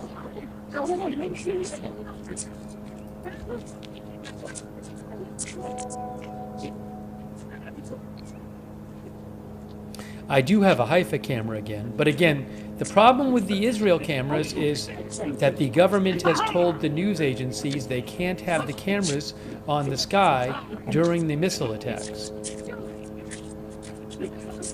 So the cameras get turned off.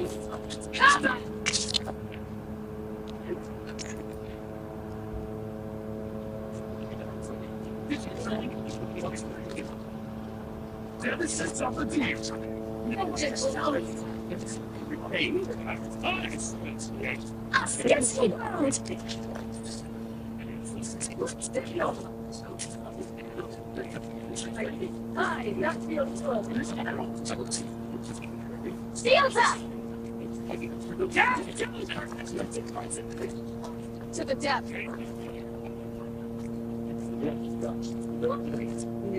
You're a fire. Stop and burn.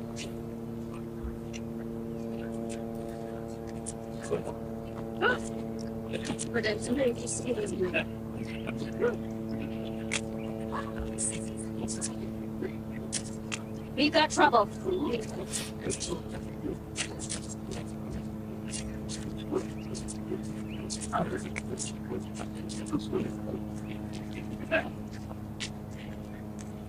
I'm doing this.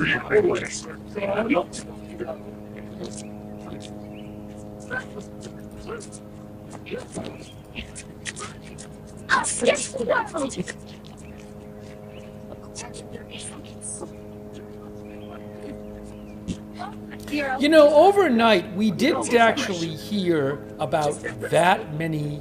Since we've been on the air, we have not heard about that many airstrikes in Tehran.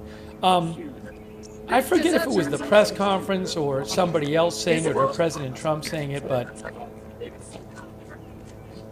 I remember the campaign being described as like, we'll do stuff for a day or so, and then we'll take a day or so and, you know, we'll do a battle assessment or damage assessment.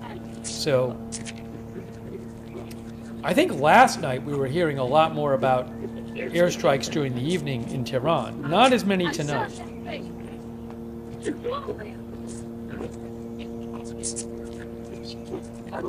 We're looking at Lebanon because Israel has been striking Lebanon because Hezbollah launched rockets in support of Iran. And Israel has ordered evacuation of 2 buildings in Lebanon, which means they're going to strike the buildings.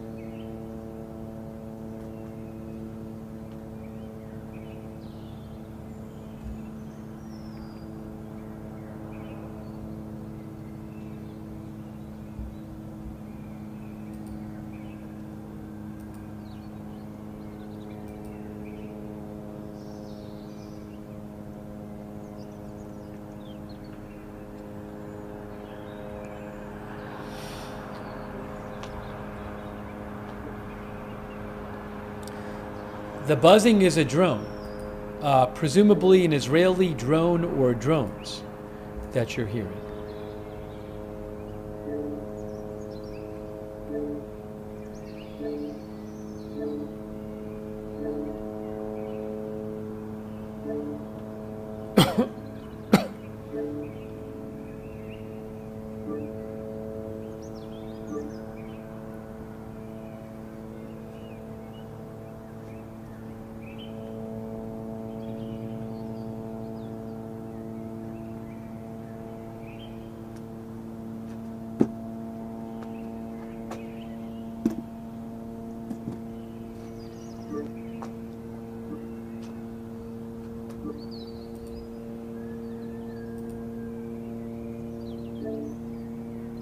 Matt Reganos says, could the gunfire be people shooting at the drone? I don't know. Some of our viewers thought it might. I don't know if the fire from the ground up is against planes or against drones or what.